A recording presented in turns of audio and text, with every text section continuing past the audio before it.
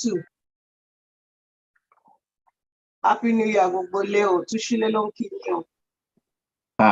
Welcome. God bless you. Yes, sir.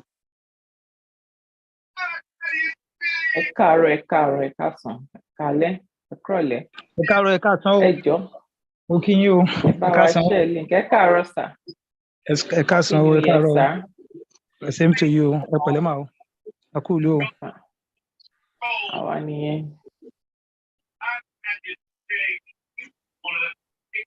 Princess, shake my free music already. Bóyá ká fi ẹ máa share link káwọn èèyàn tún fi wọlé díẹ̀ sí. All right, okay.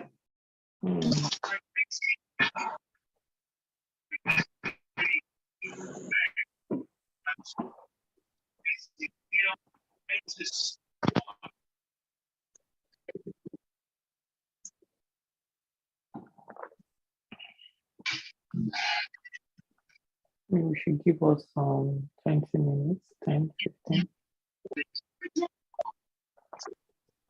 I get share link.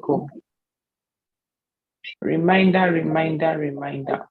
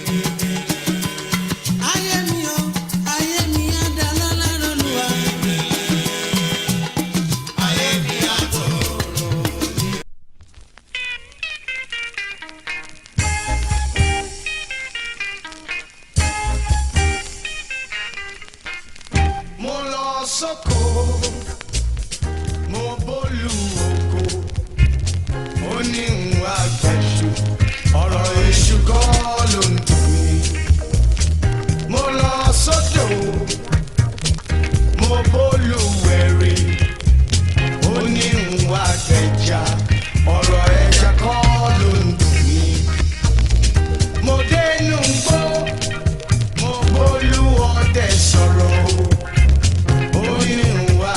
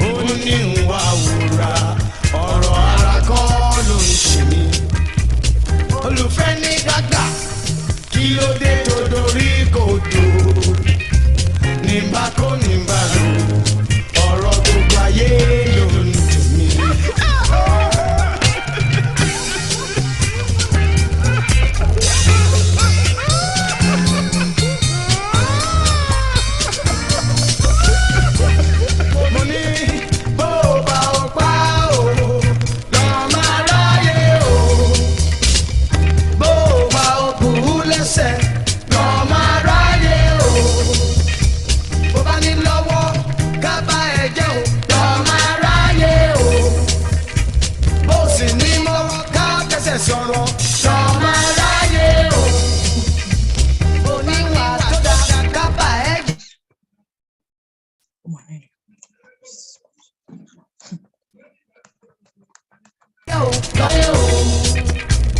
Oníṣẹ́ tó dá kágbà mọ́ ẹ lọ́wọ́ o.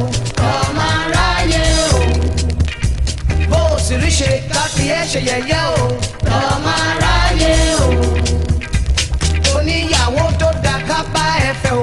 Lọ́mọ aráyé o. Bíyàwó ẹ ò sì dá káyé mú sí ẹ o. Lọ́mọ aráyé o. Ènìyàn bí àparò lọ́mọ aráyé ń fẹ́ o. Ènìyàn bí àparò lọ́mọ aráyé ń fẹ́. Ènìyàn bí àparò lọ́mọ aráyé ń fẹ́ o. Ènìyàn bí àparò lọ́mọ aráyé ń fẹ́.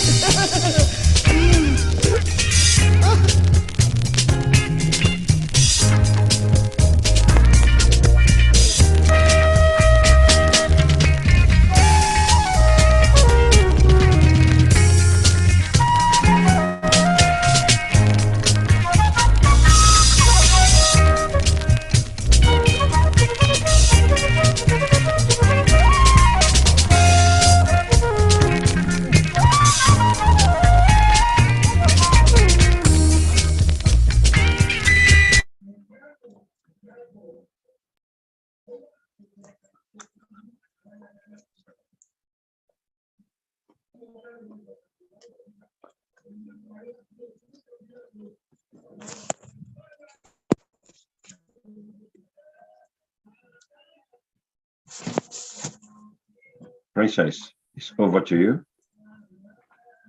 Okay. Once again, good morning, good afternoon, good evening. Nkiwa, gbogbo wa ibikíbi tá bá ti ń gbọ́ mi. Ẹ káàárọ̀, ẹ káàsán, ẹ káalẹ́, ẹ kúrọ̀lẹ́. Ṣé dáadáa la jí? Lọ́pọ̀ òjé fún. Once again, màá kí wa pé Happy New Year. Kí ọdún yìí kó sàn wá sí ire owó ọmọ àlàáfíà, àìkú baálẹ̀ ọ̀rọ̀. Gẹ́gẹ́ bí ìṣe wa, I would like to welcome you to the 97th Directorate Town Hall meeting. This is a meeting we hold every Saturday. Sáájì ṣé oúnjẹ yóò tí tó jiná? Ẹjọ́ mute o, ẹjọ́ ẹ bá wa mute. Oúnjẹ yóò tí tó jiná? Princess, unmute yourself. Thank you. I think that's another rule we have to include because so that when you are maybe if we include it in part of the rules of engagement, they'll be conscious of it. Yeah, what? Nobody's above mistake, but I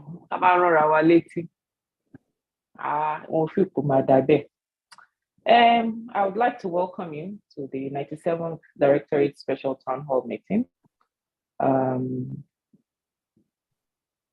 Like I said earlier, it's a meeting we hold every Saturday from 3 p.m. Yoruba time through 6 p.m. This meeting is supposed to last for 3 hours, but sometimes we have special occasions, special situations whereby it will last longer than that. So, Kabo, Kujoku, and the Baba she coffee segbe kon. Iced tea, because this is usually an engaging, kind of meeting towards the emancipation of our people, the Yoruba people. And we hope that, Lord willing, we get something positive in this struggle. Without further ado, I'd like to read the rules of engagement. Only Lutio Sofin session. So the reason there's rules is because it's some form of guidelines. I know we are all adults and we know the right things to do, but sometimes, we are out of the way, and this should be some form of guideline that would help us be structured and adhere by the Omoluabi ethos. Okay, first of all, the meeting is supposed to last for 3 hours, which is what I mentioned earlier.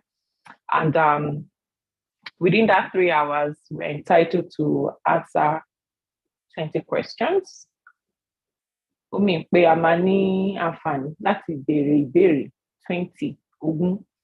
So, and also a question per person. Ní àǹfààní láti gbà ju 20 questions yẹn lọ. So, èèyàn kan question kan, èèyàn kan question kan. And in the process of asking these questions, we can't we can't allow more than a minute of question, which is 60 seconds. So, taba ní anybody tó ní question tó ju ẹyọ kan lọ, ẹ jọ̀ọ́, ẹ bá wa papọ̀ sójú kan. Excuse me. Ẹ bá wa papọ̀ sójú kan. So, kó má ju 60 seconds yẹn lọ. Then, ẹ jọ̀ọ́, téèyàn kan bá ti ń béèrè question, ẹ jọ̀ọ́, ẹ jẹ́ ká calm down. Ẹni yẹn béèrè question yẹn tán. We don't want any form of rowdiness, and we don't want people talking over each other. This is not a fracas. Also, tí a bá ní suggestions, bóyá ní nǹkan tá a fẹ́ discuss publicly, tá a feel pé okay o, irú nǹkan tí mo fẹ́ sọ yìí, based off on your discretion, a lè send it sí info@yorubanationdg.org. Tàbá ní anything tá a feel pé a fẹ́ make it public, ẹ jọ̀ọ́, ẹ send it sí info@yorubanationdg.org. So I think that's about it. Ẹ jọ̀ọ́, ẹ jẹ́ ká mute ara wa. Àwọn ọ̀pá máa wà carried away. Like I said, nobody's above mistake. So mo mọ̀ pé a lot of us is not intentional, but tá bá ń rán ara wa létí, a máa wà in our subconscious. Ní pé ká make sure pé àwa conscious enough láti mute microphone wa tí ó bá ti ń ṣe pé àwa là ń sọ̀rọ̀. And also anybody tó bá disrupt meeting, I'm a glassy corner. So also you can make your suggestions also in the chat box where there's no room for you to ask your question, and it's very important for you to put it, to ask the question. You can put it on the chat box. Without further ado, I'd like to call on Barrister Odumusu for the Yoruba Nation National Anthem.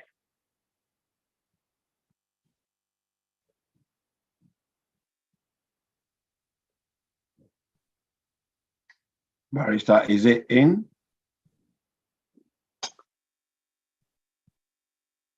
I'll stand in for that. The newly formed Ududuwa Nation.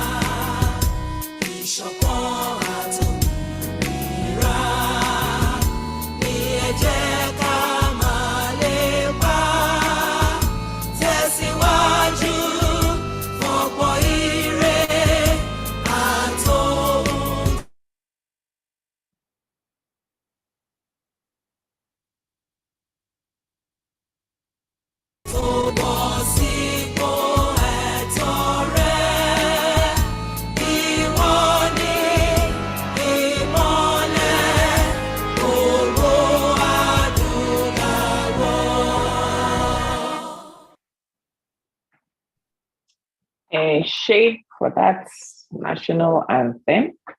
Àwa ni ìmọ́lẹ̀ ògo adúláwọ̀. Barrister Gidengbe, I think you're up next for the ASEA Yoruba Nation. All right.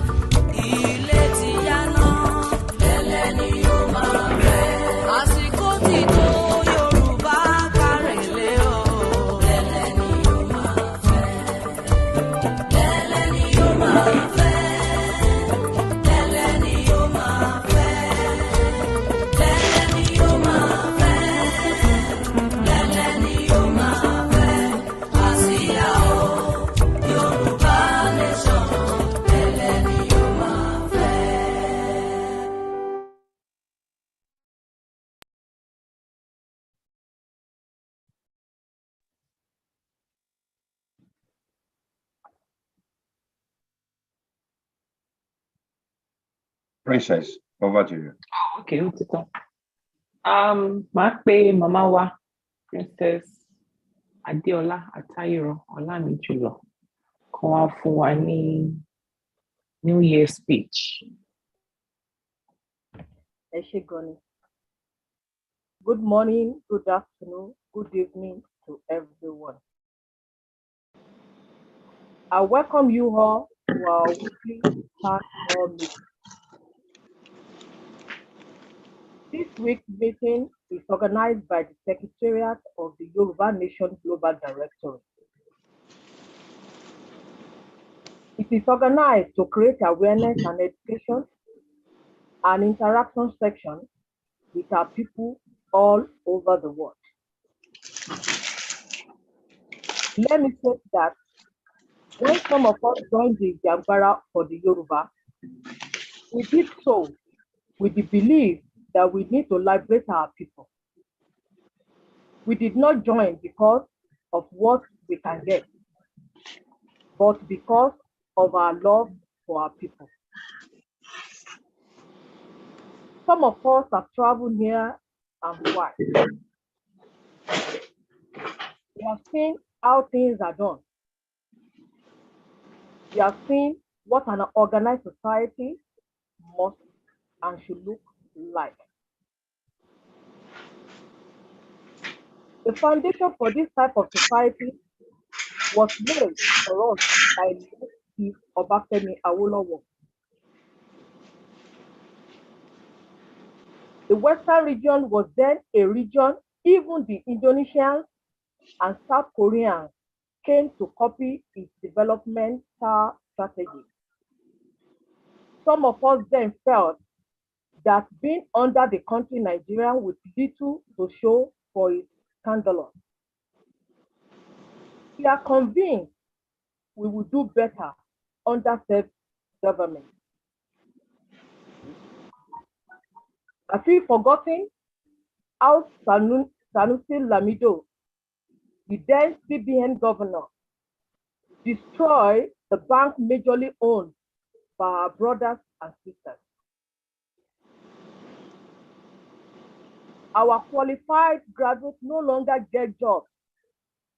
They ride Okada all over the places. All our public infrastructure have become ghosts of their former self. the issue has become monkey the walk, baboon the chop. This energized us to join other well-meaning Yoruba citizens to call for true federalism.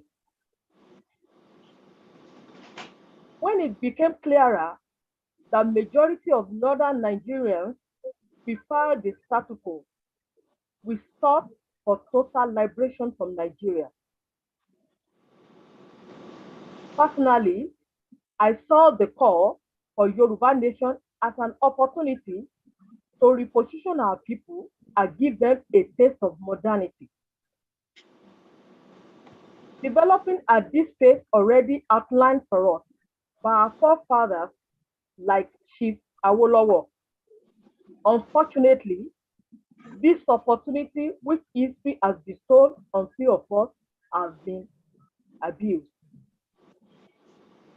Leadership is about responsibility and accountability, and it calls for transparency. And these are the credo upon which Yoruba Nation Global Directorate is founded and works. In view of the latest development in the Ijagbara struggle, I respectfully call for extreme caution and calm. We have had enough distraction in the past and could hardly afford any more. I appeal to those concerned to sheathe their sword and let the reason prevail. We believe in transparency and accountability, and we have been pursuing it at the Yoruba Nation Global Directorate. And this is why we always insist on those we are supporting to be accountable to us. We use this to measure our objectives and the impact it has on our people. Before I conclude this speech, let me thank those who stood by the Yoruba Nation Global Directorate. Those who have consistently been donating their hard-earned money, and those who have been supporting us intelligently and intellectually. Thank you for your support in respect of our awareness and education program. I must also recognize the staff who believe in embarrassing and out of their tight schedule still find time to show love for the Yoruba nation. I appreciate you all. Ẹ kú ọdún tuntun o, ọdún ayabo fún gbogbo wa o. Oòduà gbè wá o, kò ní gbé ọ̀dàlẹ̀. Èmi kò ní dá ilẹ̀ Yorùbá lọ́nà kan náà. Thank you, Princess Adeola Atayerola Mikio. Ẹ ṣé, over to you. Thank you, ma'am. I pay Barrister Odumosu kó wá bá wa play A Kò Ní Gbàgbé.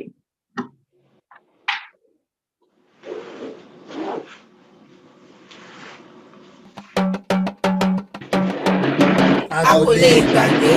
Pípa àwọn ènìyàn wa láti ọwọ́ àwọn Fúlàní. A kò lè gbàgbé.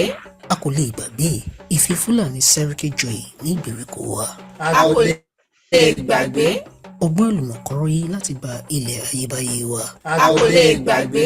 Ìgbìmọ̀pọ̀ Fúlàní láti múni sìn títí ayé láti sọ wá di ará nílùú bàbá wa. A kò lè gbàgbé. Ìgbìmọ̀pọ̀ Fúlàní láti sọ àwọn obìnrin wa di àkísà orí àtìtàn nílùú wa. A kò lè gbàgbé. Ìsọ Fúlàní di òmìrán tí ẹnikẹ́ni kò lè fọwọ́ kàn lábẹ́ òfin pẹ̀lú ìwà ọ̀bàyéjẹ́ tó wà lọ́wọ́ wọn. A kò lè gbàgbé. Ìwọlé bánijà lóru ọ̀gànjọ́ tí wọ́n fi pa àwọn akíkanjú méjì nílé olóyè Sunday Adéyẹmọ Ìgbòho Òòṣà ní ọjọ́ kìíní oṣù keje ọdún 2021. A kò lè gbàgbé. Ìgbìyànjú Fúlàní láti sọ ìlú wa di tiwọn àti láti gba ilẹ̀ ìbí wa pẹ̀lú àwọn ẹbí wọn láti orílẹ̀-èdè adúláwọ̀ Áfíríkà láti jẹ́ kí wọ́n lè máa gbé igbá orókè nínú ètò ìdìbò. A kò lè gbàgbé. èròǹgbà àwọn Fúlàní láti fi owó ṣe ẹ̀tànjẹ fún àwọn ènìyàn wa láti gbàgbé ìpolongo fún àdádúró àwọn Yorùbá. A kò lè gbàgbé. Ìfimọ̀ṣe ọ̀kan àwọn Yorùbá láti ní orílẹ̀-èdè tiwa fún ìrandíran àwọn ọmọ wa.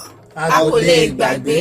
Àtìmọ́lé àwọn ènìyàn wa pàápàá jùlọ arákùnrin wa Ìgbòho Òòṣà nílùú Kọ̀tọ́nú, àìbìkítà ìjọba Fúlàní fún pípa àwọn ọmọ Yorùbá ní orílẹ̀-èdè Yorùbá. A kò lè gbàgbé. A kò ní gbàgbé. Ìpínlẹ̀ Yorùbá di ṣíṣe, ìwẹ̀yìnwò kò sí rárá. Yorùbá ẹ jí ẹ má sùn, Oòduà gbè wá o, kò ní gbé àwọn ọ̀dàlẹ̀ á bálẹ̀ lọ. Ìkéde láti ẹnu Yorùbá Nation Global Directorate.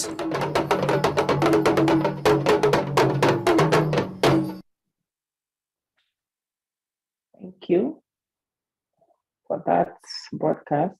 A kò ní gbàgbé. Màá pe mọ́mì wa, mọ́mì Òtúṣílé, kí wọ́n bá wa ka news updates. Ẹ káàárọ̀. Ẹ káàárọ̀ mà. Good morning. Mo kí gbogbo wa kú dédé àsìkò ibikíbi tá a bá wà o. Once again, Happy New Year. We welcome you to the news update. This year has started on a good note worldwide, except in troubled areas where warmongering and killing of innocents continued unabated. Our Yoruba nation had a fair share of these concerns. Failed promises and allegations of mismanagement are rife. Accusations and refutations have become swingers, leading to a resignation and call for thorough investigation. While the Yoruba Nation Global Directorate is pleading with our compatriots to kindly avoid unnecessary distractions, we least require at this stage of our agitation for a sovereign Yoruba nation. Not minding the temporary challenges before our nation, what we require now is a massive awareness campaign for which we call on all Yoruba citizens to support and actualize. We plead with our compatriots at home and the diaspora to please take security, life and property seriously, and please ensure you protect yourself at all times. We welcome you to the town hall meeting once again. Ọdún tuntun á yábò fún gbogbo wa o. Àmín, Oòduà á gbè wá o. Thank you all for listening. That's my submission. Thank you. That was very brief and concise. Thank you. Bẹ́ẹ̀ ni, àbọ̀rọ̀ dẹ̀ là ń sọ fún ọmọlúàbí. Ládùn ní àdòdìgbì. Okay, ma. Yes, ma. Ẹ ṣé gan ni mo. Thank you, ma. Màá pe Barrister Táíwò Òdùmọ̀ṣù fún ìkéde ìkówójọ.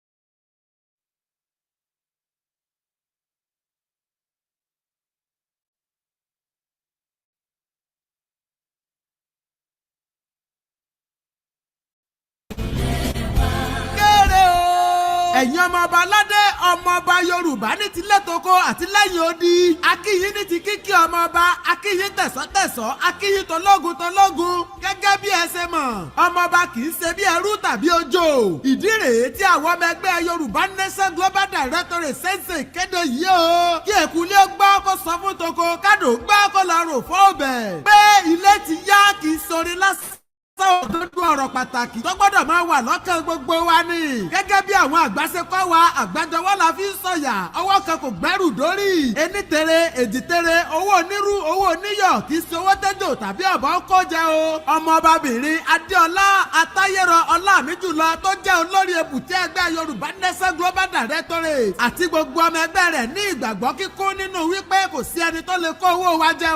Yorùbá Nation Global Directorate ní ìgbàgbọ́ kíkún nínú bá a ṣe ṣe àkóyawọ́ ìṣirò tó péye àti ọgbẹ́ inú nínú ètò ìṣúná láìsí báyọ̀ kankan nínú owó ìlú. Ikán, ejò tàbí ọ̀bọ kì í kówó jẹ lọ́dọ̀ tiwa. A sì ní ẹ̀rí àti olùjẹ́rìí rẹpẹtẹ nínú ohun tí à ń ná owó sí ni ọ̀rọ̀ òmìnira ilẹ̀ Yorùbá. Àwa máa ń kó owó jọ ni, a kì í kó owó jẹ. Ẹ̀rí tó dájú ni wípé gbogbo ẹni tó bá dáwọ́ sínú ẹgbẹ́ wa pátá ni wọn yóò máa gba ẹ̀rí ìfowóránṣẹ́ wọn tá a mọ̀ sí statement of account lóṣooṣù. Ẹ jọ̀wọ́ ẹ má jẹ́ kó sú wa, ẹ má jẹ́ kó rẹ̀ wá o. Ẹ fi owó ṣọwọ́ sí wa látòrí ẹ̀rọ ayélujára wa www.yorubanationgd.org. Odùduwà gbè wá o, ṣùgbọ́n kò ní gbé àwọn ọ̀dàlẹ̀ àti olè tí wọ́n ń fi ìjàngbara òmìnira Yorùbá pawọ́ fúnra wọn. Yorùbá Nation Global Directorate lolùkéde. Tẹ̀síwájú fọ́pọ̀ ire àtòhun tó dára.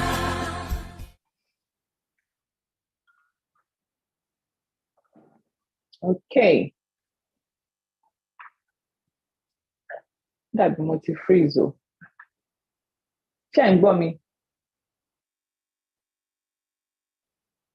Am I audible? Yes, I can hear you. Yes. Okay. Picture me to freeze. We can hear you. Okay. Anyways, a lọ sí Amape bàbá wa, Apostle Raphael Adébáyọ̀. Kán wá bá wa ṣe fundraising exaltations. Ẹ kú àsìkò yìí o, ẹ kú àárọ̀, ẹ kú àsán, ẹ kú alẹ́, gbogbo bí tá a lè wà. Ọlọ́run Olódùmarè a máa pẹ̀lú wa o. A dẹ̀ kú àsìkò yìí. Àsìkò yìí ní inú ìjàngbara yìí ó wà very important. Àsìkò tí àìmọye ló wà discourage. Àwọn bí ń béèrè pé bí tá à ń lọ yìí ṣe amọ̀bẹ̀ṣá. Báwo la ti fẹ́ débẹ̀? Ṣé à ń fi àsìkò wa ṣòfò ni? Àbí tá à ń ṣe mọ́? Àbí àwọn agbára kan wà tó ga jù wá lọ ni? Fẹ́ fi yá wípé Ọlọ́run ló wà nídìí ọ̀rọ̀ yìí o. Bí tá a dẹ̀ ń lọ, a máa débẹ̀ ní orúkọ Ọlọ́run Olódùmarè. Yorùbá ń ṣe ẹ̀yà lásán. Ọlọ́run Olódùmarè ló dá wa, ó dẹ̀ ní ìpinnu fún wa. Àwa ni ìmọ́lẹ̀ adúláwọ̀. Ní on this first meeting of Global Director in 2023, fúkà dúpẹ́ gbogbo àwọn tó ti fún wa lówó, àwọn tó ń wá sípàdé wa, àwọn tí wọ́n nígbàgbọ́ nínú àwọn adarí wa tí wọ́n wá ní gbogbo. Ẹ ṣé, a dúpẹ́. Ọlọ́run Olódùmarè a máa yín lọ́wọ́ o. Kò sẹ́ni tí ó gbọ́n ní ayé àfi ẹni tí Ọlọ́run bá fi ọ̀nà mọ̀. A dúpẹ́ pé Ọlọ́run ò fi wá sílẹ̀. So ẹ ṣé gidi gan o. Gbogbo owó tí a ti dá láti bẹ̀rẹ̀, a dúpẹ́ pé owó náà a ṣe ní ṣekúṣe. Ọ̀nà nínàkúnà a dẹ̀ fi ṣe nǹkan tí ẹ sọ pé ká má fi ṣe.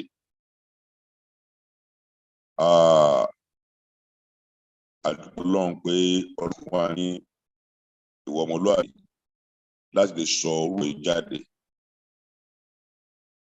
Ṣùgbọ́n ibi tá à ń lọ, a ò tí ì débẹ̀. Tẹ́ bá rántí pé director láti bẹ̀rẹ̀, bí n pé Ọlọ́run fi ọ̀pọ̀lọpọ̀ àwọn ọmọ amòye òfin fún wa, àwọn tó mọ òfin, àwọn tí wọ́n mọ tí a bá ń gigi inú igbó, wọ́n ní tí àwọn máa ń ginú gbó tọmọdé máa ń ginú gbó àgbàlagbà náà bí tó máa wó sí àdúgbò pé a ní ọ̀pọ̀lọpọ̀ àwọn àgbàlagbà àwọn amòye láàrin wa tí wọ́n máa ń fi ọ̀nà hàn wá àdúpẹ́ ibi tá a wà lénìí it's a very sensitive place àdẹ̀dùgbẹ́ pé director wà ń bẹ̀ lájẹ́ pé arúfin àgbáyé àbí arúfin ẹnìkan tá à ń ṣe alẹ́ tó láti ṣe ẹ̀ ń ṣe bí Ọlọ́run ti fún wa ní agbára láti ṣe so fẹ́ fi yé pé gbogbo ń ta ti pa wá ta it was done with good intention it was done with good wisdom and was done with great vision foresight. Only that we are contributing is intact, and our vision, which is very strategic and deliberate from the beginning, is not shifted. So at the part face nínú àwọn tó ń dá ìjàgbara àwa jẹ́ ọ̀kan tẹ́ pé láti bẹ̀rẹ̀ láti ní pé this way we are going we stick to it. So fed pẹ̀lú àpáwátá every one of us àtàwọn ọmọ wa tí wọ́n wá ń dojúmọ́ àwọn àgbàlagbà tí wọ́n ní wá sí meeting every time or those who are very busy in their work. Thank you. So at the beginning of this year, I'm calling on us pé ẹ má jẹ́ kí a ní ìrẹ̀wẹ̀sì ọkàn rárá. Let's go to give and give more than before. Let's give. Like we normally say, and the account department does that. To give statement of account to everyone that contributes. If you're not receiving such a note, request for it. You will receive. We stop publishing our account online every Saturday due to advice of people that knows about accounting. Not that we are all very wise because we have different parts. And that is why we stop that. But the statement is still available. So ní òwúrọ̀ yìí ẹjọ́ ẹ má jẹ́ kó rẹ̀ wá. It's going to give and give and give because now at bitter nonsense we have God is taking us further and further and further. But now we need to stand very firm more than ever before. There may be election, there may be government, it does not make any difference. We know we are going to have our sovereignty. Yoruba land will not go to be a slave in Nigeria. And security of our people will not continue to be vandalized or unstable. Nobody can survive in an insecure environment. These are the commitment of Global Directorate, and we shall continue. So let us continue to give and give and give. And let's take record of givings as we also take record. It's very important. Please, we must not go back. It's a new year. They renew our pledge. I want to do you give us automatically. Thank you so much. Let's continue. Those who don't know about giving continuously or automatic giving, you can do that on our website, yoruba.gd.org. On our paper, set up auto debit. Is it $10, 20, 30 or more? You're going to give us every week or every month. Let's set up. Kadema give. And those of you to sell, our Zelle is yorubanationsday@gmail.com. Let's give. Ọlọ́run Olódùmarè tó wà lẹ́yìn wa láti bẹ̀rẹ̀. Tí ó jẹ́ ká ṣe, tí ó jẹ́ ká ṣẹ̀ṣẹ̀ gbẹ́mú, tí ó jẹ́ ká jẹ́ pé lójó àwọn ọmọ apologize from all of you. Oh, we are very sorry. No, we have no cause to apologize because God has been leading us not to do anything wrong with our position or the money you gave to us. Our money, as we have said, after Yoruba nation starts as a republic, any amount of money that's left in the us should give to the next elected government of Yoruba nation. All of us shall choose. That is the intention. It's not the money to be shared by anybody or used to anything that's not approved by the Board of Trustees and the leadership of this organization. So, what it give, Allah fi ọ̀pọ̀ rẹ̀ fún wa o. Kò ní sú ọ̀pọ̀ nínú wa o. Ẹ ṣé gidi gan. Thank you so much.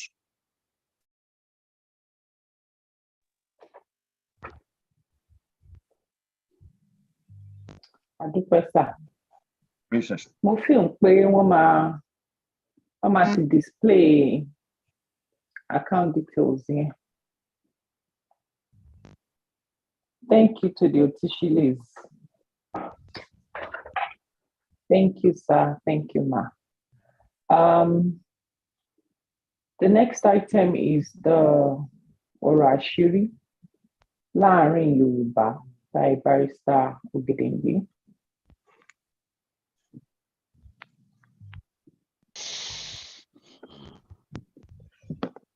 Yorùbá ẹ jẹ́ ká pè fún ṣọ̀kan, ìṣọ̀kan, ìṣọ̀kan.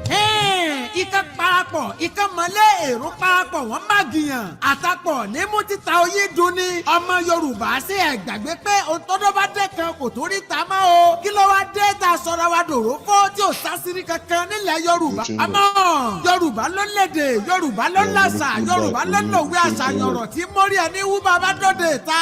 Ọmọ odù tó dá ìwà ìkìlọ̀ rẹ̀ o, ẹ má gbàgbé pé àgbà tó lómi nínú kan kì í pariwo. Bẹ́ẹ̀ ẹnu àjá kan kì í ṣẹ̀jẹ̀. Odò tí sì ń gbẹ́ni lọ kì í pariwo.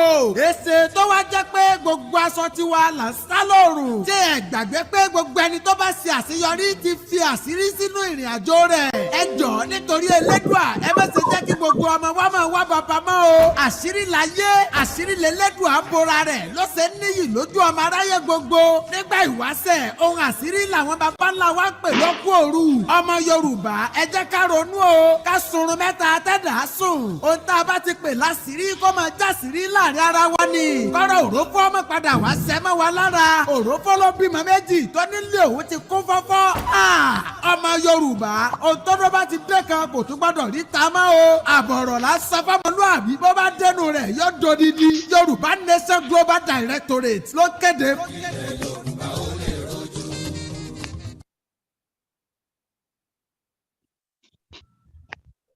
Okay. Lenny, we have a guest speaker.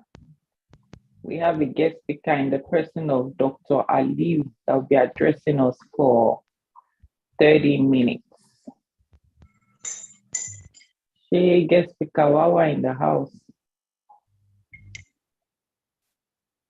Yes. Before Dr. Am Ali, Princess, may I ask with Arabiri Bola Marquis? Bimbola. Yes, Bimbola Okay. Marquis. Thank you.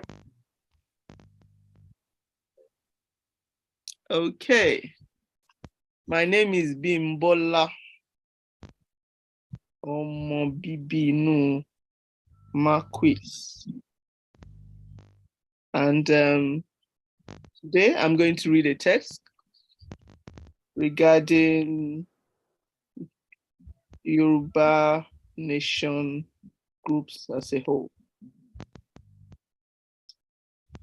Our best way forward. It has been said that without vision, my people perish. This means that people will run wild, they will riot, or move around aimlessly. It is obviously obvious that the boat of Yoruba nation emancipation is currently sailing through turbulence. There is one singular question being posed by Yoruba citizens all over the world. And that question simply is, what is the way forward for the Yoruba nation self-determination groups? Many of you would have heard this saying, tough times don't last, but tough people do. As a citizen of Yoruba nation, àwa ni ọmọ ọba aládé. It is comforting and also reassuring that in a tough time like this, our indomitable human spirit rises up and gives credence to our glorious title, Ìmọ́lẹ̀ Gbogbo Adúláwọ̀. We are a tough people, and our best is often displayed through our intelligence and intellectual prowess all over the world. We have a great ability to turn untidy situations into victorious messages. Messages providing hope, messages providing direction to our people. This is often done through clear visibility in the midst of a storm. We are the Yoruba people. We are the descendants of great Oduduwa. So what is the way forward, considering our present predicament? Compatriots, it is a considered and very humble opinion that, as you are aware, for us at the Global Nation Directorate, it is in periods like this that we radiate, or we glow, so to say. We glow because we pride ourselves as beacons of hope for our precious Yoruba nation. It is in time like this that we wish to reinforce that we have been consistent in articulating information to you, our people. And as despicable as the situation is within Yoruba self-determination groups, we are happy to announce that which we have conceptualized a long time before now, which is to reassure our people that our final emancipation from Nigeria will soon be materializing. It may please you to know that we have to revisit and pursue with vigor the following. Number one, awareness. We must commence our emancipation awareness campaign to the nooks and crannies of Yoruba land. By awareness, we are not referring to just picketing. Going forward, we know our awareness must be well structured. It must be intellectual. It must be intelligent-based. We have the duty of amassing the number of our people into the Yoruba nation struggle. Number two, protection of lives and properties. It is equally imperative to preempt a situation where it may be late to cry when the heads are off. Bad and as highly repugnant the Constitution of Nigeria 1999 is, it made provisions for the protection of lives and properties and the respect for human dignity and the fundamental rights of the citizens. Thus, we must heed the efforts of our people at home, more so within the ambit of the law. It goes without saying that the lack of adequate security for Yoruba land may give way to conspiracy. We do not desire for our ancestral homeland to end like one of the conquered territories of the world. Number three, the legal route. We are glad to announce to you that the Yoruba Nation Global Directorate shall continue to pursue the human nation quest in a decent and legitimate manner. To this extent, we have two legal matters already in the courts of law. One of such cases is the Federal High Court, is at the Federal High Court, and almost every ethnic nationality in Nigeria has joined the suit with Yoruba Nation Global Directorate, being the first to do so. Moreover, we also have another matter that is challenging the constitutionality of the Nigerian government, i.e. the Constitution of Nigeria 1999. This matter is also being heard at the regional court, namely the ECOWAS court. We hope that the judgment of the court will be favorable and we have no reason to be pessimistic. Number 4, diplomacy. Nations of the world deploy diplomacy to achieve their desires from international bodies. This is a specialist area that involves lots of money being disbursed and the use of professional lobbies to actualize. We must look beyond grandstanding of letters to individuals, to governments with no responses. We have to employ the services of professional lobbyists to properly handle our matter. Number 5, referendum. It is a humble opinion that a successful emancipation and awareness campaign should massively increase the numbers of our people. We should have confidence to put a single question with a yes or no answer to the Yoruba people in a referendum. It is important that we begin to do these things appropriately as expected in a civilized society. And referendum simply means ìbéèrè lọ́wọ́ àwọn ènìyàn wa, or ìlú sọ wípé báyìí ni àwọn fẹ́. We have a duty to making those who are unconscious to become conscious. Number 6, covert and overt operations. We must be wise as serpents and be harmless as a dove.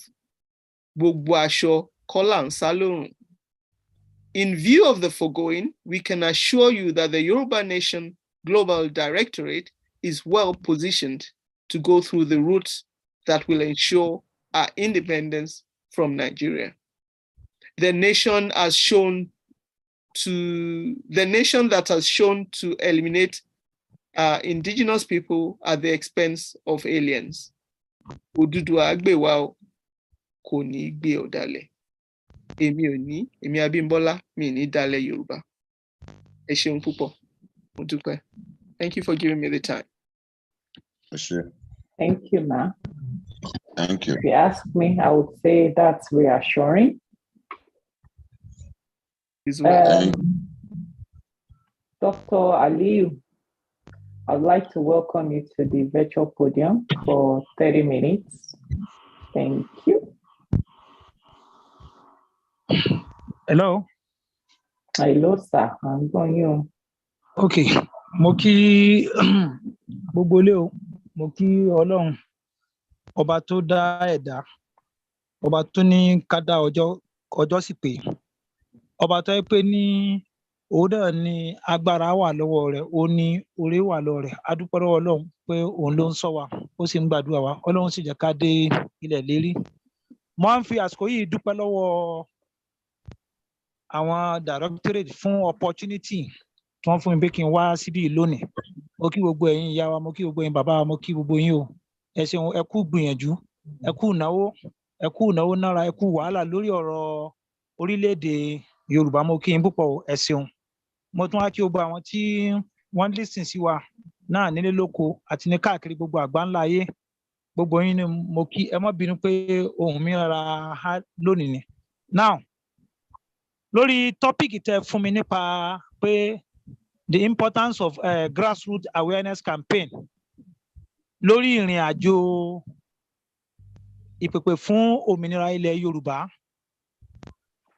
Ọ̀pọ̀lọpọ̀ àwọn ènìyàn ni wọ́n wà ní orí ìrìn àjò yìí tí ò yé wọn rárá àtọ̀.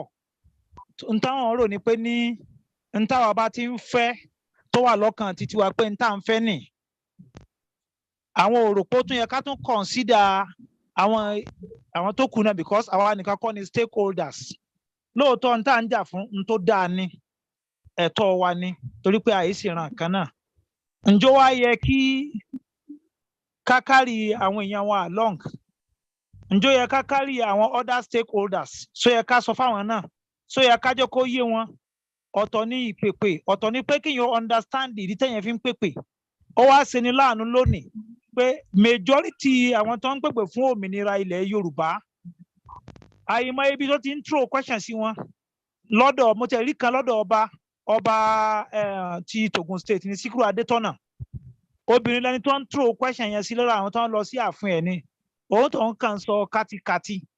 lẹ́nìkan wá pè mí pé kí n wo nǹkan báyìí pé kí ló dé tí wọn ò fi tírẹ́ẹ̀nì àwọn tó ń lọ káàkiri yẹn abẹ́lòmíì ó lè máa sọ bí àwọn ṣe program lọ́wọ́ ni tí ó máa sọ pé ní a máa forí ọba fágan a máa ẹ̀jẹ̀ ọba la máa fi ṣètùtù ẹ̀jẹ̀ ọba òun la fi ṣètùtù fún Yorùbá nation now ṣé ìyẹn náà wà nínú tá à ń pè ní awareness campaign no kò sí nínú ẹ̀ tá a bá ṣò pé our responsible báwo làwọn èèyàn ṣe fẹ́ listen sí wa because àwa tá à ń pèpè fún òmìnira ilẹ̀ Yorùbá àwa fẹ́ tún àtúnṣe ni pé ìrìn àjò tá à ń rìn yìí kò sóore ń bẹ tá bá wo níbo la ti ń bọ̀ níbo la dé dúró lónìí òun ni ó determine bí future ó ṣe rí n tó ń ṣẹlẹ̀ ní àná ìṣẹ̀lẹ̀ tó ṣẹlẹ̀ sánà òun náà láti ń rí ipa rẹ̀ lónìí n tó máa ṣẹlẹ̀ ní ọ̀la ipa rẹ̀ láti rí nísìnyí pé tá a bá tètè múra ká wá nǹkan ṣe sí ibi ọ̀la yẹn ó máa wọ́ọ̀sì tún ju òní lọ nídìí eléyìí làwọn ò pé ní self determination tá a dárúkọ ńgbà tó pé ní ti ọ̀nà diplomacy ni kì í ṣe pé ọ̀nà pẹ́ fa wàhálà abẹ́fẹ́ bá àwọn èèyàn jà why tá a fi ṣe nǹkan wa in a proper way àwọn ará ló kan lónìí ẹnìkan kan lè dìde gbà ó yóò kàn máa àti ṣẹlẹ̀ àti gbá àwọn yóò kàn rọ́ tẹ̀lé dalẹ̀ kí ló fà torí pé kò yí àwọn èèyàn nítorí procedure ni báwo la ṣe lè rò pé ní Yorùbá nation a fẹ́ gba ìlú wa wá consider it as short term project tágbọ́ bá wọn ṣe ń gbà ní ọ̀pọ̀lọpọ̀ country ni ó ti gbà ló ti máa lọ nígbà tẹ́yìn bá dé tàìdé láàrin oṣù mẹ́fà táwọn ó ti báwọn kan ò ṣe nǹkan kan àwọn ò ṣe nǹkan kan sẹ́yìn tó wá dé láàrin oṣù mẹ́fà ló wá ṣiṣẹ́ iṣẹ́ wo ló ṣe nídìí eléyìí grassroots awareness campaign ó ṣe pàtàkì fún wa láti make sure pé ní every nook and cranny of Yorùbá land a lọ káàkiri ká bá àwọn èèyàn sọ̀rọ̀ ní ti ìdánilẹ́kọ̀ọ́ kí ni ló ń fà tá a fi fẹ́ lọ kí ni tá a rí because ẹlòmíì lè máa wò ó pé ní sí kìí ṣe pé ẹ fẹ́ kó a lọ sí oko òparun ẹ ń pèpè fún òmìnira ilẹ̀ Yorùbá kí ni Yorùbá ní àwọn kan ń bẹ tó ń sọ bẹ́ẹ̀.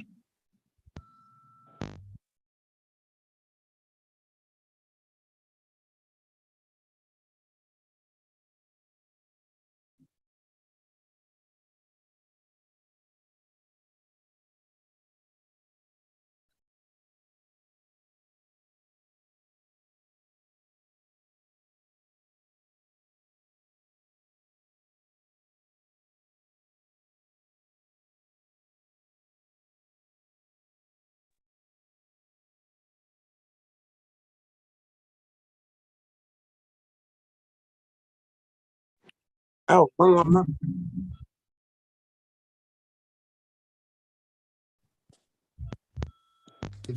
Ẹ má bínú location wọn ni o wọ́n máa jẹ́ ìwà padà.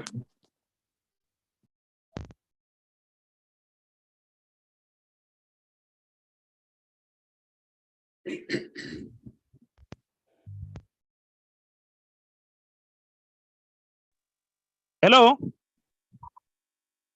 Yes. Okay, tó network ni.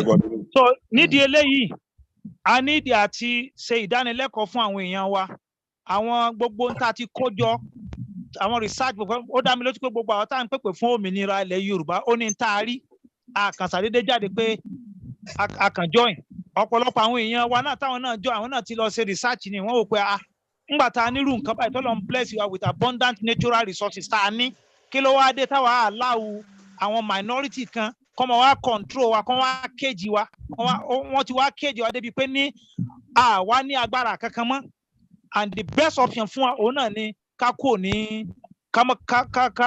nílùú tá à ń pè ní Nàìjíríà káwọ́ dá dúró fúnra wa ká máa control economy wa àwa rí i pé ó wà nínú àwọn ọmọ ìyá wa náà táwọn wà lórí ìjọba tó pé ibi táwọn ti ń jẹ táwọn ti ń mu nìyẹn àwọn ò ní dá sí wa kí ló yẹ ká ṣe òun náà ní grassroots tá bá fẹ́ ṣe grassroots awareness campaign a wá fi ọgbọ́n ṣe níṣe jàgídíjàgan ní búyàn ẹni tá bá sọ tí ò bá gbọ́ tí ò bá sọ a máa fi ilẹ̀ ní kìí ṣe dandan ni pé ká bá àwọn èèyàn ká bá wọn sọ̀rọ̀ so nídìí eléyìí ẹ jẹ́ ká gbìyànjú ká má jò ó sú wa anywhere tí mo bá wà tí mo bá ń ṣe program mo máa ń sábà dárúkọ àwọn global directorate torí pé kí ni mo understand wọn dáadáa pé àwọn ò sí fún kárí mi ọ̀rọ̀ Yorùbá yẹn ó ń dùn wọ́n gidi gan wọ́n sì ń náwó wọn nára wọn ò pariwo ọ̀pọ̀lọpọ̀ pé ọlá pé wọn ò pariwo yẹn ni ò jẹ́ kí ọ̀pọ̀lọpọ̀ wọn understand àwọn significant role tó ti play lórí iná owó níná gẹ́gẹ́ bí irú grassroots táwa ń ṣe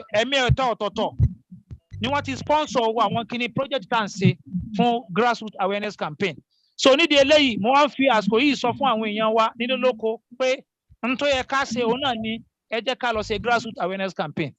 Rally tẹ́ ń ṣe àṣọ pé kò da ìyẹn náà dà mọ́ kí wá sí rally tẹ́ sọ pé ní ẹ fẹ́ lọ dáwọ́ ẹ fẹ́ lọ fa wàhálà àfẹ́ ẹ fẹ́ lọ bọ́lọ̀pàá jà àbẹ́ ẹ fẹ́ lọ bá àwọn àmì jà ẹ bá ń ṣe irú rally báyẹn ẹni tó máa pa wọ́n pa á lápàgbé tí ò ní sí nǹkan tí ó ṣẹlẹ̀ torí pé ìjọba amúnimóògùn ni o kò sí tó kan ìjọba pẹ̀lú pé yẹn so pàrọ̀ kan sọ́run àbóso àdó sọ́run wọ́n kàn pa ohun tó tí ò sí tí ó ṣẹlẹ̀.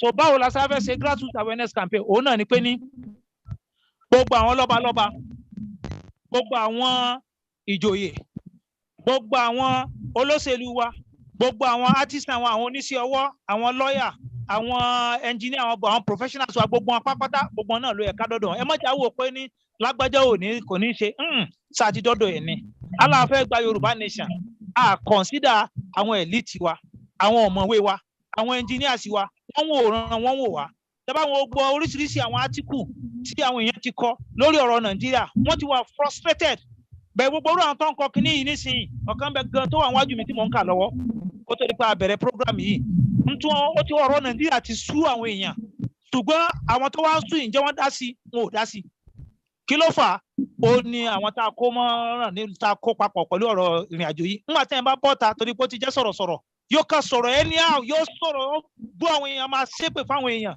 ẹ dákun sáwọn tó máa ń lísìn tó máa gbọ́n ọmọ òpin ni sí àwọn tó fẹ́ gba Yorùbá nation lélẹ́yìí ọ̀nà táwa létò ẹ̀ ká ṣe òun náà ni pé ìdánilẹ́kọ̀ọ́ gbogbo àwọn primary school teacher wa gbogbo àwọn secondary school teachers wa gbogbo àwọn lecturer polytechnic lecturer college of education lecturer university gbogbo orú àwọn èèyàn ó yẹ ká dọ́dọ̀ wọn láì bá wọn jà ìdánilẹ́kọ̀ọ́ ni ntaari ni èyí tó bá yẹ ká ṣe sínú ìwé ká fún wọn ẹni tó bá lè kà kó ka kíkà ẹni tó bá ṣe pé ní oní fídíò ló lè wò ní ká ṣe irú àwọn projector irú nta nídìí nìyẹn ẹ lọ sí ibì kan hall kan ẹ lọ pray invite àwọn èèyàn síbẹ̀ ẹ má bá àwọn èèyàn jà tá a bá ń ṣe díẹ̀ ẹ máa rí i pé ní ó máa lọ káàkiri kìí ṣe ń tákàkì lẹ́ẹ̀kan náà gbéra báwa sọ pé a ti gbà á kí la gbà ẹlòmíì ò sọ pé ní àwọn míì ò ṣe nǹkan kan wọn ò ṣe anything kí ló dé tàbí sọ pé àwọn kan ò ṣe nǹkan kan ṣé ní téèyàn máa ń gbà láàrin oṣù mẹ́fà ni nígbà téèyàn bá bẹ̀rẹ̀ láàrin oṣù mẹ́fà kí wọ́n sọ pé èèyàn ti gbà á kí lèèyàn ń gbà báwọn ṣe ń gbà ni wọ́n láwọn procedure téèyàn gbọ́dọ̀ follow àkọ́kọ́ òun ni pé ẹ lọ sílùú yín ẹ lọ sí every nook and cranny àwọn èèyàn yín ẹ lọ convince wọn ẹ lọ bá wọn sọ̀rọ̀ nínú lóko gbogbo àwọn tó bá yẹ kẹ́ ẹ bá sọ̀rọ̀ ẹ bá wọn sọ̀rọ̀ gbogbo orú àwọn Prince Bọ́lá Ajíbọ́lá ń bẹ lẹ̀ àwọn èèyàn dọ́dọ̀ wọn ẹ má sọ pé wọn ò ní support ẹ dọ́dọ̀ wọn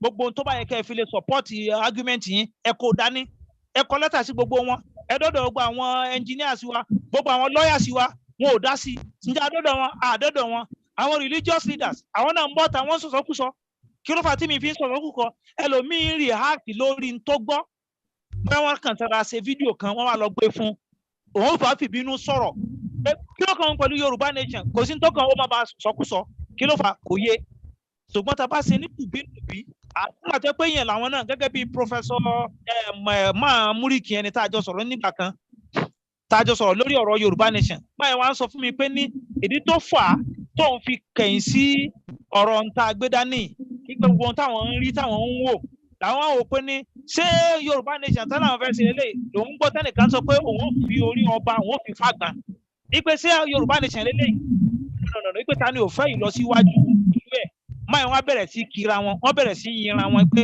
ọmọ Ifẹ̀ làwọn wá fún mi ní example kan pé kí n wo nísìn vice chancellor látìgbà tó ti yan vice chancellor sí University of Ifẹ̀ ipe ní ọmọ Ifẹ̀ ò tí ì jẹ́rí nílẹ̀ Yorùbá láti state mi ló ti máa ń wá ipe lọ́tẹ̀ yìí gbogbo àwọn wá dìde àfáàní ẹni tí sọ̀rọ̀ yìí wá sọ pé ní àti mùsùlùmí àti kìrìsìtẹ́nì àti ẹlẹ́sìn àbálẹ̀ ó ní gbogbo àwọn wá corporate àwọn wá ń jà fún ẹ̀tọ́ àwọn ó ní kí làwọn ń ṣe yẹn ó láwọn ń jà fún ẹ̀tọ́ àwọn mo ní fine mo ní ẹ wá dúró mi tẹ́ dé yẹn ń táwa náà wá ń jà fún ẹ̀tọ́ tiwa náà ni mo á bẹ̀rẹ̀ sí sọ gbogbo àwọn atrocity táwọn adaran ṣe ipe kó deny yóò gbọ́n lè deny mo á bẹ̀rẹ̀ sí sọ̀rọ̀ wọ́n á sọ̀rọ̀ pẹ̀lẹ́pẹ̀lẹ́ mo fọlọ́ ọba búra máa yẹn sì farabalẹ̀ fún more than 2 hours tí inú máa yẹn dùn tó gba nọ́mbà mi irú táwa ń sọ ni pé gbogbo orú àwọn báyìí àwọn tó yẹ kéèyàn lọ sọ́dọ̀ wọn nìyẹn àwọn àfáà àwọn pastors àwọn babaláwo gbogbo orú àwọn yẹn kéèyàn lọ bá wọn kéèyàn jó yé wọn ẹ wo rúmà kan tó ń pè ní kíní kan Kogi bí ìyá Kogi àbí kíní kan ń pè rúmà yẹn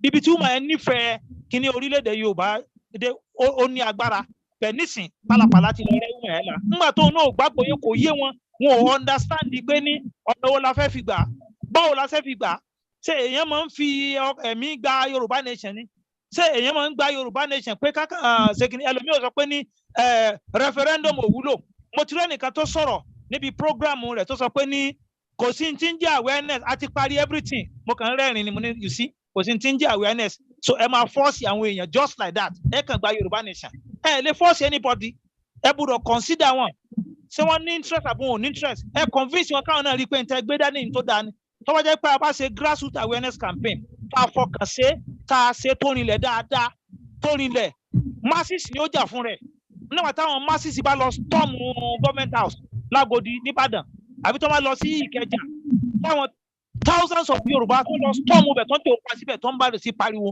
tó máa rí i pé ní kíní ìmọ̀ lè àwọn náà bẹ̀rẹ̀ sí ronú gbogbo àwọn members of the House of Representatives wa ni àbáwọn senator wa ni bí àwọn wálé ọdún táwọn thousand tó ń lọ storm ilé wọn tó ń tẹ̀ òpa tó ń pariwo pé ní Yorùbá nation tó ń pariwo tó ń sì fa wàhálà wọ́n máa sáko wọ́n máa padà listen tí n tàn ṣe àmọ́ tá a bá ṣe yẹn tá à ń condemn ọba à ń condemn ìjòyè à ń ṣépè fún everybody àníbì kankan lọ kí ni referendum báwo la fẹ́ ṣe referendum ẹni referendum ò wúlò tí referendum ò bá wúlò báwo la fẹ́ sọ̀rọ̀ ìṣẹ́kìrì sí ẹ ní báwọn ará ìṣẹ́kìrì sọ̀rọ̀ just like that wọ́n kàn tẹ̀lé yín báwo la fẹ́ sọ̀rọ̀ Kogi state ẹni bá ní gbọ́dọ̀ sọ̀rọ̀ ní Kogi ẹ kàn gba gbogbo ẹ̀ báwo ló ṣe fi jẹ́ ṣé gbogbo Yorùbá nìkan ló ní gbogbo Kwara state ni àbí Yorùbá nìkan ló ní gbogbo Delta state ni no a need àti báwọn èèyàn wa sọ̀rọ̀ a need àti convince wọn a need àti fi wọn lọ́kàn balẹ̀ a need àti jẹ́ kó yé wọn torí oríṣiríṣi àwọn béèrè làwọn yẹn lè máa béèrè ẹlòmíì lè béèrè pé ní now ẹ̀ ń pèpè fún òmìnira ilẹ̀ Yorùbá òun ṣiṣẹ́ pẹ̀lú federal government òun ti lò 30 something years òun ò sí bẹ̀ nísìn òun ò tí ì rí pension àti gratuity ń gbà ẹ̀ ń sọ pé Yorùbá nation ṣe fẹ́ kó báwọn ni báwo lẹ ti fẹ́ dá irú àwọn èèyàn báwo lẹ ti fẹ́ convince wọn àbí ẹni òmíì tó ń béèrè pé ní òun ìyàwó òun Ìgbò ni ẹ̀ ń pèpè fún òmìnira ilẹ̀ Yorùbá nation báwo lọ ṣé kò wọn lọ dá àwọn ọmọ òun nù ni wọ́n ń béèrè irú béèrè báyẹn ó yé wọn wọ́n sì ní right àti béèrè torí pé kí ni ńgbà tí wọn understand wọ́n ní right àti béèrè àwọn aláwọ̀ aṣàlàyé fún wọn pé no ìpèpè fún òmìnira ilẹ̀ Yorùbá kò ní nǹkan kan ṣe pẹ̀lú manage yẹn pẹ̀lú ìbò tó fẹ́ no kò ní nǹkan kan ṣe pẹ̀lú pé kí ni the most important thing ni pé ní irú ẹni tó ṣiṣẹ́ pẹ̀lú federal government ó ti di dandan fún orílẹ̀-èdè Yorùbá láti sanwó rẹ̀ fún ọ ó yí dandan fún orílẹ̀-èdè Yorùbá láti dá owó rẹ̀ padà fún ọ gbogbo ọdún tó bá wù kó lò torí pé kí ni country ló ṣiṣẹ́ fún bákan náà ni ọmọ Yorùbá tó bá ń kàwé bẹ́ẹ̀ ó ń kàwé ní Ahmadu Bello University ní Zaria àbí Usman Danfodio University ní Sokoto tó ń kàwé ó wá ń gbọ́ pé ń pèpè fún òmìnira ilẹ̀ Yorùbá yóò ní orí àwọn lè fẹ́ destroy life fún mẹ́sìn lòun rí ọdún kẹfà ní òun ti fẹ́ parí ẹ wá ń pèpè ẹ fẹ́ destroy life fún báwo la fẹ́ ṣerú yẹn òun láti ṣe question and answer àwọn àṣàlẹ̀ fún lọ́kàn ìbálẹ̀ kò disturb rẹ̀ ń táwa ń jà fún race wa ní ìran tiwa làwa ń jà fún pé báwo la fẹ́ tún ìgbésí ayé wa ṣe ìwé tó ń kà ó ní pọ́blẹ́mù tábà gba orílẹ̀-èdè Yorùbá tó tí ìparí tó ń ṣe kò ní kó má continue má kàwé rẹ lọ tó bá sì ní kìnnìkan padà wálé ilé lábọ̀ sí mi oko dandan ni kí Yorùbá nation kan take responsibility inú rẹ̀ ó dùn ọkàn rẹ̀ ó balẹ̀ àbí ẹni tó lọ invest sí ilẹ̀ Yorùbá tó gbọ́ pé wọ́n pèpè fún òmìnira ilẹ̀ Yorùbá tẹ́rù ń bà fọkàn rẹ̀ balẹ̀ ó ní problem ó wá sílùú wa láti wá invest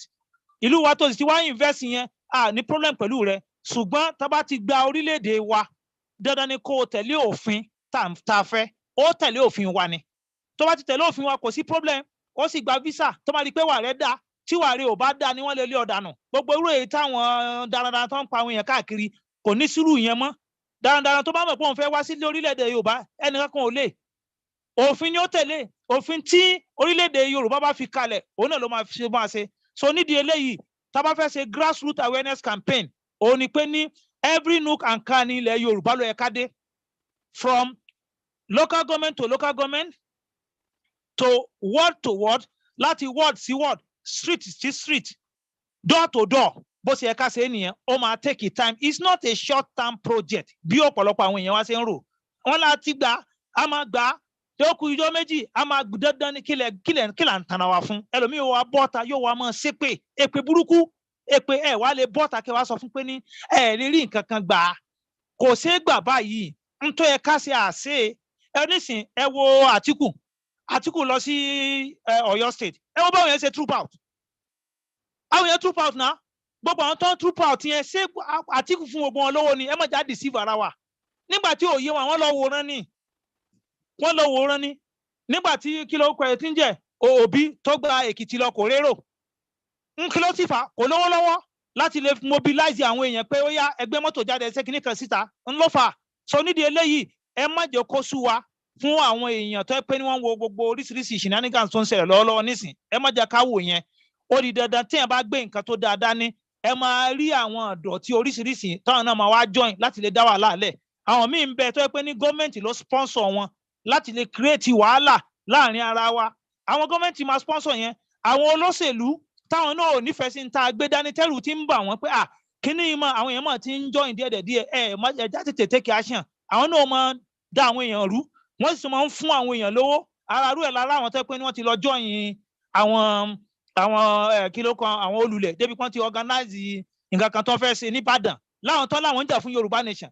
So nídìí eléyìí ẹ jẹ́ ká múra sí ẹ má jẹ́ ká jó sú wa gbogbo ẹ̀yin tẹ́ ẹ̀ náwó tẹ́ ẹ nára Ọlọ́run ò ní jẹ́ kó tán bẹ́ẹ̀ o Ọlọ́run máa gbàdúrà yín o Ọlọ́run sì máa sínú àìsíkì gbogbo wa gbogbo ẹ̀yin tẹ́ wà lábọ̀ pẹ̀lú ògo Ọlọ́run ẹ máa kórè èkó délé orílẹ̀-èdè Yorùbá tó pé òun ló jẹ wá lógún tá à ń fẹ́ nìyẹn yóò tẹ̀ wá lọ́wọ́ o Ọlọ́run gbàdúrà o ẹ ṣeun fún opportunity tẹ́ fún mi ẹ ṣeun mo dúpẹ́ pọ̀.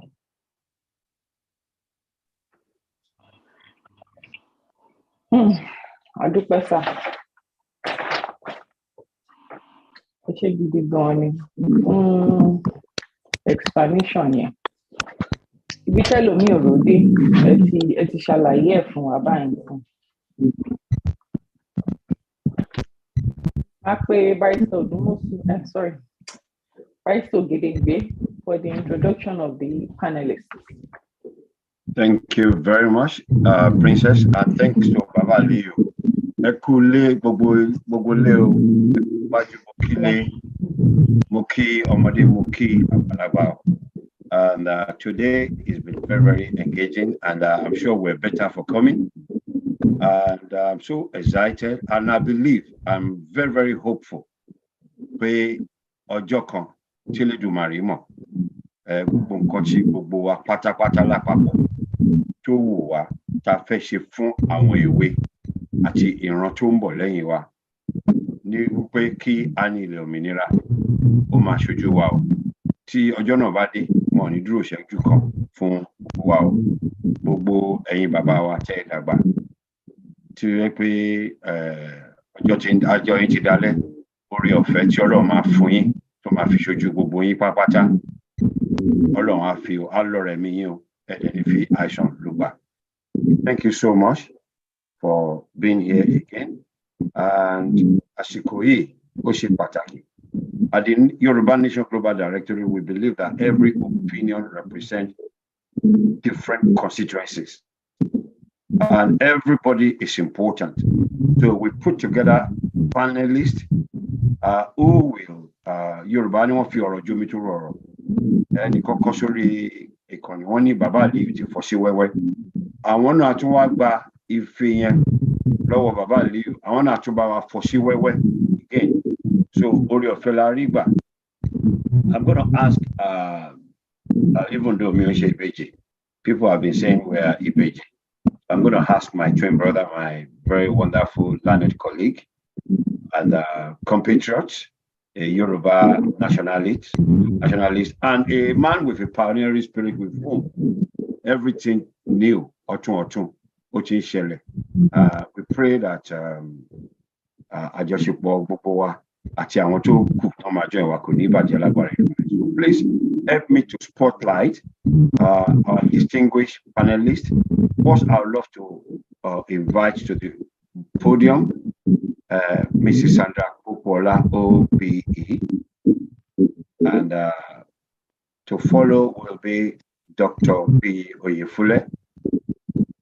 Dr. B. Oyefule and our brother, I don't know what failed me. I don't know the best way to actually present him to you, but you know he's a man of impeccable character, both a very bold and highly courageous Omodudwa, a man with critical analysis and think of anything positive. It's an epitome of what you can call truthfulness and loyalty to the cause. So it's a pleasure to have him here among us today, Mr. Obed Samson Ade Moye, popularly known as Amotekun. And I don't know whether our father is in the house, our Professor Adenira Adeboye. She Baba wà nínú ilé, tó bá wà nínú ilé, jẹ́ ká gbé bàbá nù orí podium. And Baba Aliyu MIT low, very occasion show. And Baba Aliyu is also going to be with us. And I will now hand over to our lovely sister, Mrs. Fumi Akode. I want to man feel go on your joy. Me mo itama fa on kono tele ni báyìí. Kò yé mi. Torí what if àti ní ìyálóde kìíní àti ní ìyálóde kejì. Ó dà ń pé sẹ́yìn lóye kàn báyìí. Àwọn ni ìyá ìjọ. Ẹnìkan ti jẹ èmi ló kàn. Tàbí èwo la máa fẹ̀yìn jẹ báyìí.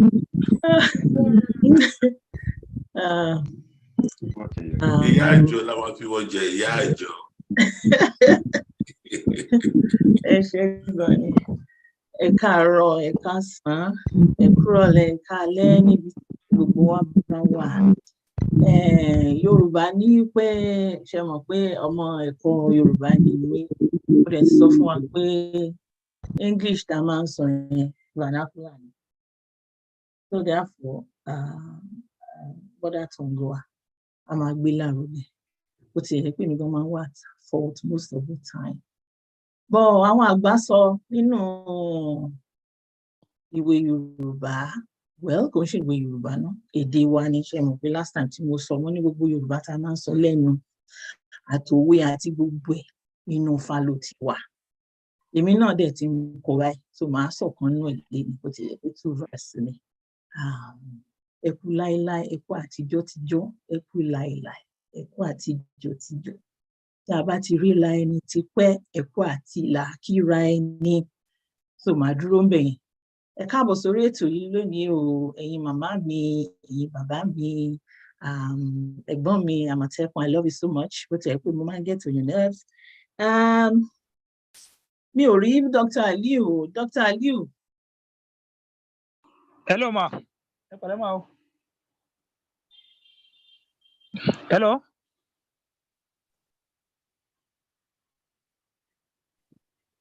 You're on mute, Sister Fumi. Okay, sorry. Ẹ ṣé gan. Professor Adeniran, mi ò rí wọn, mi ò rò wọ́n ti wọlé. Adopted father. Wọ́n ti adopt mi sí gbọ̀ngàn. Àwa ará gbọ̀ngàn la wà bí lórí gbogbo àtàwà lórí ìkànnì ilé ní ará gbọ̀ngàn ni wá. So once he comes in, we welcome in. Ẹ ṣé gan ni a máa bẹ̀rẹ̀ ètò báyìí bá ṣe ń lọ. Ẹ má jí Dr. Oyefule lọ sí gbọ̀ngàn. Ẹ má jí Dr. Oyefule ti tẹ̀lé mi. ìjọ. Wọ́n ti fi mí jẹ ìyá àjọ sájọ́ lọ gbọ̀ngàn ni. Sájọ́ lọ ni. Kí ni mo ti ẹ jọ̀ọ́ ẹ má bínú sí mi, mo fẹ́ wo àwọn ìbéèrè tí mo fẹ́ béèrè yìí ni. Kí n má gbé fúnra wọn. Èdè vernacular náà fi bá mi kọ́ lẹ́yìn, so dáríjì mi tí mo bá ń gbé lugi náà. Tí Barrister Odúmọ̀ṣù sí Professor Adeniran bá dé ẹgbẹ́ wọn wọlé ká lè bá rí wọn. Housekeeping, ẹ jọ̀ọ́ gbogbo àtàwà nínú ilé, ẹ jẹ́ ká continue láti mute mic wa. Táwọn bá ti pè wá ká sọ̀rọ̀, ẹ jẹ́ ká mute. Àwa tá bá dẹ̀ wọlé lẹ́yìn náà, tá bá gbogbo ẹ̀ ṣàdúró lórí pé ká mute mic wa, ṣé mọ̀. Tá bá wà níbi iṣẹ́ wa, bá wà láàárín àgbègbè àwọn èèyàn, a máa ń fún wọn ní respect. We don't talk over each other. We don't interject in our different places of work. So therefore, this is another place where we need to keep on that decorum of not interjecting nor unmuting unnecessarily. Eshigoni. Mami, ẹ̀yin ni máa kọ́kọ́ pè. Omi ò ní fi yín joyè, má worry. Thank God for that. First question goes, why is awareness so important? Why is awareness so important? I think Baba Aliyu ti sọ tán. Nítorí pé kí ni, if we want to take something and we want to take it for the entire population, we can't take it by force, by ourselves, without people knowing why we're doing this.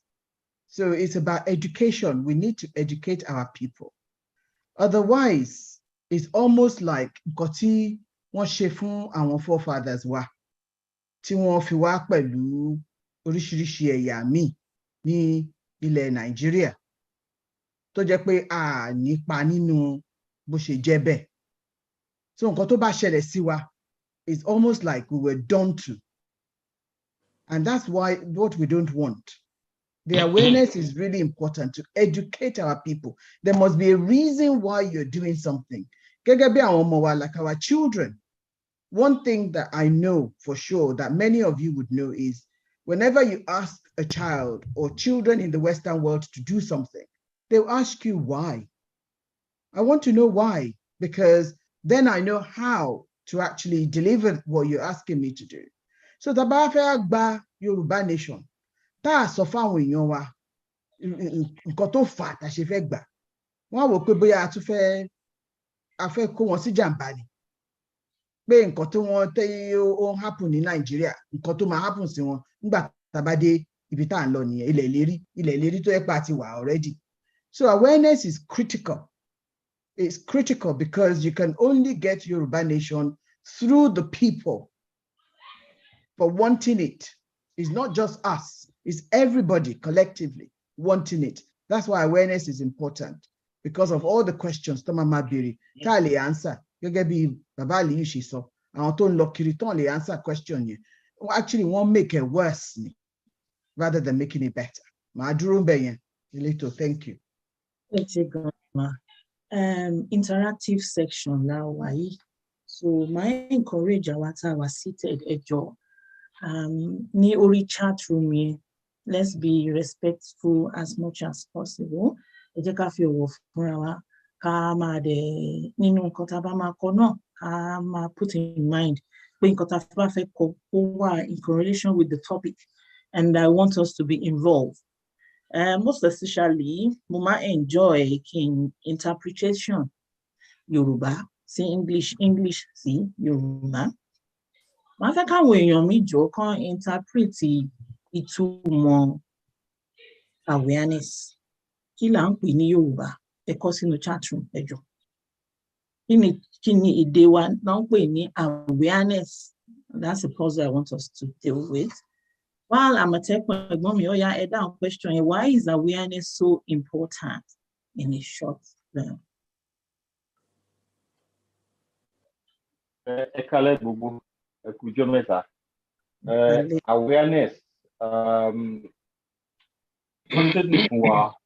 Most of us mean by our enlightened. But matter last to play analogy out. Saying about ni. Emma misunderstand there. I don't intend to be sexist or anything.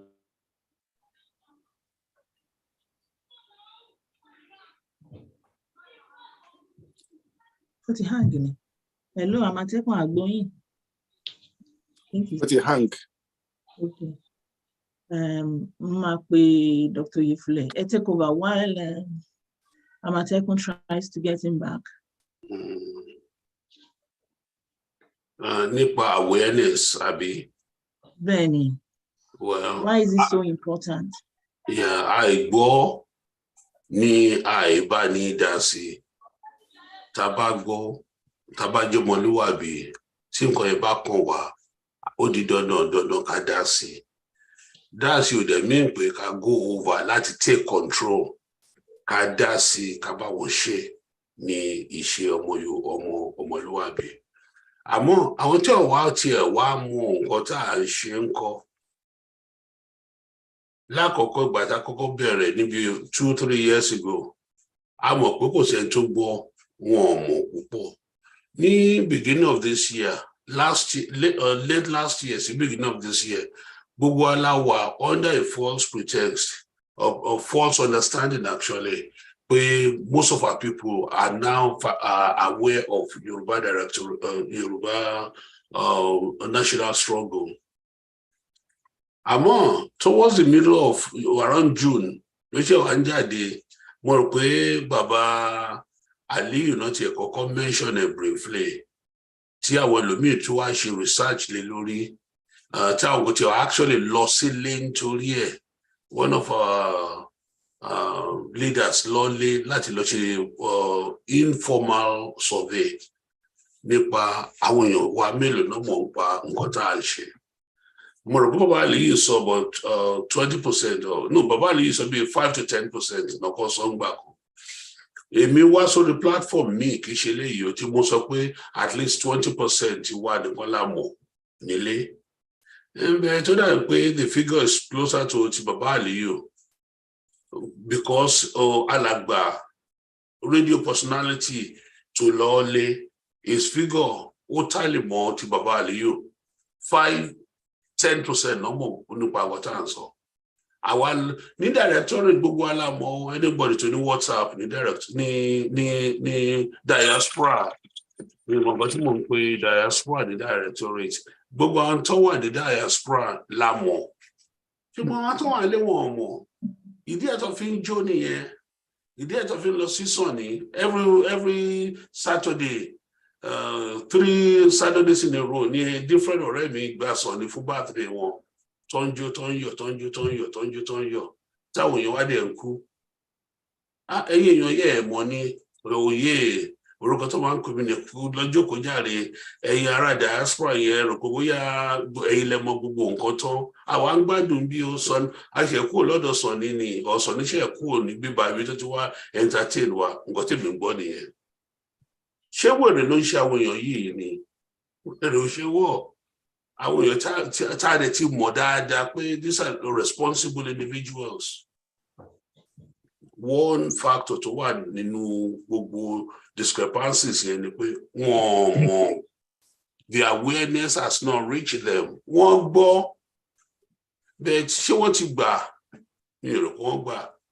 Wọ́n gbọ́ tí àwọn area boys kan ń pariwo. Wọ́n gbọ́ ìgbà tí kí lórúkọ àwọn boys tó lọ bá àwọn soldiers jà yìí. Wọ́n rí gbogbo wọn. But they don't see those kids as fighting for them. They don't see those boys as doing anything sensible.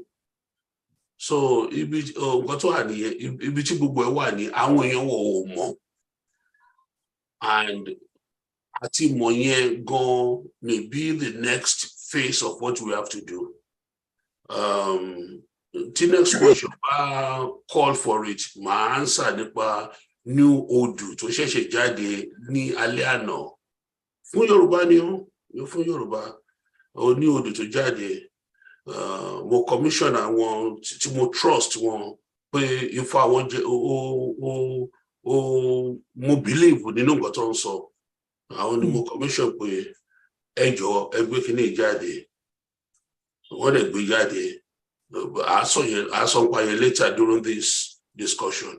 But nípa question tẹ́ bèrè, our people must be aware. Kì í kàn dẹ̀ ṣe pé wọ́n gbọ́ táwọn ọkọ̀ ń ṣe rally, àwọn ọkọ̀ ń sọ̀rọ̀. Irọ́ ìyẹn kọ́ ní awareness. Have they bought into it? Have we made the unconscious conscious with them? Ìyẹn ni pé wọ́n gbọ́. The way it is right now, our people are not aware at all. Possibility 5%, to 10% were aware. Then 0% were aware in the year, as far as we are concerned. Olotu. Ṣé gan ni, Daddy. Mo appreciate the contribution yín àti mi Sandra. Anyway, ṣòló dà pé wọ́n ti dá wa dá báyìí, ojú àwọn mẹ́ta là ń rí báyìí. Dr. Aliu ṣe wà níkànnì. If you're there, ẹ jọ̀ọ́, mo mọ̀ pé ti sọ̀rọ̀ lórí ẹ̀, maybe kí n exempt yín. Mo máa dà pé and repeat the same thing. Hello? Hello, Dr. Aliu ṣe wà on. Bẹ́ẹ̀ni ma. Yeah, mo mọ̀ pé ti sọ̀rọ̀ lórí awareness. Mi rò pé ó yẹ kí n tún ní kẹ́ repeat ara yín lórí yẹn because you just talked about 20 minutes now. And Professor Adeniran mi rò pọ́n ti dé. So ẹ jẹ́ ká move to the second question. Awareness tí ẹ sọ̀rọ̀ nípa yẹn ṣe rí a lè blame àwọn èèyàn wa púpọ̀ jù. Mi ò dé ní sọ̀rọ̀ púpọ̀ lé lórí torí mi ò sí lára àwọn panel but ìdí tá a ṣe lè blame àwọn èèyàn wa ni pé, sorry to say this, we are lost people. We don't know who we are anymore. So therefore, when you tell them this is what is going on, well, they get it because of we are orientated to. Our orientations are quite different from back then. So to recall people back to themselves, it might take time. And that is why Nashima put in more effort, Lori awareness, calling our people back home, talking to them. Question 1B. Do you think the rallies and campaigns so far are enough for our people to know why Yoruba must exit Nigeria? Awareness. Okay, one understand. And this is another question that buttress the first question. Do you think the rallies and the campaigns so far been enough for our people to know why Yoruba must exit Nigeria? Dr. Aliu. Okay, ma. For me, rally don't say, kò ṣiṣẹ́ tó yẹ kó ṣe rárá at all. For èmi kan consider gbogbo rally tó ń ṣe káwọn èèyàn má bínú tó Ọlọ́run. Mi ò sọ pé kò dáa o, ó dáa bet. Tá a bá ṣe awareness ní grassroots, tá a bá là ń ṣe rally, a kàn waste owó ni. Gbogbo orú owó tó ń waste yẹn tó ń lọ fi ń ṣe rally tó ń organize rally. Now, ẹ jẹ́ n fún yín ní good example kan nísìn. Àwọn èèyàn ṣe rally fine, yes. Rally náà ara pé kí àwọn èèyàn mọ̀ pé nǹkan kan ń ṣẹlẹ̀ ni. Now, ibi tẹ́ ti ṣe rally yẹn l'Abẹ́òkúta, níbi tẹ́ ti pàdé l'Abẹ́òkúta, ẹnu bí tẹ́ ti ń pariwo yẹn, ẹni tó bá ń kọjá lọ, òun ló mọ tó ń ṣẹlẹ̀. Sẹ́mi pé ó possible kẹ́ bí àwọn èèyàn tó ń gbé Abẹ́òkúta kẹ́ bí wọ́n lè rí pé nǹkan báyìí ṣẹlẹ̀, kó sọ pé nígbà wo. Television station ò ní gbé. So which means pé ní ẹni tó bá kàn sábà tó ṣe ìpàdé nígbà tẹ́ kọjá yẹn, òun nìkan ló mọ tó ń lọ. Àbí ẹni tó pé ó witness yẹ lòun náà wá lọ ń sọ fáwọn èèyàn. Bet mélòó ni? Ẹlòmíì bẹ́tẹ̀ pé ní òun máa wò pé bí àwọn olóṣèlú nígbà tó lérò because ẹ ń ṣe awareness, ẹ ń ṣe rally tẹ́ ń ṣe tẹ́ ẹ̀ sọ tí ń ṣẹlẹ̀. Ìgbòho ṣá ó bàbá dámì. Kìnìkan lágbájá ẹ dákun ìyẹn gan tún compound the problem wa. Ẹ gbé fọ́tò ògo ẹ ń gbé káàkiri. Ẹ gbé fọ́tò woman kan ẹ ń gbé káàkiri. Ẹ gbé fọ́tò bàbá kan ẹ ń gbé káàkiri. Sẹ́yìn àwọn èèyàn máa wò pé ní àbólóṣèlú ni ìyá àgbàlagbà tó ń kọjá lọ ní títì torí pósítà Ìgbòho kò lè understand ní tó ń lọ náà. Àbí bàbá àgbàlagbà kan abẹ́ni tí ò lọ sí school tí ò kàwé tó ń rí pósítà Professor Banji Akintoye. Ó máa wò pé ní okay eléyìí náà tó fẹ́ contest ní tó máa sọ nìyẹn. Òun ló fà tí mo fi máa ń sọ ní gbogbo ìgbà pé ẹni tó bá mọ̀ pé ó dá àwọn lójú pé a ti ṣiṣẹ́ tó yẹ ká ṣe. Ẹ jẹ́ kẹ́nìkan ó bọ́ ọ̀tà kó announce pé okay ẹ̀yin là ń jà fún o ẹ̀yin ará Ìbàràpá ẹ má jáde lọ́jọ́ Wednesday. Ẹ wo tó máa dá yín lóhùn. Nobody tó máa dá yín lóhùn náà. Àbáwọn tó yẹ pé ní tí wàhálà ti ṣẹlẹ̀ sọ́dọ̀ wọn gangan kọ́ nìyẹn. Tọ́pa àwọn èèyàn wọn. Wọ́n máa bọ́ ọ̀tà àwọn èèyàn jójo pati wọ́n jójo kínní. So rally yẹn ò ṣiṣẹ́ kankan tó yẹ kó ṣe. Mi ò sọ pé rally ò dáa o. Rally wà very important. Máa ń ṣe rally yẹn náà ara ẹ̀ ni. Àmọ́ ìbéèrè yìí ni pé ní ǹjẹ́ a ti rí ipa kankan tí rally ṣe? Kò sí anything o. Nothing kò sí nǹkan kan. Ẹ ṣeun. Ẹ ṣé gan ni Dr. Ali. Mami Sandra, Auntie Sandra, I saw. Hello? The question was, Beshe rally show who are effective. Then. How effective tó bá jẹ́ pé one of the approaches tá adopt nìyẹn láti educate àwọn èèyàn wa. But tó bá jẹ́ pé òun nìkan la rely lé pé ó máa gba àwọn èèyàn wa ní ìmọ̀ràn tó dẹ̀ máa gbà láti sọ pé òkè o nǹkan tẹ̀ ń sọ yé wa o àwa náà fẹ́ àti ready láti kúrò ní ilẹ̀ Nàìjíríà èmi ò rò pé ó máa happen. Ẹ bá ṣe hundreds of rallies, it would not make a difference. And the reason tí ó ṣe lè make a difference is because bí Baba Aliyu ṣe sọ, the information is not being passed on to everybody. The information is a snapshot of what is it that we're trying to do. It doesn't give you the opportunity to be questioned about people that don't understand the essence of liberation of our people. It doesn't give you the opportunity to interact with people and educate them and change their mindset. So for me, rallies are something that you use when everybody is on the same page almost, and you're just trying to educate the very few.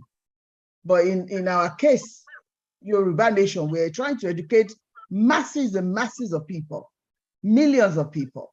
So the approaches have to be tailored to that.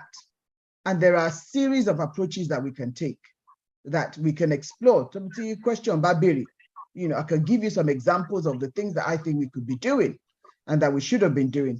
But Kaipe rallies the Koni, Akontorawani, Onowashiji, Eshigoni. Nǹkan tẹ́ ẹ sọ ni pé àwọn rallies tán ti ṣe yẹn kò tí wà effective enough, right? Not enough. Kò lè wà effective enough because kò tí hit the mark. Until it starts to hit the mark, tó jẹ́ pé àwọn èèyàn wa ti gbọ́, wọ́n dẹ̀ wá ń sọ pé òótọ́ ni lóòótọ́ ni àwa pẹ̀lú yín. Mi ò rò pé àwọn èèyàn ti gbọ́. Tá bá bẹ̀rẹ̀ láti inú ilé tèmi o, tẹ́ ń bá àwọn èèyàn mi sọ̀rọ̀ nílé. Wọ́n pé a ti gbọ́, but kí ni gbogbo yẹn mean? What does it mean? And then you go into long discussions, but you can't be having one discussion with somebody and hope that I'm a Yoruba Nation. You need millions of people to be on the same page for us to be able to achieve that. Ẹ ṣé gan ni pé tí ẹ ń try láti educate wọn. That's something. Each one of us are doing that. Mi ò rí àwọn èèyàn mi kan tí wọlé. Dr. Aliu, ẹ ṣé ẹ kú jókòó. The next question is, shouldn't we change tactics? Dr. Aliu, tẹ́ bá wà níbẹ̀ yẹn, ẹ gbóhùn sókè. Okay, ẹ ṣeun mà. Ṣé rí gbogbo bó ṣe ṣẹlẹ̀ yìí náà, kò yẹ kí àwọn èèyàn wa, kò yẹ kí ìrẹ̀wẹ̀sì ọkàn kó bá wọn. Torí pé kí ni èèyàn máa ń lẹ̀ ni, and nobody has monopoly of knowledge. Oríṣiríṣi àwọn èèyàn ló wà. Tẹ́nìkan bá mú opinion báyìí wá, ẹlòmíín tún lè ní better opinion. Tó yẹ ká ṣe, only we should go back to the drawing board. When we go back to the drawing board, báwo la ṣe fẹ́ tún kíní ìtò? Torí pé ó ní di àtúntò. Àwọn míì bẹ tó yẹ pé táwọn náà ń pariwo kí pé wọn ò fẹ́, wọ́n ń fẹ́, but ọ̀nà tó ń gbà ṣe kíní yìí, wọ́n tún fi ń fọwọ́ aago sẹ́yìn ni. Gbogbo irú àwọn báwọn ló yẹ káwọn èèyàn lè bá sọ̀rọ̀ pé ẹ jẹ́ ká tún ìrìn àjò wa rìn, ẹ má jẹ́ ká kó bá àwọn èèyàn wa. Ẹ rí i pé nísìnyí hardly lẹ máa rí láti gbójú jáde. Tẹ́lẹ̀ mò ń gbé ojú jáde tí mò ń ṣe lecture káàkiri. Bẹ̀rẹ̀ tó dé stage kan táwọn èèyàn ti pè mí nọ́ọ̀tì ló ń gbé, ó kẹ̀jẹ̀ kí wọ́n pa ọ́ dànù ni. Ọ̀pọ̀lọpọ̀ àwọn èèyàn ń bẹ̀ tán, even àwọn míì ń bẹ̀ tó pè mí gan mo máa ń pè wọ́n.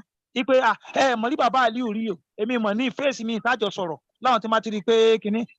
Nítorí yẹ ká ṣe òní pé ní we should go back to the drawing board. Ká wá tún ìrìn wa jò, ká wá plan ọ̀rọ̀ grassroots yìí bá ṣe fẹ́ ṣe. Ìyẹn mo rò pé n tó ṣe pàtàkì jù nìyẹn. Ká tún ìrìn wa jò, ká má bẹ́ẹ̀ nìkan kàjà, ká má condemn anybody. Gbogbo àwọn tó ń búra, àwọn tó ń ṣépè léra wọn ní social media kan stop ẹ̀. Ń bú ẹnìkan, ń ṣe kíníkan, ìyẹn kọ́ ni solution. Solution ni pé ní we go back to the drawing board, sit down, ká discuss, ká wá tún ìrìn wa jò, ká bẹ̀rẹ̀ grassroots awareness. Every nook and cranny of Yoruba land, word to word, street to street. Gbogbo àwọn ẹgbẹ́ kọ̀ọ̀kan, iron bender ní, kí ni wọ́n pè wọ́n ti ń jẹ́ hairdressers ní, àwọn professor lecturer university, polytechnic, gbogbo orú àwọn ìyẹn, òun náà ló jẹ́ ká dọ́dọ̀ wọn. Ká mọ̀ wò pé ní wọn ò ní gbà no ìyẹn ò mí ni pé wọn ò ní gbà èèyàn máa ń try nǹkan ni kò sí tó bá dín bẹ́ẹ̀ ẹ ṣeun.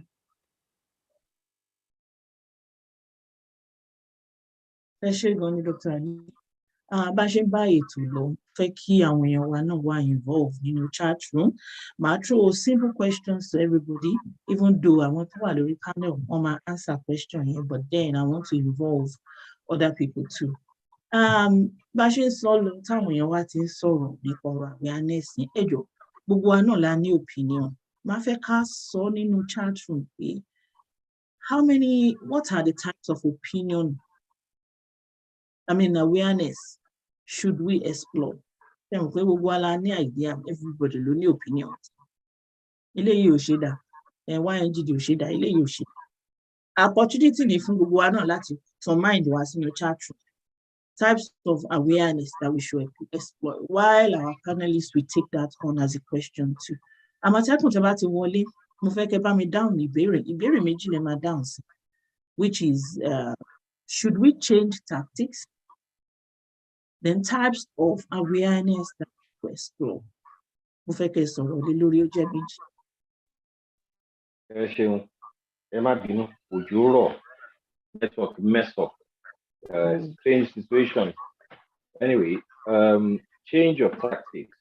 Yes, definitely I need to change the tactics. But the way things are, fortunately, tactics doesn't change, all right? No matter what we do, I need that control unit. So my coordinates gbogbo wọn tá ń ṣe. Ọlọ́run má jẹ́ kó jẹ́ pàbó ló máa bọ́ sí. I'm sure pé gbogbo ọlọ́wà conversant pẹ̀lú recent issues tó ń ṣẹlẹ̀ lọ́wọ́lọ́wọ́. Àdúrà ní ká máa gbà wípé kó yabo. But the thing with awareness is this. Mo ń try láti express kí ní kan lẹ́ẹ̀kan. Ẹ kú wájú o. Ẹ má bínú. Ẹ káàbọ̀ láti gbọ̀ngàn o. Bàbá gbọ̀ngàn. Yo. Ẹ kálẹ́ sà. Ọ̀nà díẹ̀ ni mo kọ́kọ́ yà sí akiribọ́tọ́. Anyway, mo ń try láti express nǹkan kan lẹ́ẹ̀kan nípa awareness. Awareness is ó vital gan. It's a situation wípé kí èèyàn wà fertile, obìnrin particularly.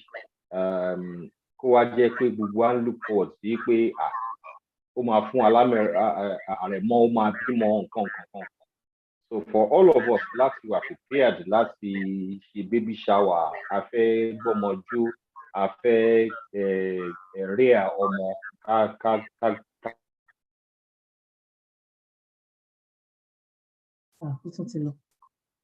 Voice.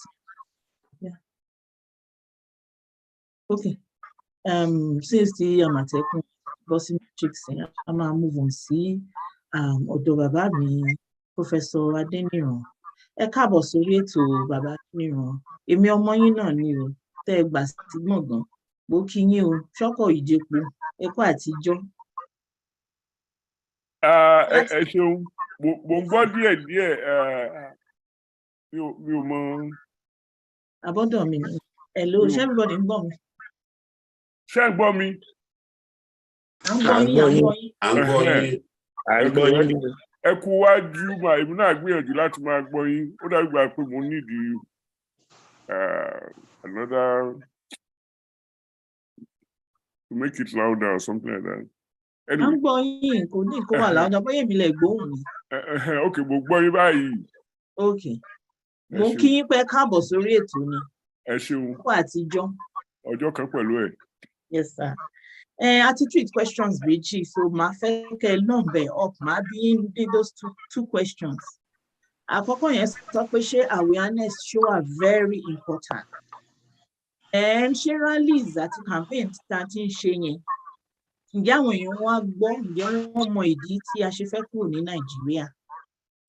Then ṣé ó yẹ ká change the tactics? Bẹ́ẹ̀ni. Irú àwọn awareness oríṣiríṣi wo dé la tún mọ̀ ká ní tá a lè lérò pa lè fi kún tá a ti ń ṣe é sìn. Ó jẹ́ bẹ́ẹ̀. Mo rò pé máa rántí. Mo rántí. Awareness. Okay, sir. mi ò mọ bí tí mo ti sọ ẹjọ́ eléyìí.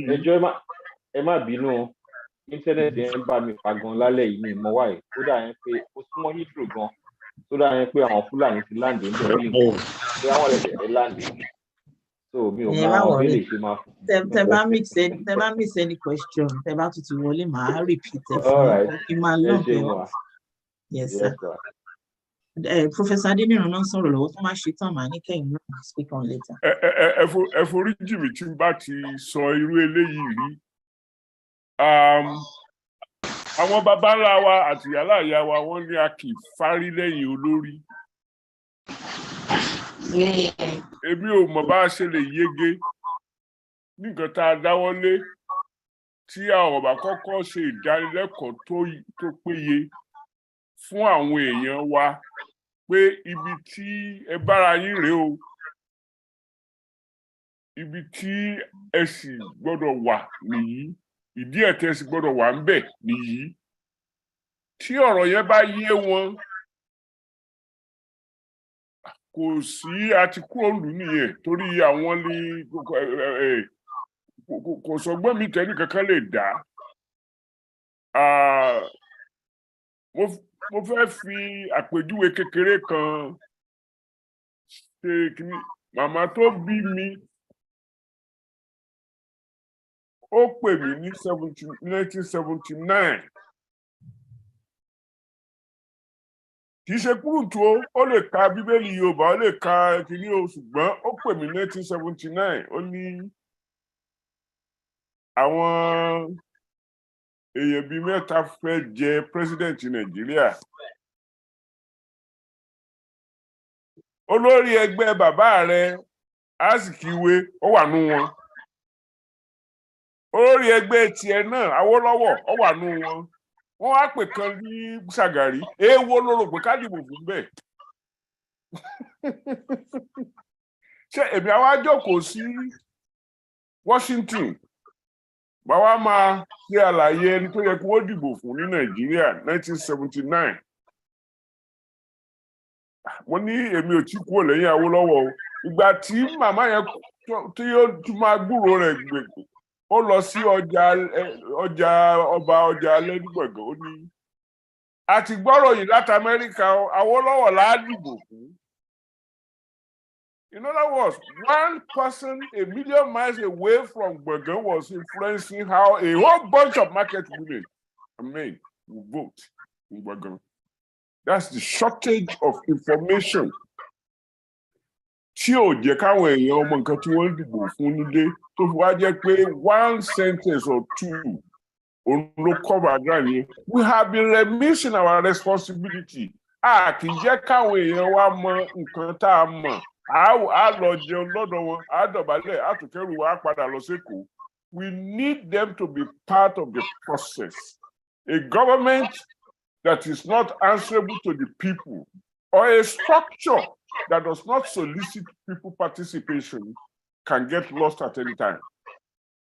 So tá a bá fẹ́ establish ìjọba olómìnira nílẹ̀ Yorùbá tá a fẹ́ ó gbọ́dọ̀ yé wọn. Mo lọ lé lẹ́nu jọ́ mẹ́ta yìí, mo lọ ṣe teacher ní Iléṣà for Ọ̀ṣun state math teachers. Gbogbo àwọn èèyàn mi ní Gbọ̀ngàn ló sọ báwa sọ fún Arẹ́gbẹ́ṣọlá pé kí ní kan ṣẹlẹ̀ nígbà kan. Kò sí kankan tíjọba ń ṣe nílé kì í ṣàrẹ́gbẹ́ ni mò ń bú nìsín o. Kò síjọba kankan nílé tó rò pé àwọn èèyàn wa gbọ́dọ̀ mọ nǹkan tó ń ṣe. So èmi rò pé bí wọ́n ṣe dá ẹ̀kọ́ ọ̀fẹ́ lẹ̀ tí gbogbo wa bẹ̀rẹ̀ sí kábídí bẹ́ẹ̀ ló ṣe yẹ ká ní ọ̀nà tí àwọn èèyàn wa fi ní political education tí ò ní jẹ́ nǹkan tó rú wọn lójú. So ẹ lè sọ pé this is a long way to what we want to achieve. It might be. We might even achieve it faster if it is very meaningful political education on the radio and TV and what have you, whatever medium. In fact, kéré o ní Gbọ̀ngàn bẹ́ẹ̀ náà ni ìránṣẹ́ ọba in the 1940s and 50s. Mo rántí. Àwọn ìlú ní ká kí yín o, wọ́n ní báyìí báyìí ní gbá, báyìí báyìí láwo, báyìí báyìí ní kòkó bàbá ṣáàṣù. And they would tell the public what the leaders wanted them to know. We don't have that anymore. We don't have the equivalent. We don't have the modernized version. I don't know where I'm not sure. So we need public education. It doesn't have to be long drawn. It has to be carefully planned. It can even be done in such a way that it is targeted at what? Achieving a particular situation by a particular date, but we must do it.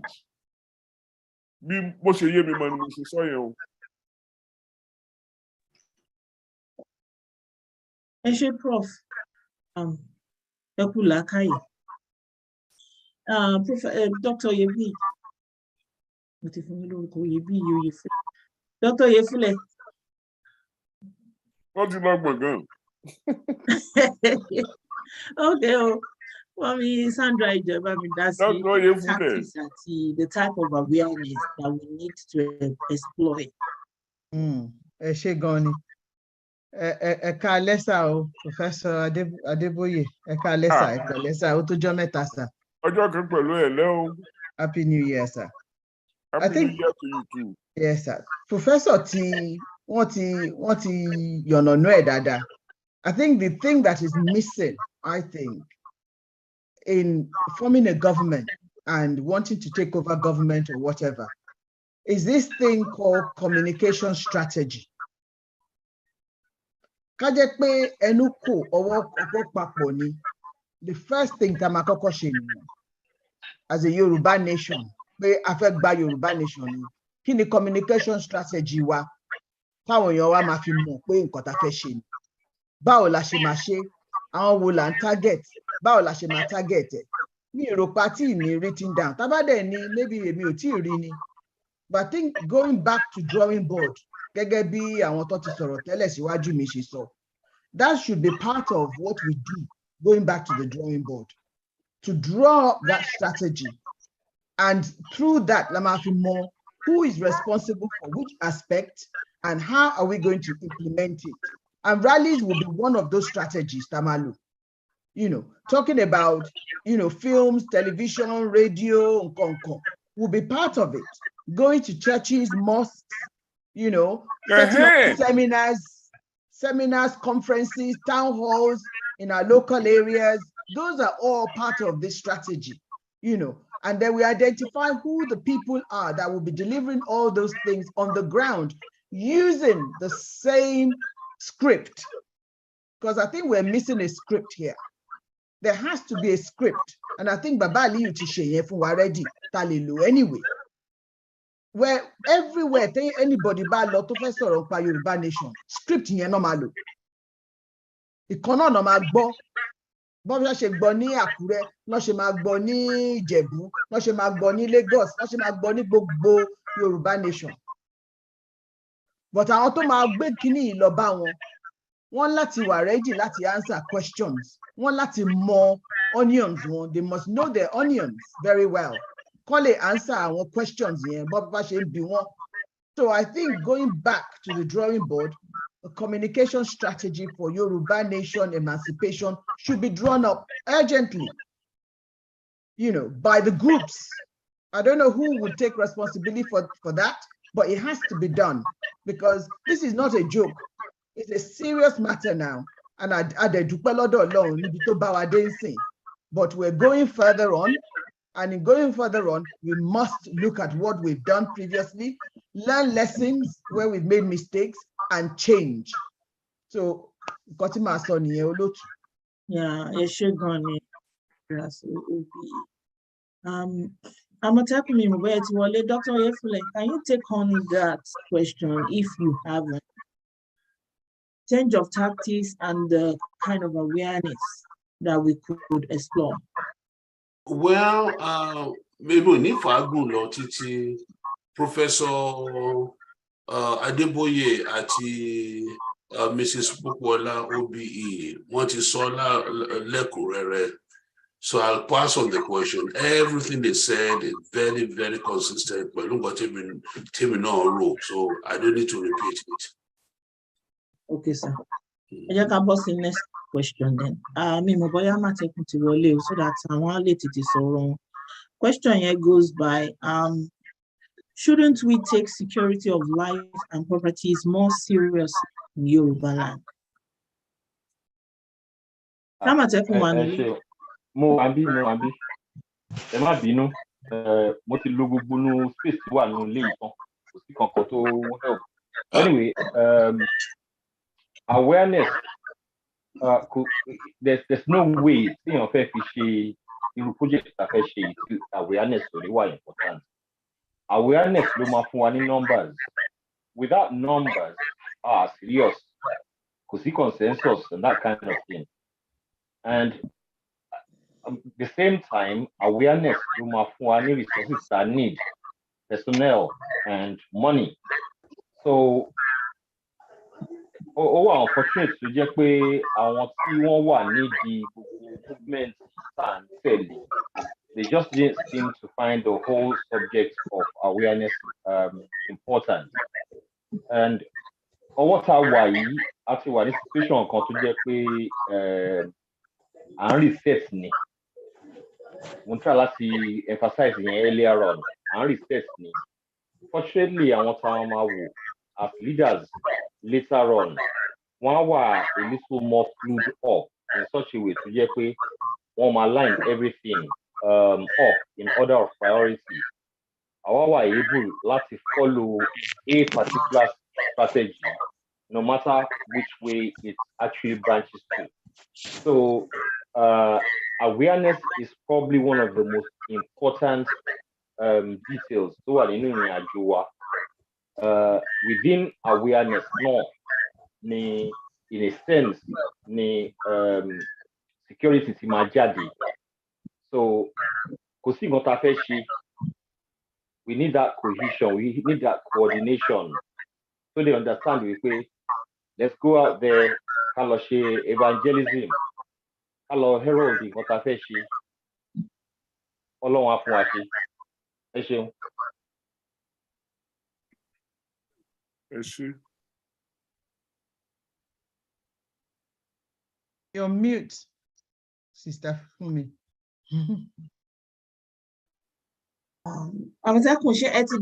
Shouldn't there be security of life and properties taken seriously in Yoruba land? Much like to express it earlier on, within awareness on security, but security, there's something to share not too long ago, where 40 of our people were killed, just like that. Me personally, I believe we could have averted that situation, but our coordinated in such a way to get clear manage that kind of impact. So security during this course of research, we hope I want to majadi as our leaders will take it seriously. Life first, property going is only secondary. And so many life no man need the property. Life can go need the main thing. So hopefully our tama to in charge. One listens to our other shape according to our wishes. We the people, we are the orga. We want security first. First thing, security. Interwoven back on, but security is important.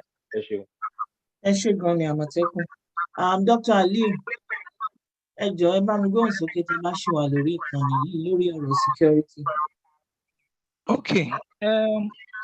Security pẹ̀lú awareness ó jọ ń ṣiṣẹ́ papọ̀ ni. Ẹ rí i pé ní ọ̀rọ̀ àpá àwọn sísá wa kan sọ lẹ́ẹ̀kan dáhùn bọ́lá wa ni pé ṣé ó ti yí àwọn èèyàn pé àwọn adaràn yìí wọ́n ní agenda. Onímọ̀ jójó yàtọ̀ ń jó káàkiri. Ẹrù wa wo òdiwé báwọn èèyàn ṣe ń náwó lórí pátì. Sẹ́ni tó nígbàgbọ́ pé ní Fúlàní ti rọ kíríkà gbogbo igbó wọn nìyẹn.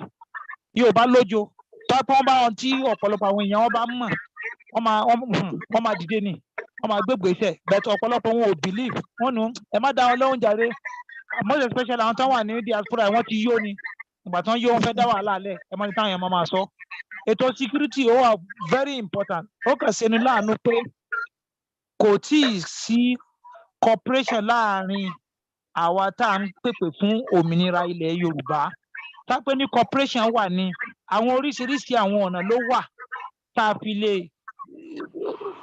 protect àwọn èèyàn wa lápèjúwe torí àsìkò ó ní pé ní lápèjúwe nísìn àwa yẹ pé ní umbrella body kan wà tó stand dáadáa tí gbogbo ayé sì tẹ́wọ́ gbà táwọn èèyàn support tó sì kó àwọn èèyàn sí àwọn èèyàn gidi tó nífẹ̀ẹ́ Yorùbá tó sì jẹ́ pé àwọn committee oríṣiríṣi ló wà káwá sọ pé okay ká mú nípa agriculture tá bá ń sọ̀rọ̀ nípa agriculture àwọn èèyàn máa wò ó pé ọ̀rọ̀ oúnjẹ là ń sọ yìí ọ̀rọ̀ security náà sì ni because oúnjẹ ara security báwo la ti fẹ́ ṣe yẹn àwa encourage àwọn èèyàn wọ́n wá lọ register orúkọ iléeṣẹ́ kan pé ókè ó yá ọ̀rọ̀ nípa agriculture la fẹ́ ṣe àwa ń wò pé kí ni àwọn èèyàn wa gangan máa náwó sí tá bá wo iye billions of naira tí wọ́n ná even dollars tí wọ́n pọ̀lọpọ̀ àwọn country míì rí through tomato through pepper through onion àti bẹ́ẹ̀ bẹ́ẹ̀ lọ àwa invest lórí ẹ̀ gbogbo àwọn èèyàn wa tó jẹ́ Yorùbá all over the world wọ́n wá lọ register company ẹ̀yọ̀ kan wọ́n wá dàbí pé shares táwọn èèyàn wá invest síbẹ̀ wọ́n wá lọ dá oko tomato lọ rẹ̀kẹ̀tẹ̀ onion ìyẹn náà lọ bẹ́ẹ̀ ẹ wá múrò àwọn àgbẹ̀kọ̀yà yẹn ẹ tírèènì wọn pé ní ti ìgbàlódé ó dà mí lójú pé alọ́mọ Yorùbá táwọn náà invest ní agriculture labroad ní Germany ní France ní Israel káàkiri táwọn náà join táwọn ń guide wọn train àwọn èèyàn àwọn tó wá train yẹn àwọn èèyàn ó máa fojú àgbẹ̀wò wọn bẹ́ẹ̀ sì ni ètò ààbò náà wọ́n tún wà fún àwọn èèyàn àti OPC ni wọ́n train irú àwọn èèyàn at least ẹ ti tún kó wọn kúrò ńlẹ̀ pé ìmí tí ò bá níṣẹ́ lọ́wọ́ nínú wọn so kí ni wọ́n máa ṣẹlẹ̀ ni pé ní àwọn náà ni wọ́n máa wá dáàbò gbogbo area ẹ̀dẹ̀ yẹn ẹ máa rí i pé tó bá wá invest tí ọ̀pọ̀lọpọ̀ bá wá rówó nídìí ẹ̀ ọ̀pọ̀lọpọ̀ ní àwọn adúnú tẹ́bọ́ wá ń sọ yìí pé àwọn tó ń pèpè fún òmìnira ilẹ̀ Yorùbá ni wọ́n ń ṣe léyìí ẹ̀dá kan kí ẹ rò pé àwọn èèyàn máa rọ nínú àwọn èèyàn máa dùn mọye billions of naira táwọn èèyàn ń rí látara tomato tó yẹ pé ní ìjọ kan mo ṣe research kan mo wá wo àwọn country tí wọ́n ná billions of dollars bí irú America láti fi lè kó tomato wọ ìlú wọn onion wọ ìlú wọn pepper wọ ìlú wọn àwọn ọ̀rọ̀ tí wàá fún àwọn anírú ilẹ̀ bẹ́ẹ̀ tabasẹ yẹn ètò ààbò náà ni because àwọn míì ti ríṣẹ́ látara arú ẹ̀ àwọn tí à ń pè ní OPC Àgbẹ̀kọ̀yà ètò ààbò nìyẹn wọ́n máa dáàbò bo gbogbo àwọn territory wa tábà wá ń ṣe yẹn díẹ̀ à ń create awareness á sì tún dáàbò bo àwọn èèyàn so finally ètò ààbò ṣe pàtàkì ṣùgbọ́n tá a bá sọ fún àwọn èèyàn wa wọn ò ní gbà o ẹ má dá wọn lóyún irọ́ ni wọ́n fẹ́ dá wọn lálẹ́ ni Fúlàní ò ṣe nǹkan kan náà ní wá ara àwọn Yorùbá tó ń sọ bẹ́ẹ̀ tó ń takò wá di sí wọ́n ṣe ó yé wọn ni wọ́n ń jó pati kiri Umar Gamet tí mi ò fẹ́ dákọ̀ wọn wọ́n súnmọ́ àwọn directorate dáadáa Umar yẹn láwọn ò ní lọlé mo ní ẹ wo ẹ lọlé kò tí nǹkan tí ó ṣẹlẹ̀ mo ní tẹ bá lọlé máa rí pé kò àwọn mi ò fi ọmọ pé nǹkan kan á fún Umar yẹn wá lọ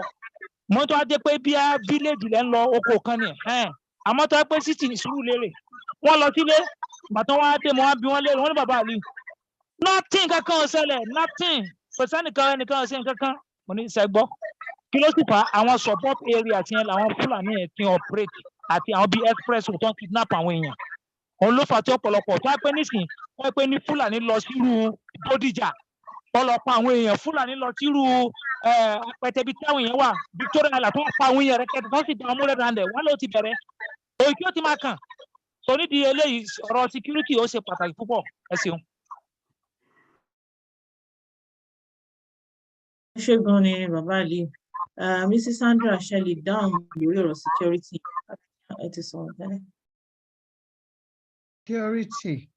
Security ó ṣe pàtàkì gan kò séèyàn kan tó máa fẹ́ kó jẹ́ pé wọ́n pa àwọn èèyàn ẹ̀ láì jẹ́ pé psychopath lẹ́ni náà and Dr. Oyefule wọ́n mọ irú àwọn èèyàn tí mò ń sọ yìí tó jẹ́ pé ọpọlọ wọn ó ti dàrú bọ̀ nǹkan tó wà ń bẹ̀ ni pé gẹ́gẹ́ bí wọ́n ṣe sọ pé àwọn èèyàn wa ò tí ì gbọ́ pé nǹkan burúkú ń ṣẹlẹ̀ sí àwọn èèyàn wa because tó bá yẹ kí wọ́n gbọ́ ni wọ́n dẹ̀ gbà pé lóòótọ́ ló ń ṣẹlẹ̀ ni wọ́n á stop láti máa ṣe pàtí tó ń ṣe nǹkan kan gbogbo owó yẹn á kó pọ̀ á fi protect ara wa bọ̀ nǹkan tèmi rí inú ọ̀rọ̀ wa ni pé ká má bínú páwọn èèyàn wa ò gbọ́ ó ń ṣe fault wọn because tá a bá wo nàìjíríà mọ̀ọ́mọ̀ ṣe gbogbo nǹkan tó ń ṣe yìí láti fi àwọn èèyàn in darkness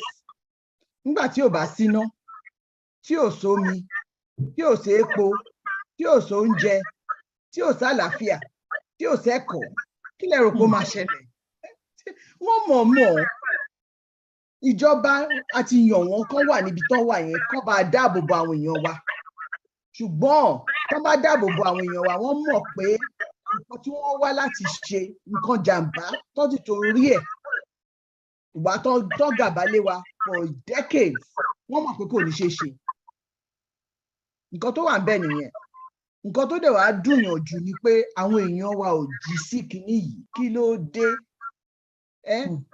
wọ́n kàkà kí wọ́n jí sí wọ́n prefer kan lọ ṣe 24/7 ní church ní mosque rather than get educated about how they can protect themselves. We in the diaspora cannot come and protect you. I keep telling people we can't. There's no way, we're not physically there. So you have to learn how to protect yourselves. I'll give you an example. Nílùú yìí nígbà tí a lot of problems were, bombs everywhere and all of that. Kí ló máa sọ? Gbogbo wa ń ṣọ́ra wa ni. Tá bá rí àlejò kan tó wọlé àbí tó jókòó sẹ́gbẹ̀ẹ́ wa nínú tube àbí nínú bus àbí nínú wà á nífura wà á ṣọ́ ara ẹ bó bá dẹ̀ rí nǹkan tí ò yẹ kó rí nọ́mbà wà tó máa pè àwọn èèyàn wa ń lé wọn nífura tó bá nífura ni wọn ní máa spend hours on end máa lọ máa enjoy ara wọn máa lọ mílíkì when you know that you could be the next victim. I'm not a party pooper and I'm not someone that says people should not enjoy themselves, but not at the expense of your race. I don't know how important this is to them in their brains to think that if we're not careful, we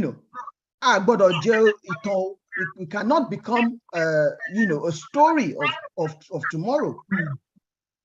We cannot. Because that is what Iran Jamaicans here, they really admire us. Other Black nations, they admire us for having, what we have, and share nonchalantly to want to lose it. So security is important, but the people themselves must be ready and prepared to secure their own lives and properties. And it's not by any other means other than be aware, be self-aware. We can't do that from the diaspora, I'm afraid. Yeah. Auntie Miss Sandra, first time marrying on fire. It's really getting at every one of us. Thank you so much for putting that tenacity in explaining yourself. Daddy mi Adeboye, tèmi ọmọ yín ọmọ gbọ̀ngàn ni o. Ẹ bá mi dáhùn sọ̀rọ̀ security yìí. Báwo làwọn èèyàn wá ṣe rí sí? Ó pẹ́ tí mo ti kúrò nílé, so mi ò mọ bó ṣe ń ṣe nísìnyí. Ní tí mo rántí, ó ní pé kò sígbà téèyàn wọ ọkọ̀ kó lọ láti ìlú kan lọ síbi kejì nígbà tí mo wà kékeré. So tí mo bá ń bọ̀ láti Ìbàdàn, ìgbà tí bá fi sanwó ọkọ̀ mi jọ ó lè jẹ́ pé aago kan òru ní mọ́tò tí mo wọ̀ nìbàdàn yóò já mi síbì kan ní gbọ̀ngàn fún họlidé tí mo lọ sí ní gbọ̀ngàn láti Ìbàdàn. Bọ̀ bí mọ́tò yẹn ṣe ń já mi sílẹ̀ lókè ṣọ́ọ̀ṣì làwọn èèyàn bíi 4-5 tá à ń pè lọ́lọ́dẹ ni ó wà á kọ́sì mi torí kò síbi tí mọ́tò ti dúró ní gbọ̀ngàn tọ́lọ́dẹ ò ní síbẹ̀.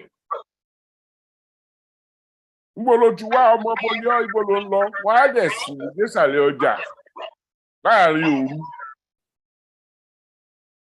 So ìgbà tó bá ṣe ọmọ ilé ọlọ́mọ bàbá ọmọ mi ní kí ní kò ṣe lẹ́yìn pàkọ́ ó yẹ bàbá lè fún wọn ní sílè kan ọ̀sán kí làdà pé mo dúpẹ́ ẹ̀mọ́ mo wálé kí ní kò ṣe lẹ́yìn pàkọ́. Láàárín òru àwọn ọlọ́dẹ wà àwọn aṣọ́de tí wọ́n ń ṣọ́de lóru nígbà yẹn I'm talking 1957 58 59 so kì í ṣe nǹkan tí a ṣe rí kì í dẹ̀ ṣe nǹkan tá a ṣe máa fi kọ́ àwọn èèyàn pé you must protect yourself so a gbọ́dọ̀ wá ọ̀nà táwọn èèyàn fúnra ara wọn ò fi ní instrumentality láti protect ara wọn ta ló ń sanwó fọlọ́dẹ nígbà yẹn o mo rò pé local council ni o tàbí kó jẹ́ àwọn ìjọba ìbílẹ̀ or whatever it is but kò sígbà tí mo wọ gbọ̀ngàn láàrin òru tí mo wà accosted by àwọn aṣọ́de.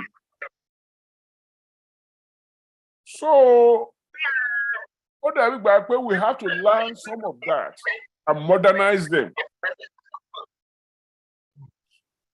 Mo ṣe rí ojú bẹ́ẹ̀ lọ. We need security.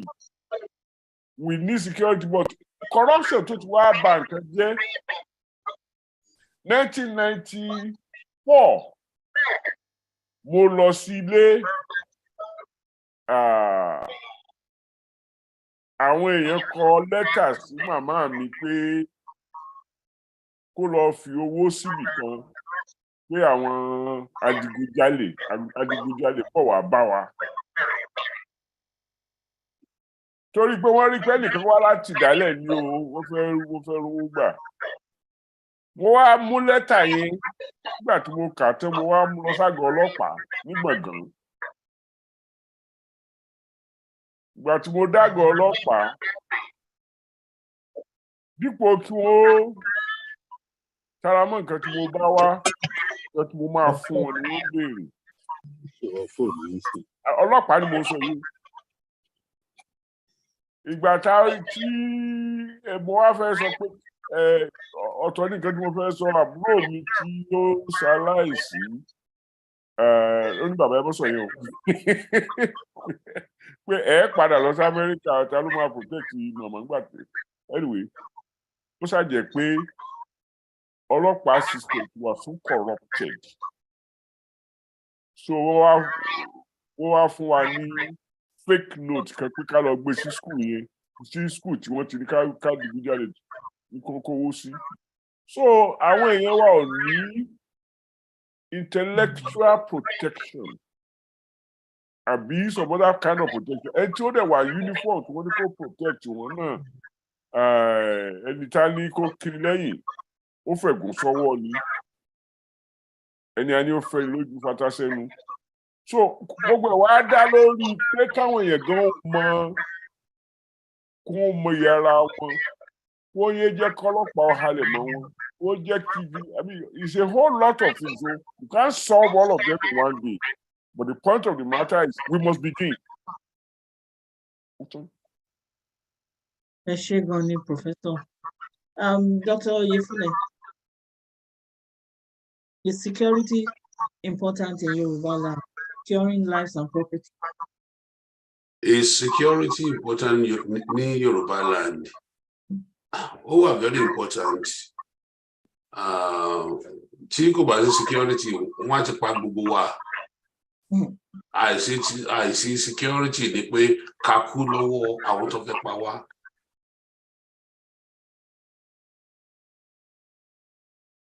Ọlọ́run bá a ṣe pé ogun ta ti ń dúró dè pé wọ́n máa wá wọn tí ì dé. Àmọ̀ràn tèmi personally ń gba àwọn èèyàn ni pé do what you hear on the on social media, which is protect yourself. Àwọn kan tí ẹ sọ pé ara ìjà ni èyí wà. You have to protect yourself. Security is extremely important. Tí àwọn èèyàn bá wà attack wa nílé lóko, Tabaton, while defending ourselves, we do a couple of damages to them. I should already want to continuously come after us. So nínú ìjàngbara wa, security was very, very, very important. Actually, only cornerstone what I for. So yes, security is very, very important. Whichever way we can teach our people to them to protect around. Bójẹ́ pé kán sá kúrò bí tí danger wà ní, bójẹ́ kán sá towards the danger kán lọ annihilate, neutralize any. Whatever our people can do just to make sure that they remain safe and make sure that they don't become casualties in this exterminating war. Tí àwọn Fúlàní ń rò nípa ẹ̀, tí Ọlọ́run Elédùmarè dẹ̀ tí fún wọn ṣe láti wá directly yet, other than àwọn èèyàn wa tó ń pa lè sọ pé àwọn 40 ò ń ṣe wọn pọ̀, but kọ́lọ̀ Elédùmarè lè jẹ́ kó fún àwọn èèyàn wa ní wherewithal láti mọ̀ ní pé àwọn yìí ló fẹ́ wá pa wá o, ìdí ẹ̀dẹ̀ ni pé wọ́n fẹ́ gba ilẹ̀ wa o. Then let us install some form of security. All over Yoruba land. All over Yoruba land, were very important. So, but to answer your question, how important is security in the overall scheme of things? Extremely important. And now you are at the bed of even new dispensation, new dispensation, because old one has gone as of December 31st. Yeah. New wave to come on in the process of protecting our people. We have to make sure that our people are aware. People are to steal our land. In the process, they want to kill us, and in the process, we have to protect ourselves whichever way we know how to. Hello to you. Come on in. I'm about to have a question me. Tí a bá wo àkókò wa ń sìn, a ti bọ́ sí 11:21, a dẹ̀ máa ń try láti parí program wa say 12 o'clock or thereabout. So tá a bá answer our questions yẹn, ẹ jẹ́ ká máa ṣe ní ṣókíṣókí. Then short housekeeping, ẹ jọ̀ọ́ àwa tí mute mic wa, mi mọ̀ tó ṣẹlẹ̀ sí technical kíní wa lẹ́nìí tí everybody tó bá ti ṣe ń sọ̀rọ̀ ní ohun echo. Please unmute yourself, Mrs. Akande. Unmute yourself, Mrs. Akande. Please unmute yourself. Thank you.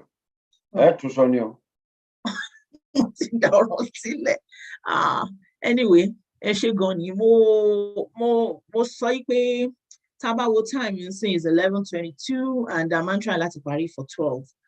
So tá bá answer our questions wa, ẹ jẹ́ kí ó máa jẹ́ ṣókí. Mo try láti ṣe housekeeping ni. Kò tí tó àsìkò fún question and answer. So ẹ jọ̀ọ́ àwa tá bá náwó sókè, ẹ jẹ́ ká gbé ọwọ́ wa sílẹ̀. So by the time yẹn, a máa jẹ́ kẹ́ mọ̀ pé okay, question and answer period la wà yìí. So everybody máa raise up hands wọn. Then àwa tá bá unmute, ẹ jẹ́ ká mute ara wa padà. Torí mo notice pé bí everybody ṣe ń sọ̀rọ̀ ní ohun echo ní bíbá. Àwa tá bá dẹ̀ lo 2 appliances or whatever, ẹ jẹ́ ká put ẹyọkan off so that the echoing will stop. Ẹ ṣé gan ni. Now about the next question. I hope Dr. Ali is still online.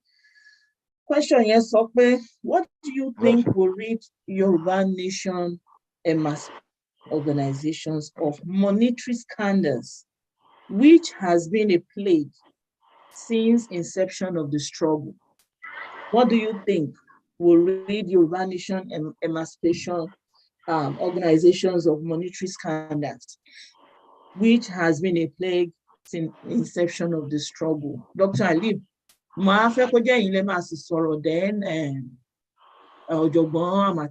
because of their network, we'll give them the opportunity to speak first. So Dr. Ali, okay. Okay, so mo kí bàbá wa o, bàbá gangan mo kí yín o. Lórí ìbéèrè yìí tẹ́ béèrè nísìn, ó ní pé gbogbo ohun tó fa kínní òun náà ni àìsí structure àìsí foundation tó dáa òótọ́ nìyẹn and ibi tó wà pé níbi tí structure wà ní tó ń function dáadáa tó jẹ́ pé gbogbo ẹni tó bá wù kó máa bọ̀ ó ń bọ̀ wá tó line ni ó máa queue ni torí pé kí ni everything ti wà ńlẹ̀ òun náà máa tó line bẹ́ẹ̀ tí ò bá ti sí oríṣiríṣi nǹkan ló máa ṣẹlẹ̀ nídìí eléyìí lápèjúwe nísìn tó yẹ pé ní umbrella body wà tí gbogbo ayé gbà tí gbogbo ayé nífẹ̀ẹ́ sí tí gbogbo ayé tẹ̀lé tí leadership náà sì wà tó yẹ pé gbogbo ohun tó yẹ kán ṣe wọ́n ń ṣe lọ nírọ̀wọ́ rẹsẹ̀ tó máa fẹ́ sọ̀rọ̀ nípa awareness wọ́n ti mọ àwọn tó wà ń bẹ̀ tó máa fẹ́ sọ̀rọ̀ nípa àwọn oní rally wọ́n ti mọ àwọn tó wà ń bẹ̀ tó máa fẹ́ sọ̀rọ̀ nípa oní security wọ́n ti mọ àwọn tó wà ń bẹ̀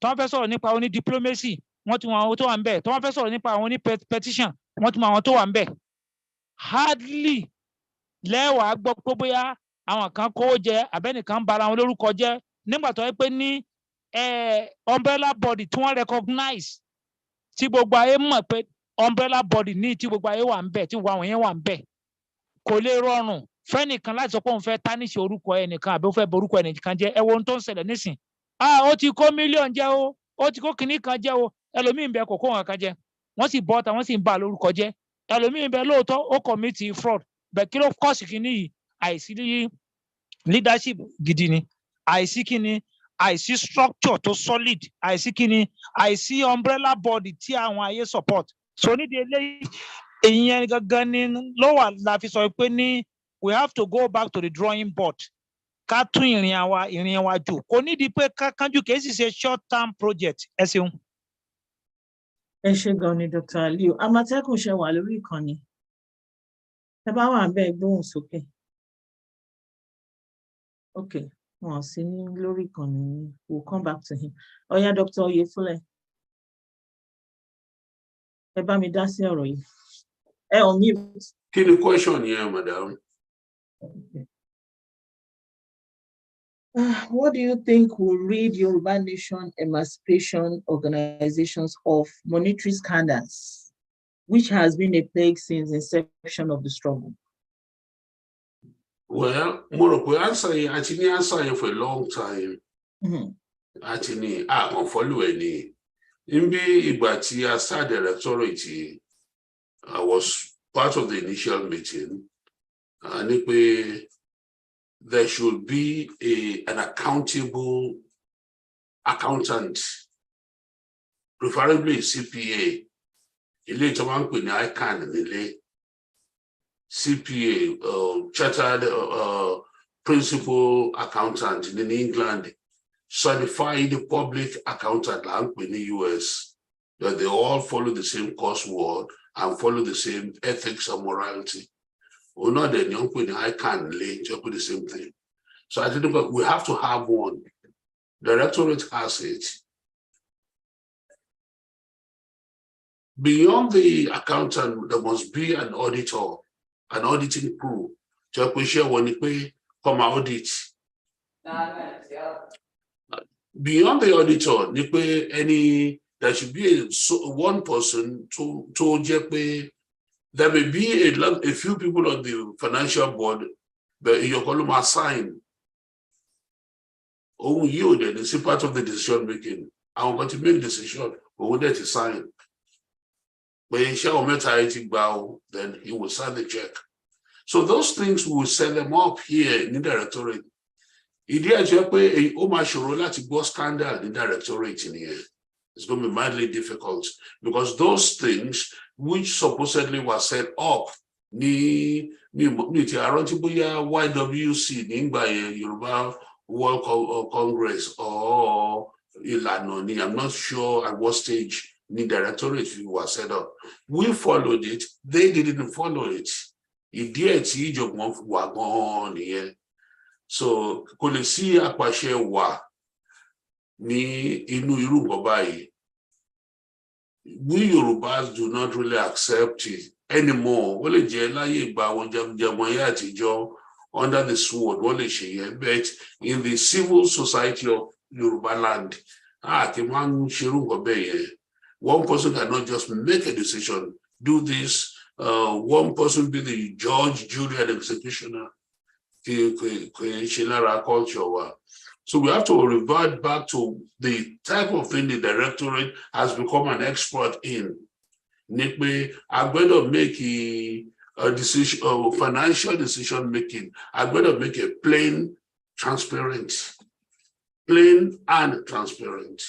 Tabati Sheye, in the oncoming surge in our history, in the history of Yoruba nation procurement, lágbára Ọlọ́run, àárí èsì rere, irú èsì tí directorate rí sí, òun náà ni the rest of the Yorubas máa ní, tó bá put those things in place. Olótù. Ẹ ṣé gan ni. Mrs. Sandra, ẹ jọ̀ọ́ bá mi fi ohun yín náà sí yẹn náà. Ní àfikún, àmì mo gba gbogbo nǹkan tí wọ́n ti sọ, Bàbá Aliyu àti Dr. Oyefule. Definitely, mo agree pẹ̀lú structure. But I think nǹkan tó wà ń di gbogbo kìíní tèmi rí o, ni pé this Yoruba nation struggle, àwọn èèyàn kan rí as personal business, right? Personal business, as opposed to we are trying to build the structure for a nation. A nation. We're not saying an organization, but a nation.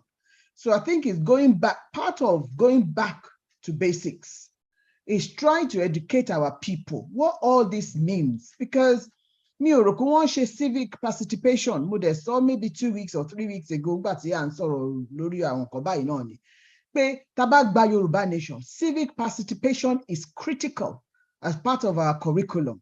Because ìyẹn á kọ́ wa pé báyìí ni wọ́n ṣe ń build nation o, part tí wọ́n play nínú nation nìyí o, ò dá dúró. Whatever you do will impact on your nation, good or bad, will impact on your nation and will reflect the type of people that we are. So when people see Yoruba nation as a business, a personal business, it tells on the rest of us, baby, ẹni pé báwa náà ṣe rí nìyẹn. Bẹ́ẹ̀ kọ́ o. So when we are doing all of these things, we must remember we are representing each other. We're representing the wider Yoruba, over 60 million, whatever millions you want to call us. That's what we're representing. And is that the best we can do for our people, to represent us that way? So for me, how we can rid of it is for us to go back to basics and to say, Tí ìkànnù wa bá ṣẹ̀, gbogbo wa la ṣẹ̀. Tí ìkànnù wa bá ṣe dáadáa, gbogbo wa la ṣe dáadáa. It's not about me and me and me alone. This is a nation we're trying to build. So therefore, all these personal businesses, I want this for myself, we must end those things. You know, we must start to build the structures that we're going to need and use when we go to our new nation. And it starts from now, not where we get it. Because, for example, let's just play with this scenario.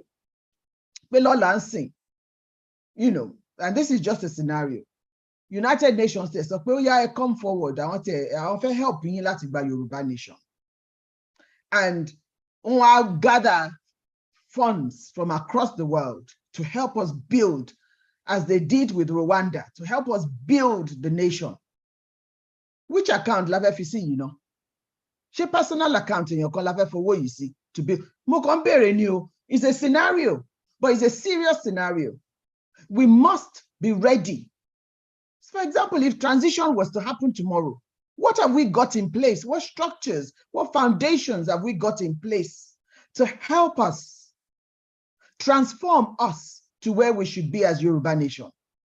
So for me, all they've said, you know, the model that Yoruba Nation Global Directorate has to be applauded. And that model must be, you know, blown into a bigger thing, because that's the only way we can do it. That's the sanest way we can do it, so that nobody can say a mini. People will be accountable for every penny that's put into that fund, is accountable for, and is audited, and is published, and is made known to people, and is transparent, and is doing what it's supposed to do. Nigeria will be Nigeria will be because otherwise every Saturday, it's just a waste of time. Waste of our time, waste of resources, and waste of lives. People's lives. This is what we're dealing with. People's lives. The lives of our children, our unborn children. Call on them in gbogbo adebe kó tó di pé a lọ kúrò ní orílẹ̀-èdè ayé yìí lágbára Ọlọ́run lágbára Èdùmàrè. So that's my contribution, my sister. Yeah, ẹ ṣé gan ni mà. Mo bọ́ sórí Professor Adeniran Àgbáyìn máa kalẹ̀ o. Ẹ máa jẹ́ pé ẹ̀yin ni máa pè last. Mo fẹ́ kẹ́ máa rest. Ó má dà pé mo pè yín for the first speaker. Mo fẹ́ kí Professor Adeniran àwọn náà máa jẹ́ the last one because tí wọ́n máa ń pòwe yẹn pé tán bá gégi ní igbó àbí ṣé tọmọdé bá gégi dẹ̀ àgbà ló mọ ibi tí ó máa rèsì. So àwọn ni màá jẹ́ kó máa sọ̀rọ̀ last so that you have a final say on whichever question I ask. So Professor Adeniran, ṣé ẹ rántí question yìí kí n béèrè again? Ẹ jẹ́ kí n repeat question yẹn fún yín, then mute mic yín. Question yẹn sọ pé, what do you think will rid Yoruba Nation emancipation organizations of monetary scandals, which have been the plague since the inception of the struggle? Oh, okay.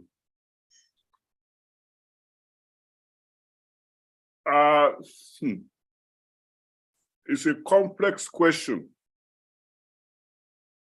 It's a very complex question. I will not go personal, but some of that monetary scandal are coming out of kéèyàn má rí mi ṣe, kéèyàn retire níbi iṣẹ́, kówó retirement ẹ̀ ò mọ́ jáde, àbí ìgbà tó bá jáde káwọ́ rẹ̀ ọmọ kájúlù. Àwọn oníwàásí wọ́n ní kọ́lọ́wọ́ fún wa lówó tí ó tó ná, tí ó tó lò, tí ó tó dójú ti bùkátà. Nígbà téèyàn ọba ti ẹ̀rọ owó jẹun àárọ̀ tó sì ti ṣiṣẹ́ bí aago tó ṣe wá ṣiṣẹ́ bí ọ̀lẹ, tẹ́wù ọ̀padà lọ́rùn, tó sì jẹ́ pé òun náà ni awòye ní àdúgbò rẹ̀, tó jẹ́ òpó náà ni wọ́n wá bá. Bọ̀dá àdí ìkan kí ló ṣẹlẹ̀ gbá, kí ló ṣẹlẹ̀ àwọn ọkọ̀ ẹ̀mú ẹjẹ́ kí lọ bẹ̀rẹ̀, ẹjẹ́ kí lọ wá, kò sígbà tẹ́nìyẹn ò ní fẹ́ wọ́.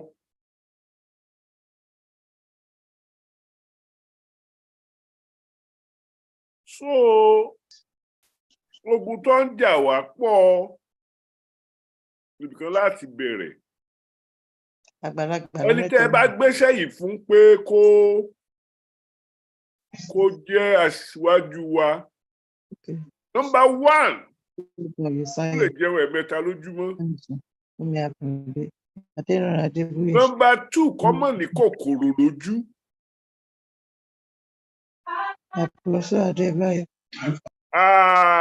Ẹ dákun tí n bá sọ tó bá bú ẹ forí ẹ̀jì mi o.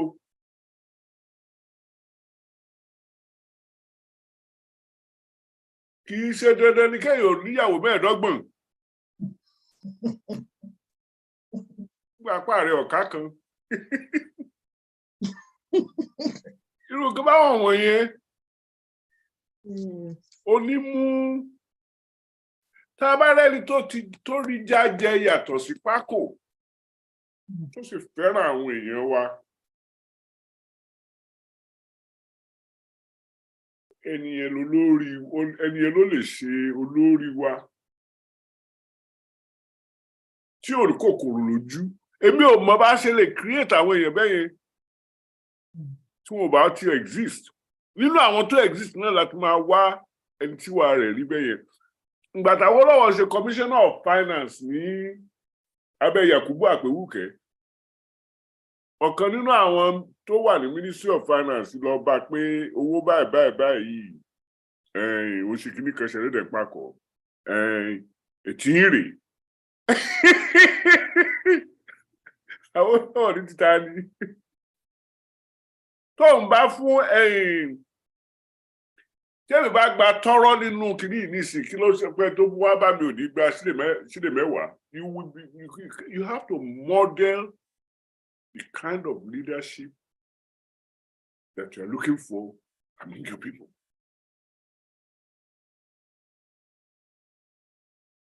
Wọ́n mẹ́nìkan tó jẹ́ pé tó bá lọ sí ilé wọ́n lè rẹ́ǹtì hòtẹ́ẹ̀lì fún kó gbé gbà tó bá wù ní state yẹn. Tó sì jẹ́ pé kì í gbà bẹ́ẹ̀ tó bá ti ṣe nǹkan tí wọ́n ní kó wá ṣe ní capital state yẹn ṣókí ó ti padà lọ sóko ibi tó ti wá lọ́mọ sùn pẹ̀lú àwọn kìíní. So irú àwọn character ní kìíní yìí èmi ò mọ̀ bẹ́ẹ̀ ṣe a lè structure rẹ̀ ló ẹnìkan wà tí ìyọjú sí yàn ṣùgbọ́n tí ó dá mi lójú pé irú èèyàn bẹ́ẹ̀ ni ó yẹ kó jẹ́ prominent nínú leadership wa bó ṣe lójú ní gbangba bó ṣe lábẹ́lẹ̀.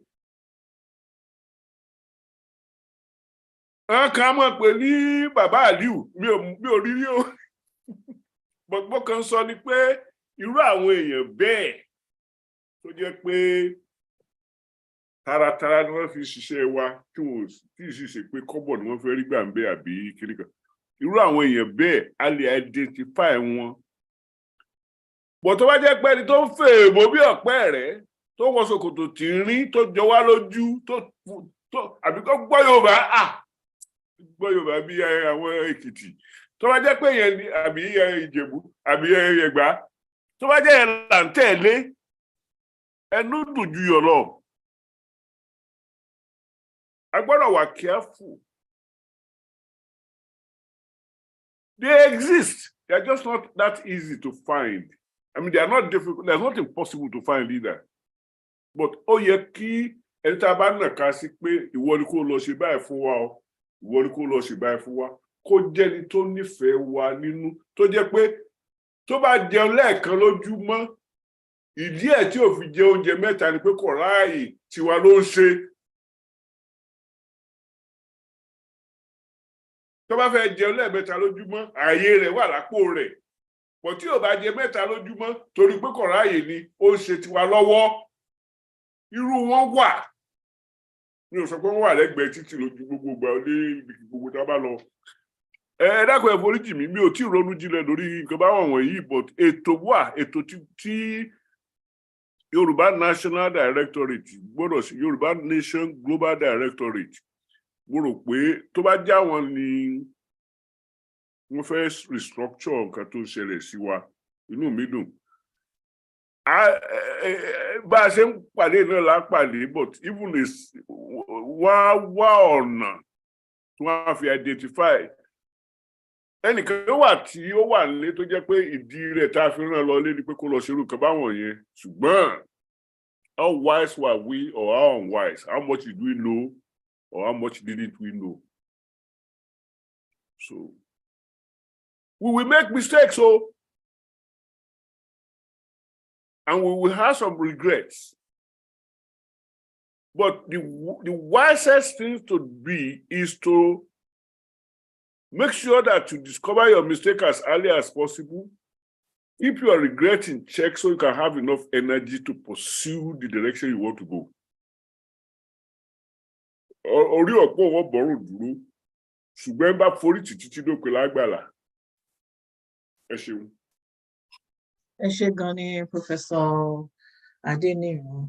Àmọ̀tẹ́kùn ẹ káàbọ̀ sórí ètò yìí, mo hope pé tí a bá ń sọ̀rọ̀, àwọn Fúlàní ò tún ní cut yín off. Oya, questions ìpínlẹ̀ tẹ́ẹ̀tì dáhùn, but ẹ bá wa. Fortunately, mo tiẹ̀ ti wá wọnú man cave mi sí, so that reception better níbẹ̀. Okay, you're welcome back, sir. So question here goes by, what do you think will lead Yoruba nation emancipation organizations of monetary standards, which has been a place since the inception of the struggle. Question here, it borders on conscience and individual assertiveness, decisiveness, and all of that. Sorry, as she exercise like ibura. I think it's a serious waste of time. It's lacking in our understanding of principles, accountability, and transparency.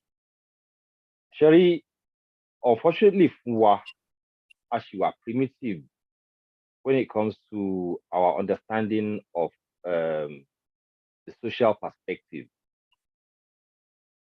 Sherry, tobacco resources, so public property ni.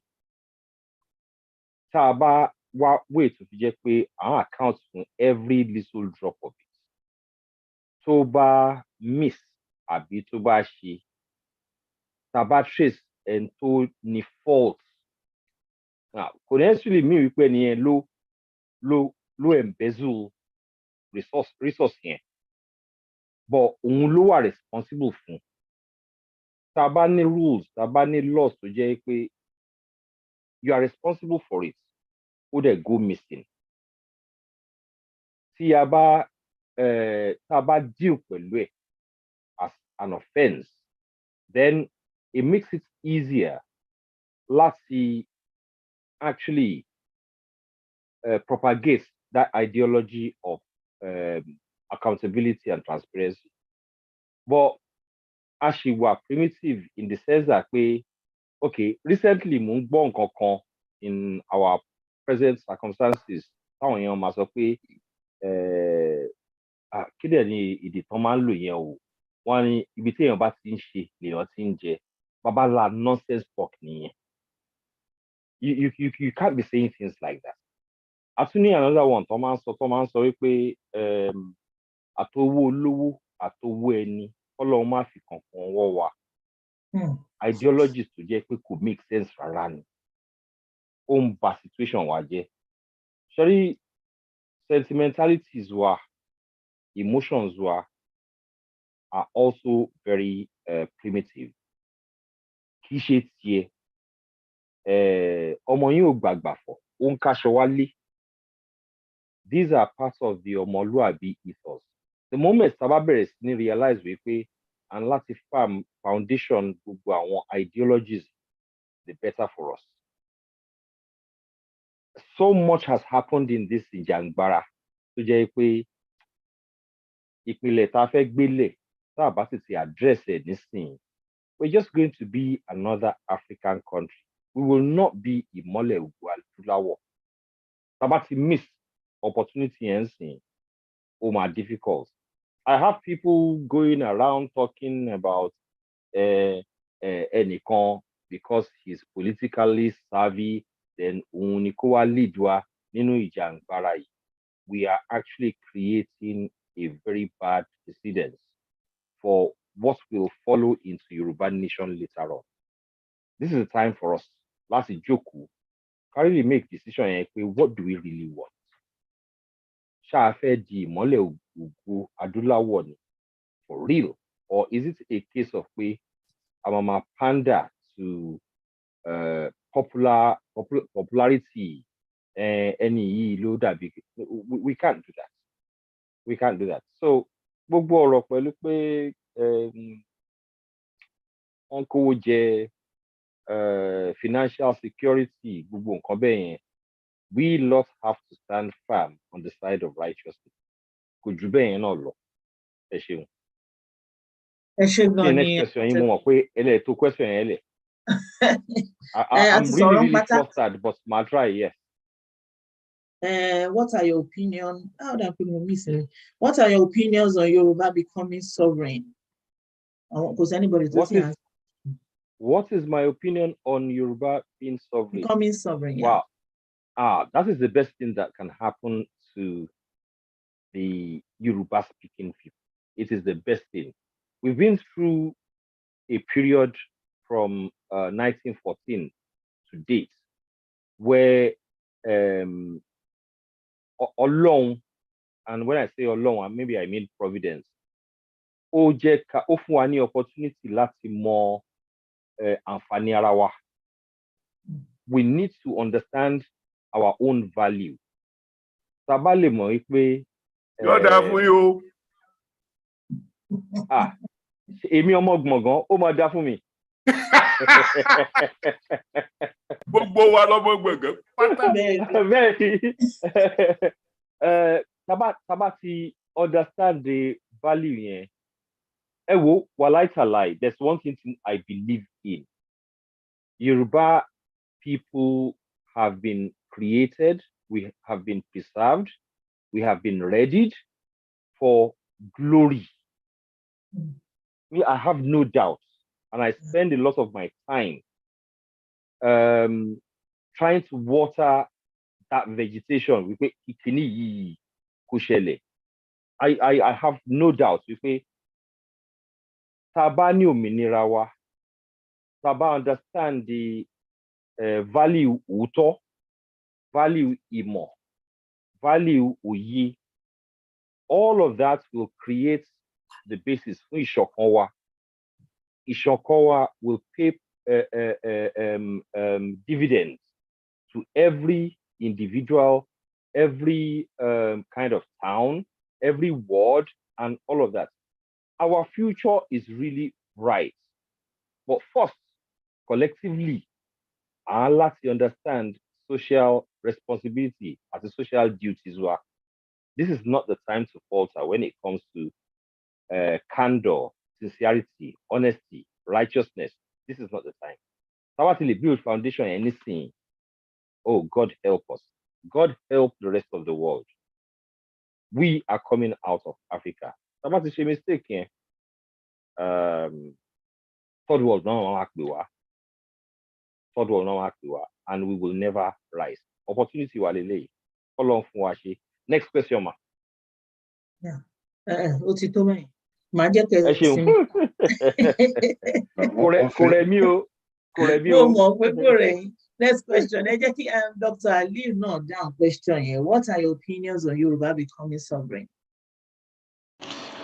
Sẹ́rí bí màá ṣe dáhùn ìbéèrè yẹn, màá kọ́kọ́ sọ pé ní wow, tí Yorùbá bá gba òmìnira, ọ̀pọ̀lọpọ̀ àwọn èèyàn wa gan wọn ò mọ oore tí Ọlọ́run ṣe fún àwọn ọmọ aládé.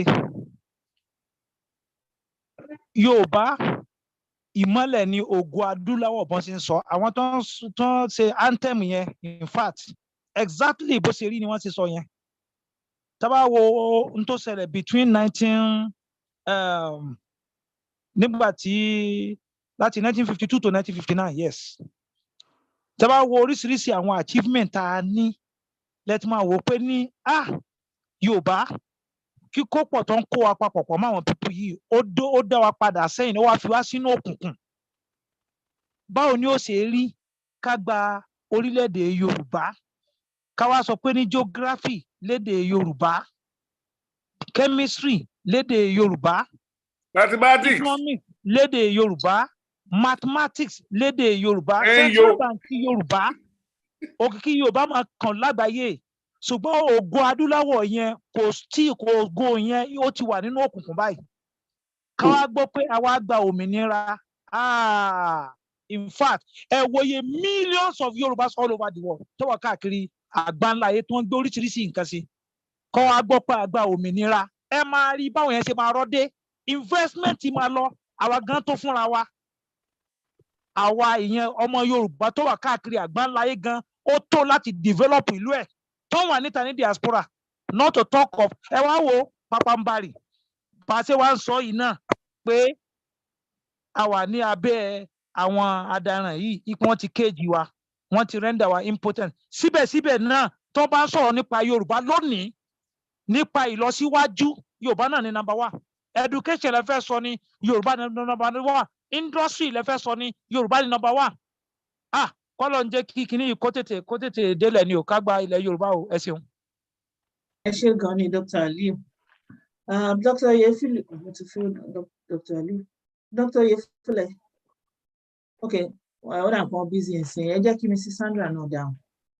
What do you feel about your sovereignty? Wow. Sherry, mo kàn ṣe ìjókòó síbi mo dẹ̀ wá ń wò ṣá. You know, pé the dream for it to become a reality. Kí nìyẹn bá jẹ́? Nǹkan ńlá gidi gan ni o. Nǹkan ńlá gidi gan ni. Nǹkan tí mo lè fi wé ni ó dàbí ìgbà tí obìnrin ò bá lóyún tó wá ń retí pé ó máa tó bímọ. Wọ́n wá bẹ̀rẹ̀ sí ní ra oríṣiríṣi nǹkan.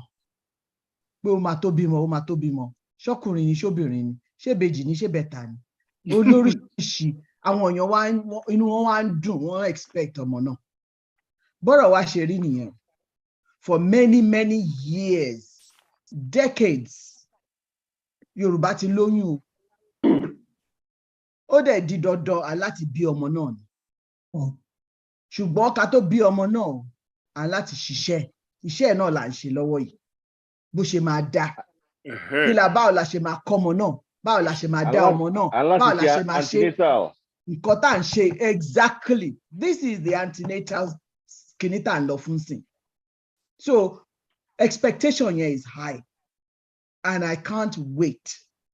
Because I know we are brilliant people, excellent people, talented people, no matter what sphere of work that you are looking for excellence, you would find Yoruba people there.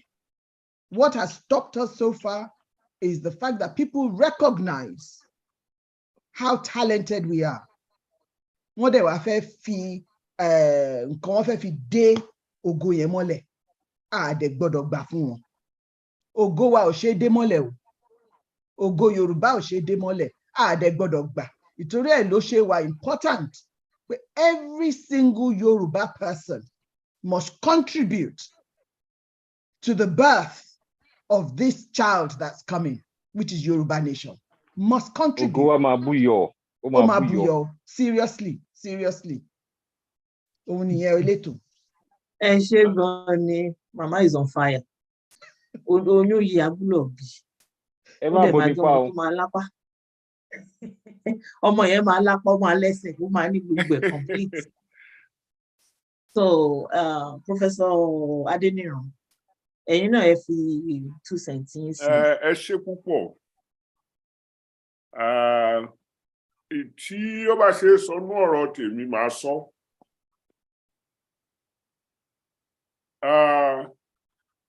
Dr. Oyefule. Wọ́n á máa lọ ilé lẹ́ẹ̀kọ̀ọ̀kan. Yes, sir, mo wà ń bí o. Wọ́n á máa lọ ilé lẹ́ẹ̀kọ̀ọ̀kan. Wọ́n lọ mọ tọ́jú àwọn èèyàn wa tó wà nílé pẹ̀lú skill wọn. Ọ̀tọ̀ ni mo sọ yìí o. Yes. Akọ̀wé Oòduà Foundation nígbà kan, Dr. Ogunwande. Ó kọ́ kílíníìkì kan sí Mọ̀wé. Ṣé Mọ̀wé lẹ máa ń pè lẹ́gbẹ̀ẹ́ Èkó? So kí ló jẹ́ kí mú eléyìí jáde?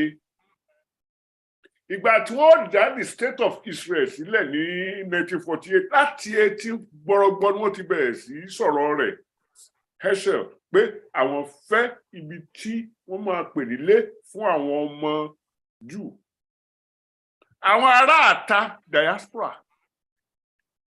àwọn ni wọ́n ríran káàkiri tí wọ́n mọ nǹkan tó gbọ́dọ̀ kó lọ sí Palestine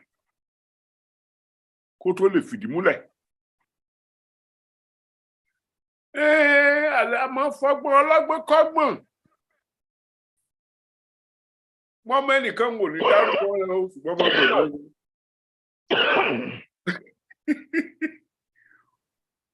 Okay, wọ́n dà kọ rẹ̀. I'm talking about myself. Happy New Year. I lost a son in March. My oldest child. He studied mathematics.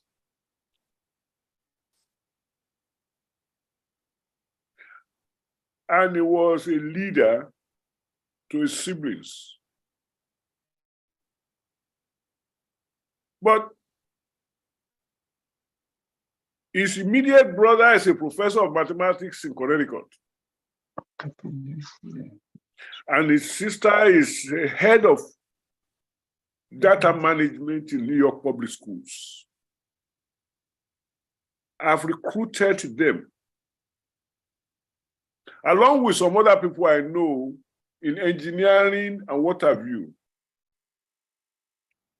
We are designing educational material that is going to be written in Yoruba and English, so that àwọn ọmọ wa wọ́n á lè kọ́ ìṣirò. I mean, I'm using mathematics as an example.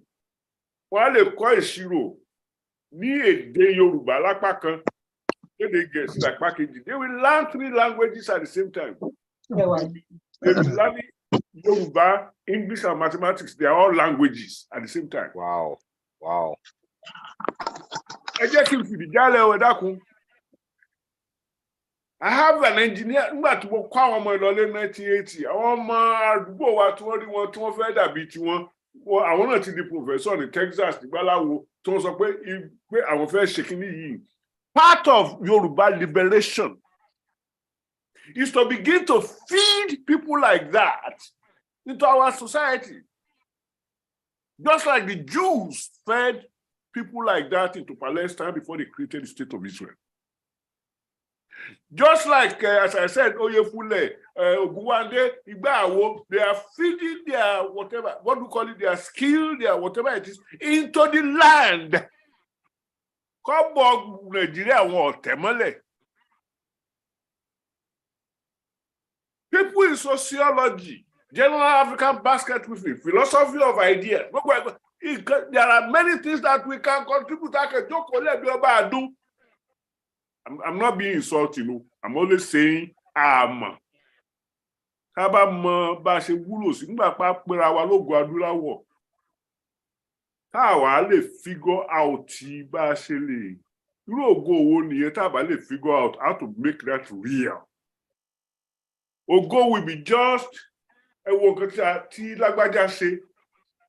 Nǹkan tí lágbájá ṣe tí ò di ẹ̀bà ní yàrá nílé mi, èwo ló kàn mí bẹ́ẹ̀. So we must think deep how to be effective. Àwọn èèyàn wa, àwọn ìyá wa àti bàbá wa tó forí jágbó lọ sóko ègbú tí wọ́n fi rán wa lọ sí school. Why do we think that we are worthy inheritors of their effort if we cannot duplicate or replicate or multiplicate it? And think through how to do that. Finally,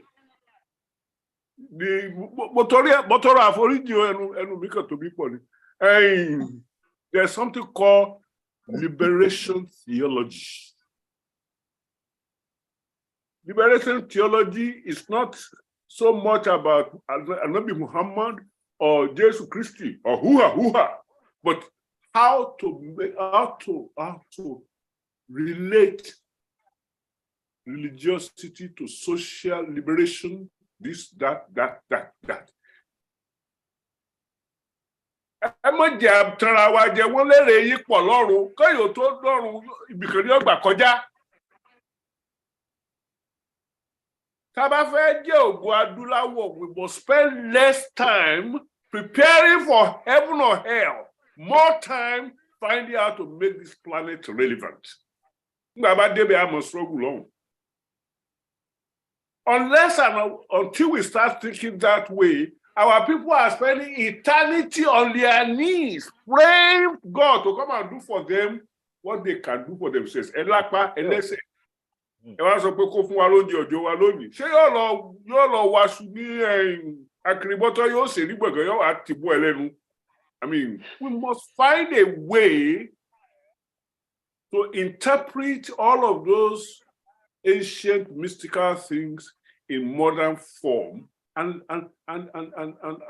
act accordingly. We must have a radio station. We must have a TV station.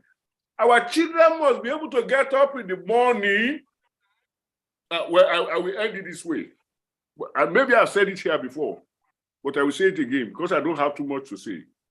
In the 1940s, at Tenimontani Burger, I was a 5-year-old. One battle lórí Kolomota Jankpini, Berebutu. They got all kinds of things with different prices. I want couldn't to come in Ishiro. And it was all mental. I was 7 when I went to school. I could do mathematics in my head, all because of that experience. How do we package that for modern children? We can't. I mean, how do we package up? Why are we not sitting down and re-engineering things from our past to fit into our present and project into the future? Who are the people doing that? I mean, I'm not against any of these things. Let us put our brains together to redesign a society that will really be worth calling Ogo Adulawo. Wow. Ẹ ṣé gan ni Professor Adéníran àgbáyà kalẹ̀ gbogbo tẹ̀dẹ̀ ń ṣe lágbára Èdùmàrè fún ilẹ̀ Yorùbá ó máa ṣe ṣe àwa tá a wà lẹ́yìn yín náà à á gbé Ògo Adúláwọ̀ yẹn ga ní ọ̀nà tó tọ́ àti tí ó yẹ lẹ́yìn. When the mathematics and the chemistry and the books are written in Yoruba and English, they'll be translated into French for Dahomey, into French and Yoruba, Portuguese and Yoruba for Brazil, Spanish and Yoruba for. That's how you become Ogo Adulawo. You lead in a kind of liberation theology, which has nothing to do with the Bible or Quran, to liberate all of our people on the planet by empowerment. Which does not mean anything like that. I mean, that's another department. I mean, I mean,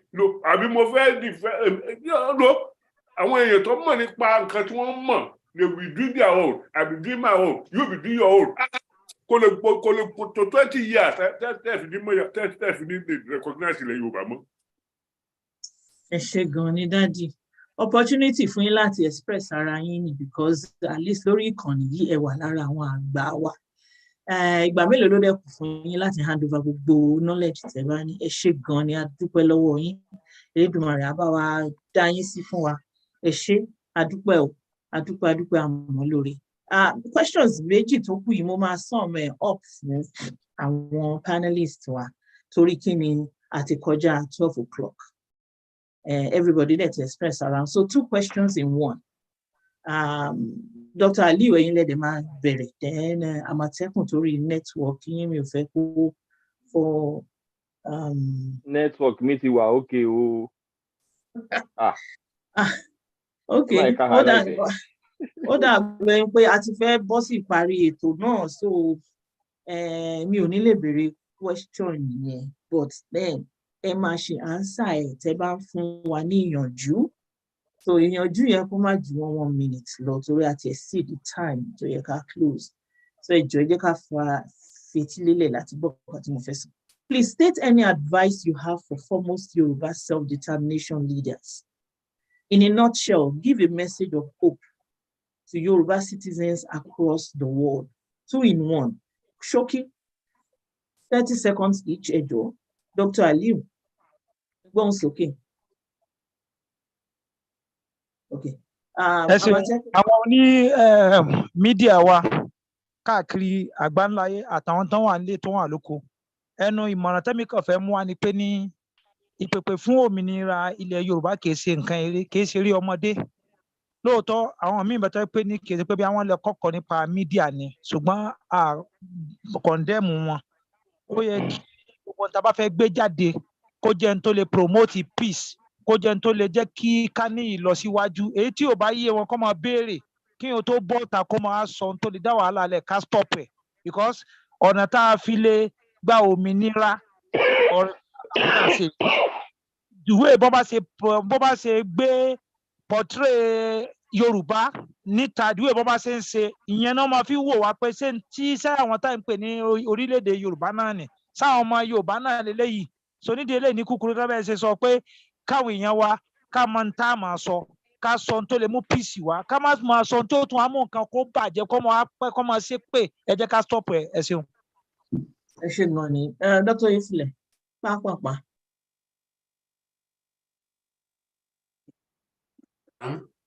pápápá yín yẹn ti pọ̀ jù ẹ gbọ́dọ̀ repeat question yẹn ẹ jẹ́ sọ pé. ẹ mọ̀ pé ó yẹ kí n ti close by so we have used extra minutes. Mo last question says pé kẹ́ gbà wá ní ìyànjú tó ti gba ọmọ Yorùbá níyànjú kẹ́dẹ̀ nípa self-determination. Please state any advice you have for the foremost Yoruba self-determination leaders.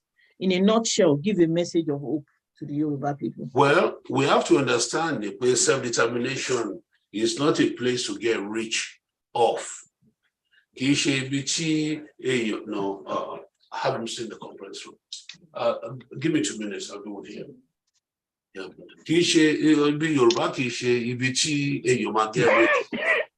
we have to understand that Kennedy saw Ibato assume leadership of the country in 1960.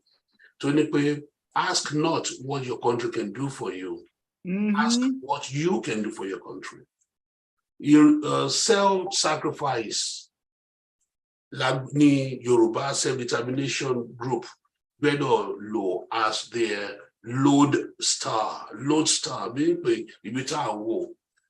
not how popular will I become, not how rich will I get off this. What can we do? What can we sacrifice for Yoruba land? Need the main thing to understand. Ibama da fún àwọn tó máa lead wa from now on. Ibama tún da fún àwọn tó máa follow wọn from now on. Olótù. Ẹ ṣé gan ni. Mama mi Sandra. Sharp. Shegoni Nishoki, I would say, for the leaders, love your people and be honest. Love your people and be honest. Start to think about communication strategy and a plan for Yoruba people so that every single agitator, speaker, rallies, anyone that's going out to talk about Yoruba nation, talk with one voice, one message. Yeah. And hope for our people, it can be done. But for us to do it, we have to do it together. Ẹ má fi dá èèyàn kan, ẹ má fi dá group kan, ẹ má sọ pé bàbá sọ pé ìyá sọ pé kẹ má lè béèrè question. You have a right, it's your entitlement, and you must grasp the whole essence of Yoruba nation. Ẹ ṣé gan ni. Ẹ ṣé gan ni. Professor Adeniran. I want to apologize if I have been too loud. No. No. But I am going to say that I am willing to sit down and really with anybody, 2 or 3, 10, to design something. To sit down and create a design. The design doesn't have to be perfect. It just has to be a starting point that we can tincture right, left, and center. The salvation, the revolution that will bring the Yoruba to Ogwadulawo is not going to be always loud. It's not going to be always muscular. Or if there is any muscle involved, it will be the brain muscle, if we will allow me to say that. We really have to sit down and think, and design. I remember Ayatollah Khomeini, who helped to liberate Iran. Nobody thought Iran could be liberated. It was completely surrounded by superpowers since the time of Mossadegh. Dear ni mwere de wogba. Ayatollah liberated his people. We can do the same, we can do better. It will not be by any of the methods that they've already used. Oju ti kawamo. but we have brain. The one thing is our brain, and we have plenty of them, millions of them. We just need 2 or 3 of them or 10 of them to get together and really take this thing seriously and design a future for us. ẹ ṣé gan ni dájú Ọlọ́run bá mi dá yín sí á dá gbogbo wa sí o.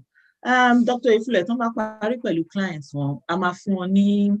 Mo lọ mu kọfí mi ò sì ní fún òye fúnlẹ̀ ní kọfí yẹn mu. Dr. Ifule. Ẹ̀kọ́ yangan ni ẹ mú dádì. Ẹ̀kọ́ òyìnbó mu tíì mo mu kọ́. Ẹ̀kọ́ yangan lèmi náà fẹ́ mu. Dr. Ifule, màá fún yín ní minute kẹ́ fi ṣe tán pẹ̀lú client yẹn, but torí mo fẹ́ fún yín opportunity láti fún wa ní odù tí ẹ ló jáde. Oh, yes, happily so. Okay. Yeah. Just one Ṣé fẹ́ second. sọ ń sìn àbí ẹ fẹ́ deal pẹ̀lú client? Ẹ jẹ́ kí ẹ fún mi 1 minute. Okay. I'm Ẹ ṣé. almost done here. Ẹ ṣé. Ẹ mute ara yín. Sandra Popoola. Ó dà pé a ti bọ́ sí ìparí ètò báyìí bó tilẹ̀ jẹ́ pé mo máa fún. Ṣé pé ẹ ti sọ̀rọ̀? Sorry, mi mọ̀ pé ti sọ̀rọ̀. Irọ́ eléyìí mi ò tiẹ̀ fẹ́ miss ẹ̀ rárá ni. Àti gbọ́ nǹkan kan lẹ́nu àwọn èèyàn bíi Princess Ọlámi jùlọ. Wọ́n ti sọ̀rọ̀ kẹ́ tó wọlé dájú. Okay. Wọ́n ti sọ̀rọ̀. But ẹ má sì fẹ́ gbọ́ wọn bóyá next Saturday ẹ máa ti dìde. Next time, okay. Ẹ ṣé gan ni. Ọlásùpọ̀ Òtúlànà. Wọ́n lára àwọn audience wa ni. Ẹ jọ àwọn èèyàn mi ẹ ṣé gan, mo dúpẹ́ o, ẹ kú jókòó. Ọlọ́run kò ní kọ àtúnrí wa ní next weekend. Mo máa gbé ẹ má bínú tí Dr. Ifule bá sọ̀rọ̀ tán màá kàn ṣe summary tèmi. So ẹ jẹ́ ká gba Dr. Ifule ní àǹfààní. Ẹ jọ̀ọ́ má bínú pé mo Hello, Àmọ̀tẹ́kùn. Dr. Ifule, excuse. Ẹ má bínú, Dr. ẹ jọ̀ọ́ ẹ foríjì mí, Dr. Ifule, ẹ foríjì mí. Ẹ má bínú, confirmation discovery kan ní alẹ́ yìí. Nǹkan tí ó jáde lẹ́nu bàbá Adébóyè lénìí is a very delightful discovery wípé àgbà ò tí ì tán nílẹ̀. Yes, we have leaders. Àgbà ò tí ì tán nílẹ̀ rárá. We knew that, but we had a confirmation tonight. At the same time, my condolences. Nígbà tẹ́ ń sọ̀rọ̀ loss yín, there was that little touch of emotion that you share. So maybe from that point of view, maybe actually, if it's okay with the house, 1 minute silence. But Baba, discovery yẹn, Ọlọ́run ní jẹ́ ká lose ẹ̀. Ọlọ́run á dẹ̀ jẹ́ ká ní àǹfààní láti máa discover irú yín. This is all we need. Àwọn àgbà tó máa wà lẹ́yìn tó jẹ́ pé wọ́n máa push gbogbo kìíní yìí. It is a very, very delightful discovery. Ọ̀rọ̀ tẹ́ ẹ sọ, it comes out with a concrete vision. Vision yẹn gan la need lọ́wọ́ àwọn àgbà wa. Àwa náà ní vision, but tradition wa kò allow wa láti take that front step.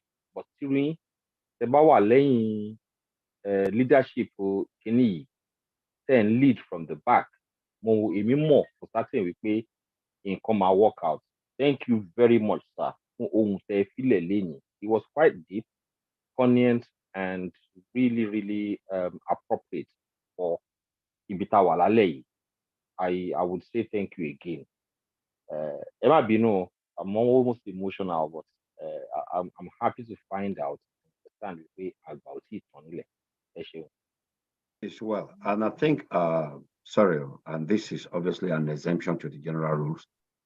In view of what our brother just said, I think it would be appropriate for us to actually observe a minute silence for not just Baba, all those affected by the loss. And it's also a loss to the Yoruba nation. So can we please just observe 1 minute silence? Thank you.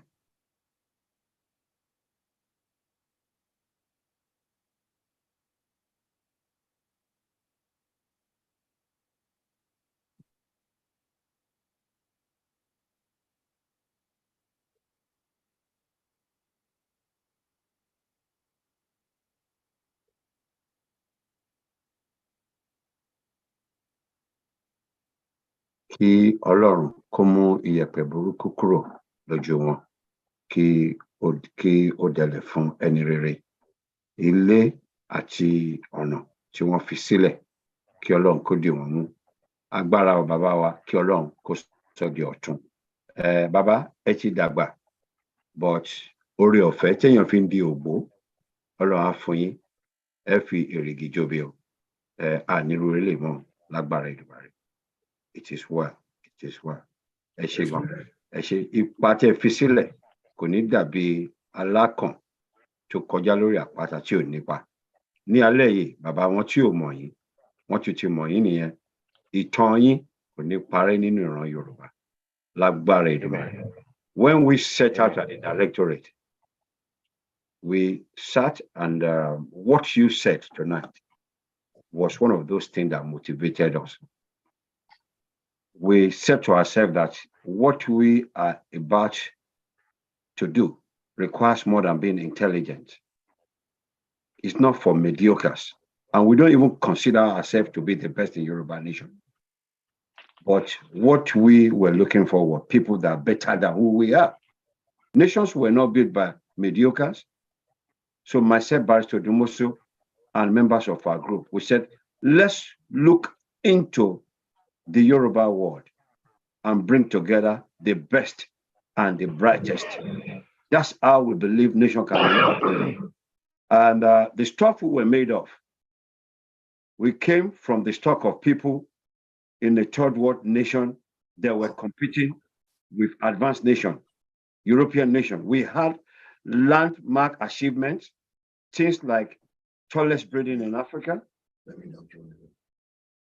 first broadcasting corporation within 3 months of Western region. We can do it until this present government actually truncated the light railway. The late Jack Conde already conceptualized that for Lagos. And guess what they replaced it with? Keke Marua. Only stupid, ignorant people borrow ideas from a poverty-stricken nation. We can do better than what we've experienced. And all of the fún wa ní oore ọ̀fẹ́. Gbogbo àwọn ọgbọ́n ìmọ̀ tí ẹ fi sílẹ̀ fún wa, à á lò. Nǹkan tí ẹ ṣe lénìí bàbá, àwọn ọ̀rọ̀ tí ẹ sọ tí gbogbo ọ̀jọ̀gbọ́n dẹ̀ sọ pátá is recorded, it's on YouTube. It shall be for future generation. They will use it for their project, research work. They will visit it. Ọ̀rọ̀ kékeré níbí long. Wọ́n á lò tó dẹ̀ máa di odindi. Ilẹ̀ Yorùbá náà á dẹ̀ gbé wa. Odùduwà á gbé wa. Kò ní gbé ọ̀dàlẹ̀. Gbogbo orúkèrìdò tó ń ṣẹlẹ̀ nílẹ̀ Yorùbá, Ọlọ́run á bá wa fòpin sí. Ẹja tuntun, omi tuntun á rú. Ẹja á rúwé, ẹni bẹ́gi lójú. Igi náà á rúwé lágbára Èdùmàrè.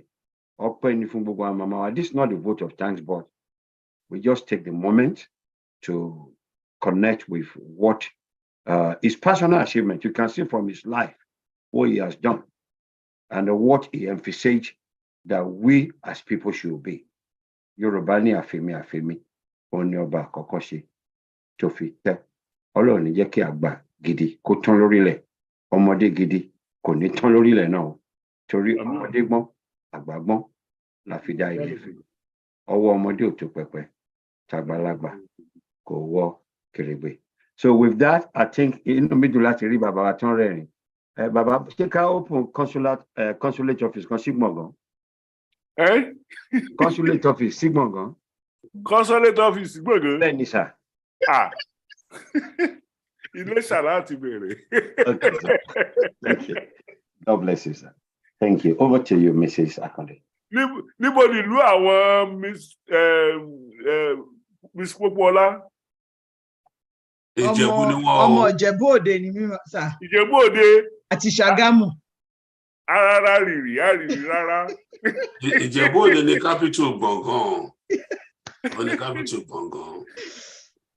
Ẹ ṣé gan ni mo gbádùn rẹ̀. Gbogbo ẹ̀ ló correct Gbọ̀ngàn ọba Ìjẹ̀bú ọba everywhere ọba we are all Yoruba.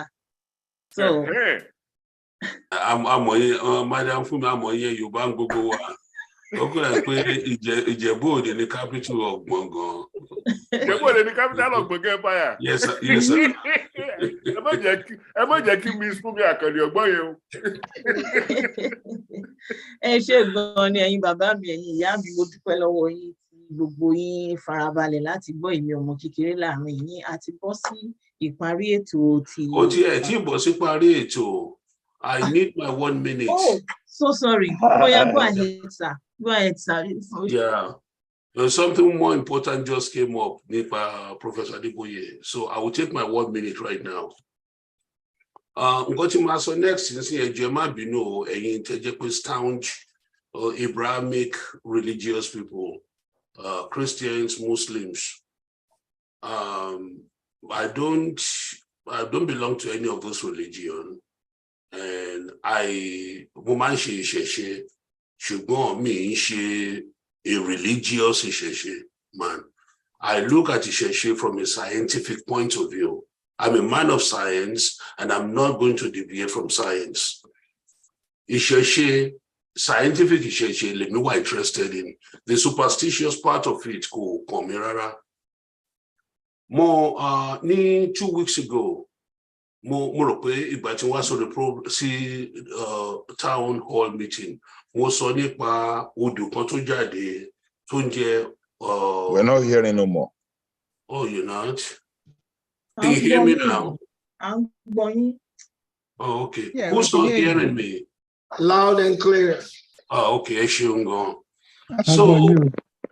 Ogbe ló jáde 2 weeks ago.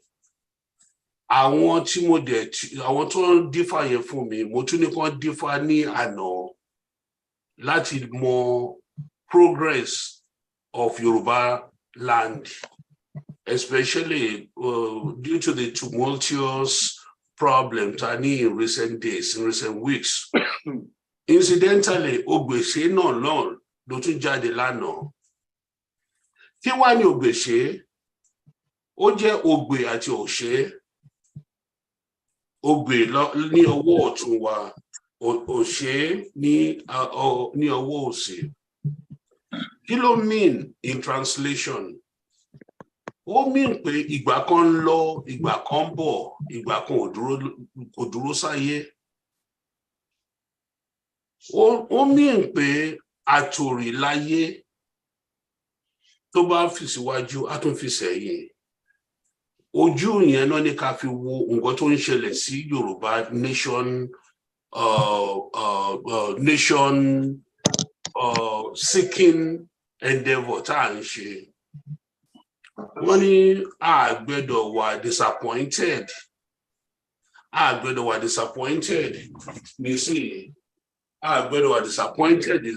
Nítorí pé our world view ní Yorùbá land ó wà cyclical. Kì í ṣe linear, irú ilé tí àwọn Ìgbò gbogbo wa tá ṣe Newtonian physics in school. We know everything goes in one line. But in Yoruba, our own wisdom would go one line, ó wà cyclical. Ìyẹn ní pé tí àtòrí bá fi sí báyìí, á tún fi padà báyìí. Tí Yorùbá nìyẹn. Ó dẹ̀ sọ fún wa ní pé gbogbo wa láti ní premonition nǹkan tó máa ṣẹlẹ̀. Gbogbo wa being those of us mostly on this platform tí ó pa tí ń follow kìíní àti mọ̀ pé nǹkan tó máa ṣẹlẹ̀ yìí náà ló máa ṣẹlẹ̀. Wọ́n ní pé we must move away from lying and we must stand with moral men and women with morality. Ní ká dúró pẹ̀lú wọn. Wọ́n ní pé do not offer what you cannot deliver. And on the part of those who have not lost much, do not tease or make fun of those who are who are fallen. It's very unusual pé the same odù máa ń jáde léraléra, but this one came out. And èèyàn tó dẹ̀ dá odù yìí Yorùbá ni o, but Yorùbá land ti Nàìjíríà kan náà ti bí, Cuba náà ti bí, babaláwo ni. òun dẹ̀ ní olórí gbogbo àwọn awo ní North America fún àwọn olùkùnmi. Ó ti lọ sí Nàìjíríà 39 times, sílẹ̀ Yorùbá 39 times. The last 15 times, ó bá mi lọ sí capital of Gbọ̀ngàn Empire tó jẹ́ Ìjẹ̀bú.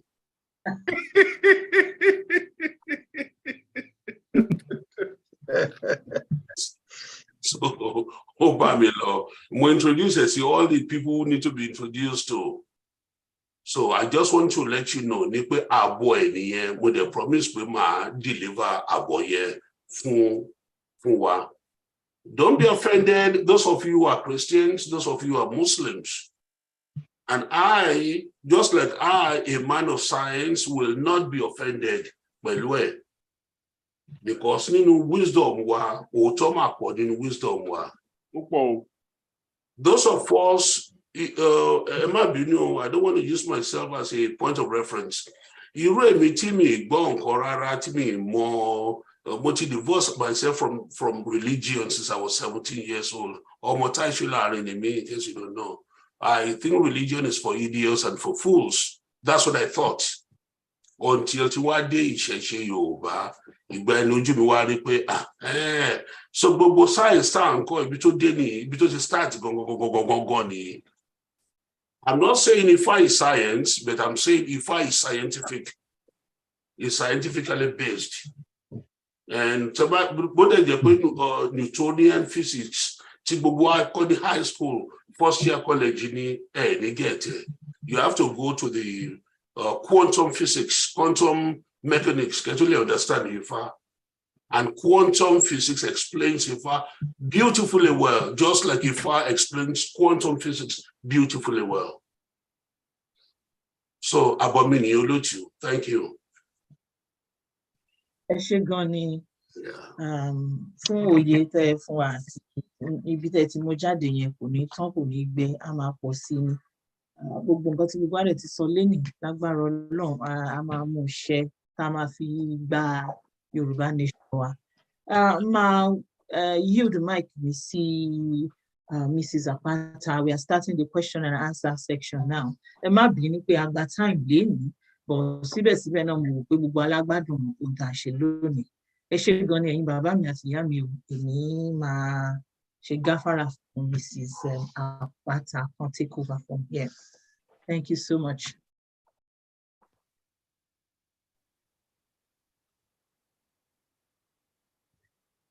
Hello, Mrs. Apata. Hello. Yeah. Thank you. Ẹ jọ̀ọ́ ṣé ń gbọ́ ohùn mi? Ẹ ṣeun ẹ̀yin bàbá mi ìyá mi, ẹ kú àtàárọ̀, ẹ kú ìjókòó, ẹ kú atótónu látẹ̀kan. Gẹ́gẹ́ bí sísítà mi ṣe sọ, ẹ kú iṣẹ́ sísítà Àkàndé, iṣẹ́ gidi lẹ ṣe o.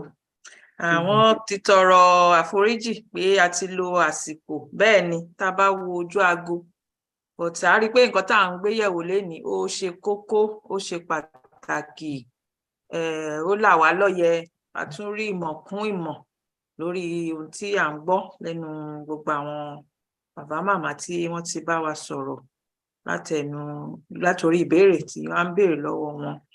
Bí a ti ṣe mọ̀, láì fi àkókò wa ṣòfò mọ́, a ti mọ abala tá a wà, a sì ti mọ ìṣe wa ń bí pé a máa nawọ́ ẹ̀rọ ni. Mo ti rí àwọn ọwọ́ lókè, so but bí wọ́n ṣe yọ ní ọ̀dọ̀ mi ni mo ṣe máa pè wá ní ọ̀kọ̀ọ̀kan. Adití sì máa ń kà fún wa pé tí ẹnìkan bá ń sọ̀rọ̀ kẹ́nìkejì kó dákẹ́ ká lè gbọ́ ara wa yé. Ìṣẹ́jú kan ẹ jọ̀ọ́, òun ni a máa fi béèrè ìbéèrè wa, bóyá ní méjì, ẹ jẹ́ ká pa gbogbo ẹ̀ pọ̀ kí a má tún lo àsìkò ju bí ó ṣe yẹ lọ mọ́. Nítorí náà ni àkọ́kọ́ tí èmi ń wo ọwọ́ wọn láti ọ̀dọ̀ mi ń bí, àwọn náà ni Reverend Dr. Joshua Bámibẹ̀. Ẹ jọ̀ọ́ bàbá mi má bínú sí mi bí mo ṣe pe orúkọ yẹn tí ò bá dún bó ṣe yẹ, ṣùgbọ́n ẹ ti mọ ara yín, ẹ jọ̀ọ́ ẹ bá wa tú ara yín sílẹ̀ kẹ́ béèrè ìbéèrè yín, ìṣẹ́jú kan. Ẹ ṣé mo dúpẹ́, mo kí gbogbo ilé o. Ẹ kú atótónu, ẹ ní ṣe àṣedànù lórúkọ Jésù. gbogbo ìyànjú wa Ọlọ́run á ràn lọ́wọ́ á dẹ̀ mú wa débi ilẹ̀ ìlérí tá à ń sáré tá à ń lépa ìgbà tá a bá dẹ̀ délẹ̀ ìlérí náà wọ́n nífẹ̀ẹ́ nìkan kan ní wa ṣe àwárí. Àmín o. Jésù Kristi ìbéèrè mi ò ní pé nǹkan kan tó kàn kan mí lóminú mo gbọ́ nígbà tí bọ̀bọ̀ tó ń ṣe agbẹnusọ fún àwọn Biafra tó sọ wípé iye báyìí ni wọ́n fún aṣojú wọn ó mọ̀ ọ́n ṣe kò mọ̀ ọ́n ṣe gẹ́gẹ́ bí owó oúnjẹ lóṣù ó mọ̀ ọ́n ṣe kò mọ̀ ọ́n ṣe ìyẹn ló kàn mú ìkọminú wá tí mo fi bẹ̀rẹ̀ sí ronú pé okay for such a time as this bàbá àti Chief Sunday Igboho Ọlọ́run gbé kalẹ̀ gẹ́gẹ́ bí Mósè àti Aaron fún wa. And when you look at God, àwọn tí ò dáa tó tí ò pé tó lọ́lọ́run máa ń lò láti gbé ògo rẹ̀ dìde láti gba ògo through iṣẹ́ ọwọ́ wọn. Now, kí ni ohun tí ìgbìmọ̀ Yorùbá lápapọ̀ àbí everybody kí ni nǹkan tí ipa tí à ń kó nípa survival of Baba Akintoye is living bóyá nǹkan kan lọ lábẹ́lẹ̀ tí ọ̀pọ̀lọpọ̀ wa ò mọ̀ báwo náà ṣe ń jẹ báwo náà ṣe ń mu because to whom much is given much is required gẹ́gẹ́ bí ìṣẹ́jú kan tẹ́ fún mi I rest my mic. Thank you very much. Thank you very much, my brother. Mrs. Apata, Apata, do you mind? Go ahead. Thank you. Brother, you asked Nkotebere Nkorogboni. Níbi kíbi wọ́n bá ti ń ṣe irú nǹkan tá à ń ṣe nílẹ̀ Yorùbá yìí. Bó ṣe yẹ kó rí gẹ́lẹ́ lẹ ṣe sọ yẹn. And but mo tún fẹ́ sọ nǹkan kan pé Yorùbá ní méjì nílẹ̀kùn tí ò bá tì síta á tì sínú ilé. Ní ọ̀dọ̀ wa ń bè yìí ṣé mọ̀ pé wọ́n ní àkùrọ̀ lómi sínú kójò tó rọ̀ sí kò fi tòjò ṣòro. Amongst us is somebody who is a PhD student who has been in the struggle for the last couple of years, hasn't been paid for one single minute. It's a choice for him to do that. And the same goes with everybody that you've seen in the directorate. Even as we speak now, our leader, Princess Adiola Atayirola Mijulo, I believe it's maybe it's a wee time of the day in Australia down under at the moment. She doesn't get remuneration. It's a choice. And now, Egbeloman decide the room quotation. And Egbe Loma decide. Our listen, we can only answer the question based on our structure. But if you are looking at the totality of the struggle, Baba has made significant impact and should be remunerated. Now, let me tell you this. There were people who appointed, or let me say, presented Baba to lead the struggle. I don't know what the initial arrangement, maybe, but I can only tell you from what he has said on many occasions, which I believe also people compliment. And Baba said that is getting money from his books. He's an 87-year-old man. And from all I know, I don't think Baba has actually asked anybody for money, openly at least, openly. So, Yoruba, let's suggest it. So, tí Baba bá ní àwọn wípé àkùrọ̀ lómi tínú kójò tó rọ̀ sí. It's at that age when he can bless our nation with everything he has done in his lifetime that he enumerated in the public. Even pension one, Baba làwọn ná sí. Now, ìyẹn mean wípé gẹ́gẹ́ bí pastor tó ń ṣiṣẹ́, ẹ bá fẹ́ fún Baba ní present, kan ṣe kò sí nǹkan tó burú jù.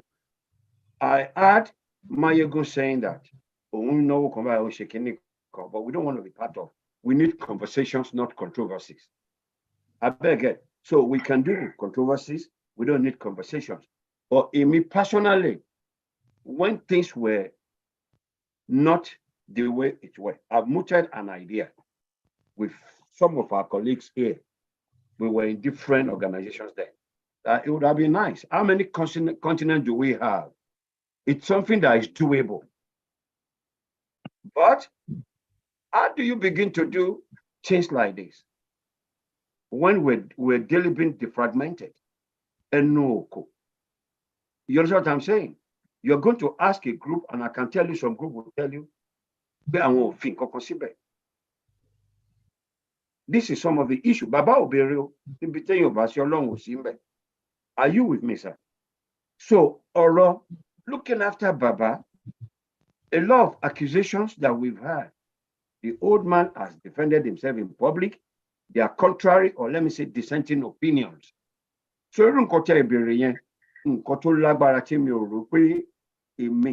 or anybody actually have the capacity to address. Ọ̀rọ̀ ìdílé Yorùbá leléyìí tó jẹ́ pé tí ò bá ṣe, wọ́n ní ọ̀rọ̀ tó ṣẹ̀ nínú omi, tí ò bá ṣe akàn, á ṣẹja. Because you see the movement, the different organizations, including ourselves, how it evolves.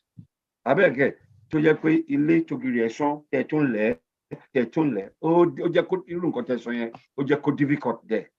Abẹ́gẹ̀ nǹkan tí mo sọ, but gbogbo ẹni tó bá ń finú kan ṣe, tó ṣe ń bí, àdúrà tí mo fi pé ká máa gbà ní pé kí ebi alẹ́ kó má pa wọ́n, káṣọ wọn má pọ́n, kí Ọlọ́run kó dẹ̀ reward wọn.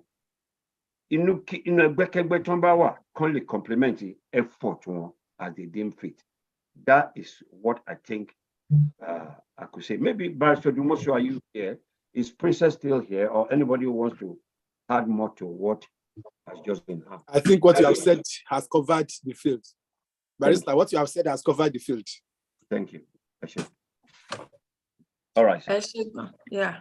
Ẹ ṣé gan ni Barrister àti arákùnrin Pastor Reverend tí wọ́n béèrè ìbéèrè yẹn. Mo lérò pé wọ́n satisfy yín. If not, ẹ lè reach out sí wọn, behind the scene. Bóyá ó tún ní àwọn àlàyé tán tún lè ṣe fún yín. So mo máa kọjá lọ sí ẹnìkejì tí mo rí ọwọ́ wọn. Màá fẹ́ sọ pé lára àwọn panelist tàbí secretariat, ẹni tó bá lè dáhùn ìbéèrè tẹ́nì kọ̀ọ̀kan bá béèrè, so I don't have to call pé ta ló fẹ́ dáhùn, ta ni ò fẹ́ dáhùn. So as we listen to their questions, ẹni tó bá máa dáhùn kí wọ́n tètè indicate, so that ká máa ṣe ní kánmọ́kánmọ́, ká má tún gba àsìkò ju bí ó ti yẹ lọ. We are mindful of your time. I dey appreciate sùúrù tẹ́ ní pẹ̀lú wa látàárọ̀. So ẹnì kejì náà ni bá mi tò. Bàbá ẹ̀yin ló kàn ṣókí. Ẹ ṣé gan, mi ò ní gbóhùn tó wàásù. Mo kàn fẹ́ béèrè náà nínú gbogbo àtà lórí ìkànnì àbí tá belongs to other group. Is there a way tí a lè ṣe tó máa wà pleasing to the leaders of different groups to come together gẹ́gẹ́ bíi pé ká ní òótọ́, ká dẹ̀ ní ìfẹ́ ara wa, ká ní ìṣọ̀kan? Does that make sense? I think it does. When So, thank you. Yeah. Yes, we do talk. Bamito. Yes, sir. A máa ń sọ̀rọ̀, kò ṣe pà ń sọ̀rọ̀. And tẹ́ ẹ bá béèrè irú nǹkan tó ṣẹlẹ̀ ní tẹ́ ẹ bá sọ̀rọ̀ nísìnyí, a lot of people looking from outside would think pé Ògèdèngbé kò láìkí bàbá ṣe ló máa ń bú ní gbogbo ìgbà. Come on. Bàbá ni bàbá wa. But bàbá àtọmọ máa disagree on ideology. Abeg nǹkan tí mo sọ, my father may not like my ways, I may not like his ways. That's the freedom we want our children to enjoy. Bàbá ni wá o, tí bàbá bá jẹ́ bàbá, ẹ tún wá imagine àwa gangan. Tí bàbá jẹ́ bàbá fún, torí wọ́n ní àtúnṣe bàbá kó má pẹ̀ nìkan ní bàbá. Àwa sì recognize pé bàbá ni bàbá wa. So we talk.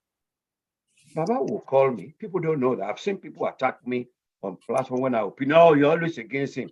I've never, and I don't think any one of us here might attack Baba. We pray, but we will speak out if Baba, tí Baba sọ fún wa pé kòríwá ní that is good. Abeg, so pé ṣá máa lè bára wa sọ̀rọ̀. Yes, Mr. Jide said, Mr. Adeleye, you are most people they're not privy to things we have. And I'm glad on this platform are people like Dr. Prophet Ajewole. So there have been issues when relationships were a bit hard. Who actually brought some wise men and women together. We talk. Àwọn èèyàn fẹ́ mọ̀ bọ̀ tí nǹkan tó dó bá dé kì í rọrùn. Bàbá Adéníran pẹ̀lú gbogbo nǹkan tó ń ṣẹlẹ̀, we speak where we need to do things. Ṣé mọ̀ pé kò ń ṣe gbogbo nǹkan lèèyàn ń sá lóòrùn. If you're part, it doesn't matter whether it's mid-level or upper level and lower level of operation, you need to interact. We're a human being, and that's what God designed us to do, to connect with one another. I don't know, Bamito, whether that answer your question. Well, I don't want to debunk that it doesn't, but it takes some part of it. Ultimately, different groups, Tower belongs to not directorate now. I'm saying the leaders of other groups, for example, let me pick up àwọn tó pera ní Àgbẹ̀kọ̀yà. Mo mọ̀ náà pé wọ́n ní fashions tí Gani Adams is a fashion. Mo mọ̀ pé àwọn náà tún wà tó pé maybe ìlànà whatever. For me, I thought the groups because when the Yoruba nation has to be, it's like it's going to be one voice. We all have to be united. Come and see discrimination between community, any or whatever. So whereby there will be a common forum for these people to get together and say, yes, we are talking with one voice. So I cannot one voice or whatever. So we do and groups in the moment their heads coming together to unite and be talking one voice with regards to having our nation. Ara awareness náà ló bá tún jẹ́ fún ti bí bàbá ìlú ṣe sọ yẹn náà other than going to background. So that's what I mean. Tó bá jẹ́ 15 type of groups ló wà, let those 15 people come together and say yes, this is what we are doing. So bẹ́ẹ̀ mi bá wà nínú group kan pé àwọn tó tẹ̀lé mi o, ń báyìí ní ẹ jẹ́ ká ṣe o, àti ṣe báyìí ni. So the same thing ní gbogbo different groups wọn náà máa sọ ní àárín ara wọn, àwa jẹ́ the same thing ni that we are all after. Thank you. And then I think I agree with irú nǹkan tí bàbá sọ náà pé ara nǹkan tá a máa ṣe ni ó ṣe bàbá tá a bá débẹ̀ tán la ṣe máa ní àwọn dáléèwé kan là ń ṣe gbogbo àwọn máa ṣe simultaneously náà ni eléyìí tó bá ṣe é ṣe ká máa ṣe mọ́ra wọn. So my question ni unity, love between all different groups. Baba Mito. Yes, sir. Nǹkan tí mo gbọ́ tẹ̀ ń sọ, ó dà pé security gangan ó ṣe pàtàkì nínú nǹkan tẹ̀ ń sọ. Yes, thank you, sir. Thanks. Ẹ sọ̀rọ̀ OPC, ẹ sọ̀rọ̀ Àgbẹ̀kọ̀yà. Ṣé rí in this struggle, sir, there are two things that we must always have in mind. Covert and overt. I beg it. Yeah. Your question is a valid question, but maybe in camera, if you take the we will be able to speak more because Mumbai is sort of one-on-one. Lórí ìkànnì yìí, ojúlarí, ọ̀rẹ́ òdòrí o. Mo agree, I'm good. Abẹ́gẹ́ nǹkan tí mo sọ. We talk, please. Yes, let it be. We can talk. Oh, yeah. Okay, sir. Thank you. Thank you. Yes, sir. Yeah. Okay, ẹ ṣeun. Ẹni tí ó kàn tí mo rọ́bọ wọn náà ni bàbá wa Ọláwálé Onígẹmọ. 1 minute, sir. Ẹ ṣé mo dúpẹ́ ẹ kú ètò. And I couldn't be any prouder than being part of this group. Question to mo fẹ́ béèrè has to do with awareness. And you know, it's just my own belief. One of the strongest channel towards awareness is having media to are robust enough not to reach ordinary people. And I only think about one particular media to feel you know, could get the job done. But I just want to ask this question. Yoruba Nation Broadcasting Corporation, how can we make it or widen the horizon to reach ordinary people? Because if we can do that, there is our lecture, Dr. Aliu and so will actually will make a huge difference in awareness.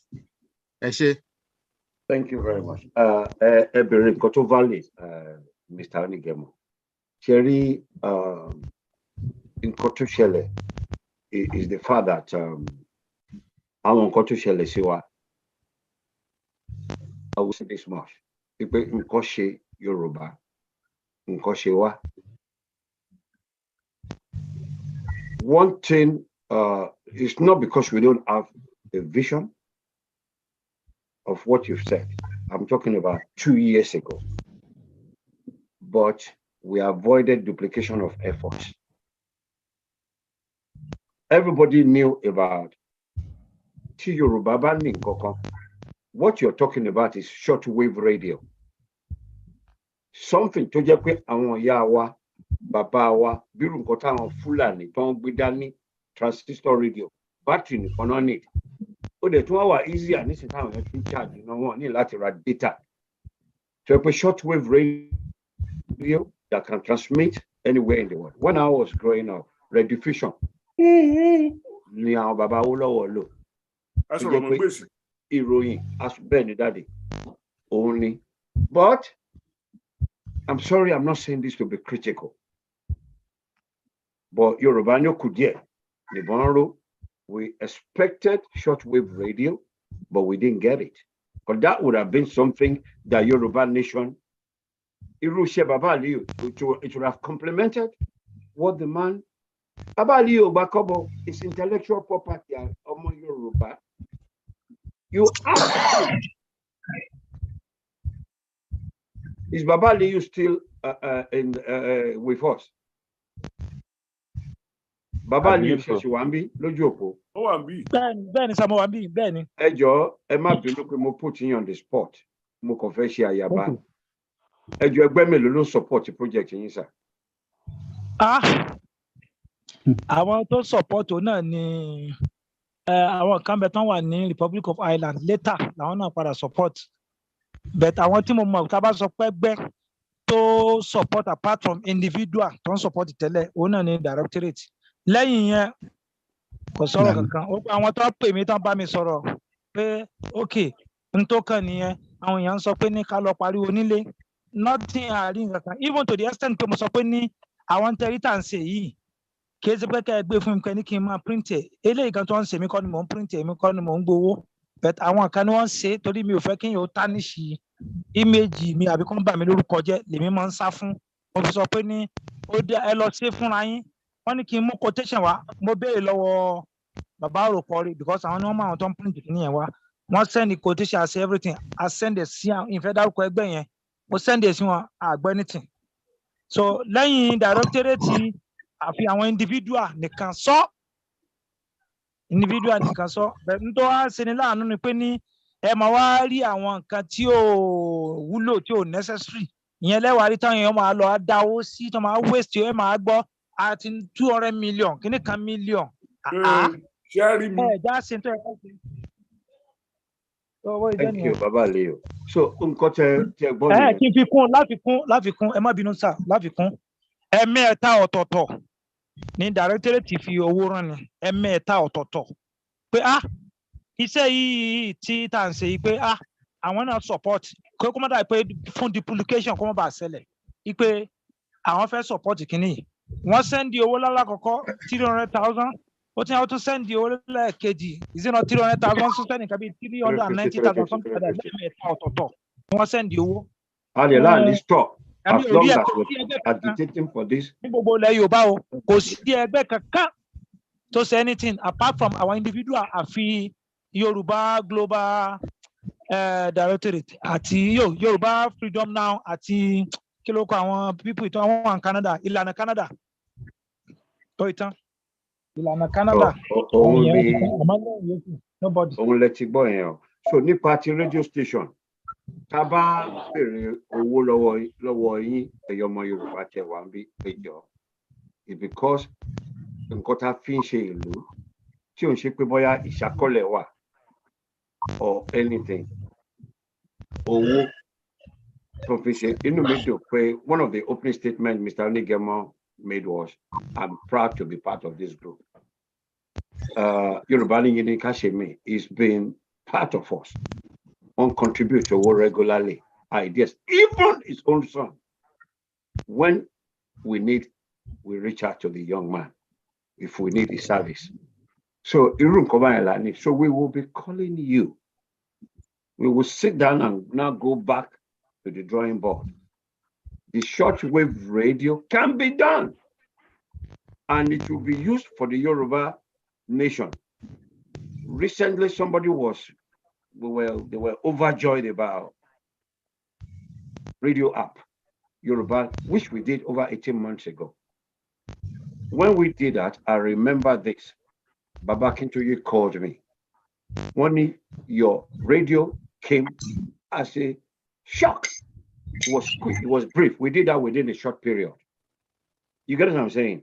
This is your money. That's the money you get.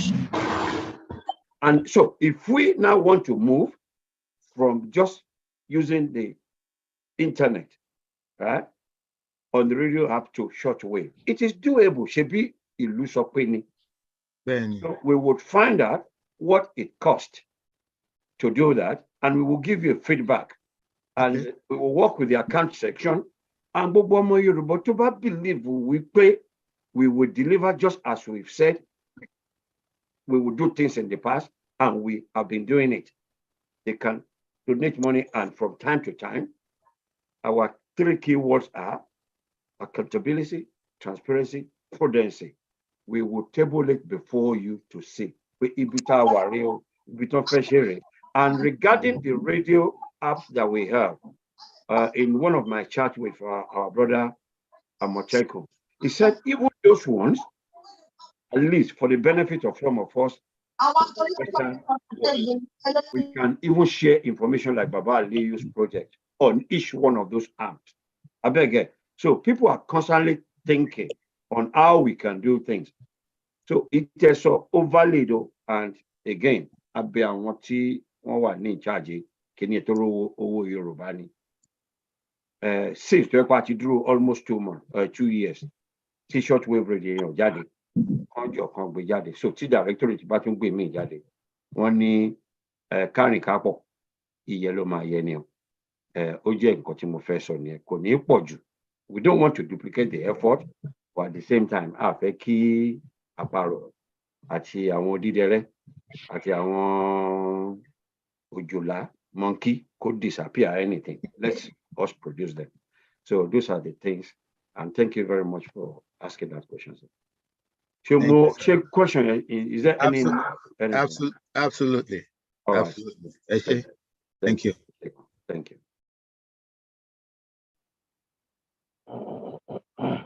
Mrs. Apata. Yeah, ẹ ṣeun barrister, and thanks to àwọn tán béèrè ìbéèrè yẹn. Ọwọ́ mẹ́rin ló kù tí mo rí. Ẹ jọ̀ọ́ lẹ́yìn ọwọ́ mẹ́rin yìí, a ní lè gba ìbéèrè mi mọ́. Àwọn mẹ́rẹ̀ẹ̀rin náà dẹ̀ ni Chief Ataye ṣe, Akíkanjú, Prophet Ajewole àti Alabi Bashiru. So mo máa pe Chief Ataye ṣe right now, àwọn ni wọ́n kàn. Ẹ ṣeun, ẹ kú sùúrù láti àárọ̀. Ẹ béèrè béèrè. Ẹ jọ̀ọ́, ẹ ṣé mo dúpẹ́. Mo kí Dr. Aleu láti support Dr. Aleu. Mo ti fún yín ní message nǹkan tó yẹ ká ṣe. The first one is reconciliation from all the group. All gbogbo nǹkan tó ṣẹlẹ̀, ẹ̀yin directorate, ẹ jọ̀ọ́ torí t'Ọlọ́run, ẹ bá wa ṣe reconciliation on that issue. The structure tí mo made ni láti ní representative from each ward, local government, and what it says here, no message me, because that one is a secret something to me. Okay. So luckily, further up, monitor because Sherry Olóṣèlú gbogbo wa, gbogbo ọ̀jẹ̀lú dẹ̀ pọ̀ nù wá. Náà tí nǹkan kan bá ṣẹlẹ̀ ní Amùkòkò, wọ́n á jókòó pé kí ló ṣẹlẹ̀ ń bí. Lẹ́sẹ̀kẹsẹ̀ wọ́n máa pe wọ́n ṣáàmà. Lẹ́sẹ̀kẹsẹ̀ wọ́n máa pe representative tó wà bẹ̀. Ìyẹn náà fi ń dàbẹ̀ ní pé wọ́n fi ń lo àwọn èèyàn tí mi ò gbọ́dọ̀ sọ lórí ìkànnà ìkọ́sọ lóye lèmi ní Dr. Aliu mọ̀ mi dáadáa ṣìjọ sọ̀rọ̀. So wọ́n bá rọ mí tí mo kàn fẹ́ sọ nìyẹn. Ẹ jẹ́ ká restructure gbogbo kìíní ìpadà. Gbogbo group pátápátá kọ́ pẹ̀lú executive kí directorate kan ṣo. Kó jẹ́ structure yẹn kan ṣo náà máa control. Both the media, especially the media. Those media, what they are doing, they don't know that they are jeopardizing all this movement for us. Kẹ́kọ̀ọ́ máa wà lórí media. Nǹkan tó fi ń pààyàn lẹ́kún, kó o dẹ̀ máa fi rẹ́rìn-ín. Torí wọn tó wọnú àpò ẹ̀. Ẹjọ́, ó jẹ́ nǹkan tó bà mí nínú jẹ́. Dr. Aliu lè mú activities mi lórí gbogbo nǹkan tó ti ṣe. Mo dẹ̀ bẹ̀ wá. Bẹ́ẹ̀ni. Bọ́ọ̀lù wọn lórí gẹ̀sẹ́ẹ̀tì tó ṣe yẹn. Kọ́ ní rédíò ìjàgbara tí federal government sọ pé òun fẹ́ bá nìyí. Àwọn ẹlẹ́yìn lè máa mọ bí ẹ ṣe máa tákù bẹ̀yẹn.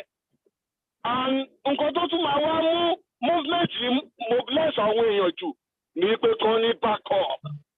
Because tí nǹkan kan bá ṣẹlẹ̀ tẹ́ bá ní àyàn local government representative executive nǹkan kan bẹ́ẹ̀. Nǹkan tí ó máa mú wọn bóyá tí àwọn gọ́ọ̀mẹ̀ntì bá fẹ́ máa lọ attack wọn tó máa ní back up lé lórí. Láti rí pé wọn nílé máa lọ gbé wọn lé. So ọ̀rọ̀ mi ò jù bẹ́ẹ̀ lọ.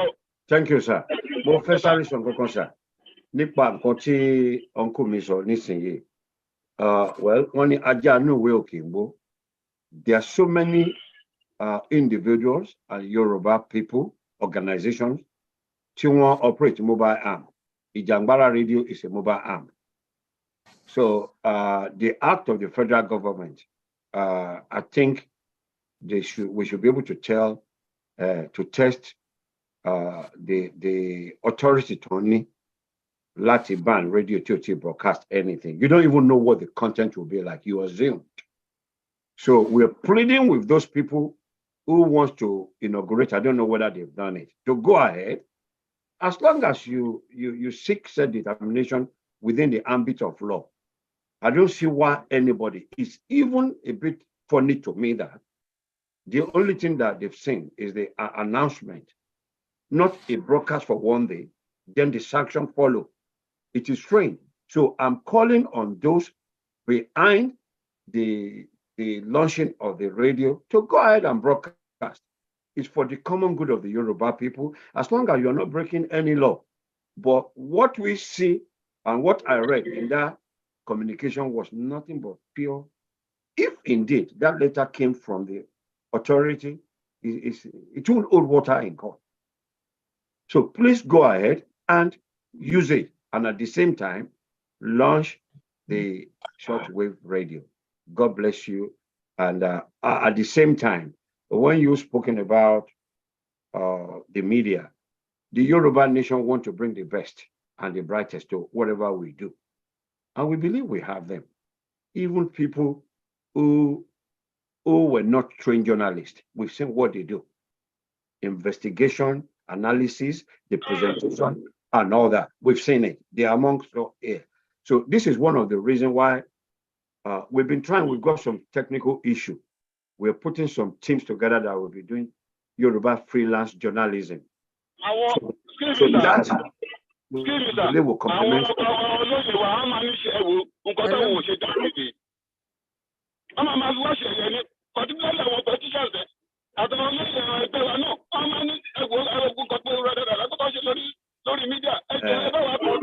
Emma, worry, Daddy. Okay. I know it can be very emotional, Uncle, but don't worry. We will deal with it. Thank you, sir. Mr. Sakwata. Over to you. Yeah, thank you. Akíkanjú, ẹ̀yin ló kàn ó láti béèrè pé ẹjọ́ ìṣẹ́jú kan la ń try pé ká lò, as short as possible. because of time. I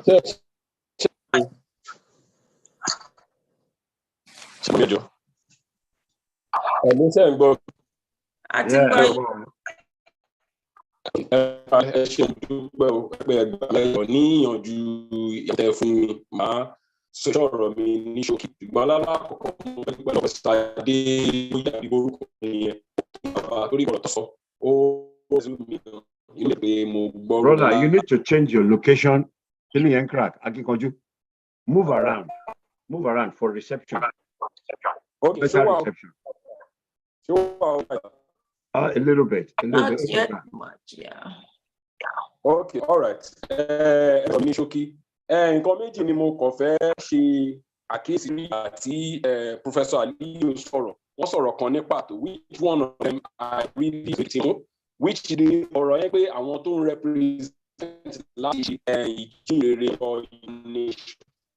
So the question is that Akíkanjú, still gbọ́ yín dáadáa o. My brother, move around. Yeah, Just break. move around the building until you have a better reception. Am I worried? I will send my message to. So it's clearer now. It's clearer now. It's clearer now. Okay. Nǹkan tí mo sọ ni Professor Aliyu sọ̀rọ̀ kan lẹ́ẹ̀kan wípé àwọn kan represent and they misrepresent the whole issue when they are being asked questions.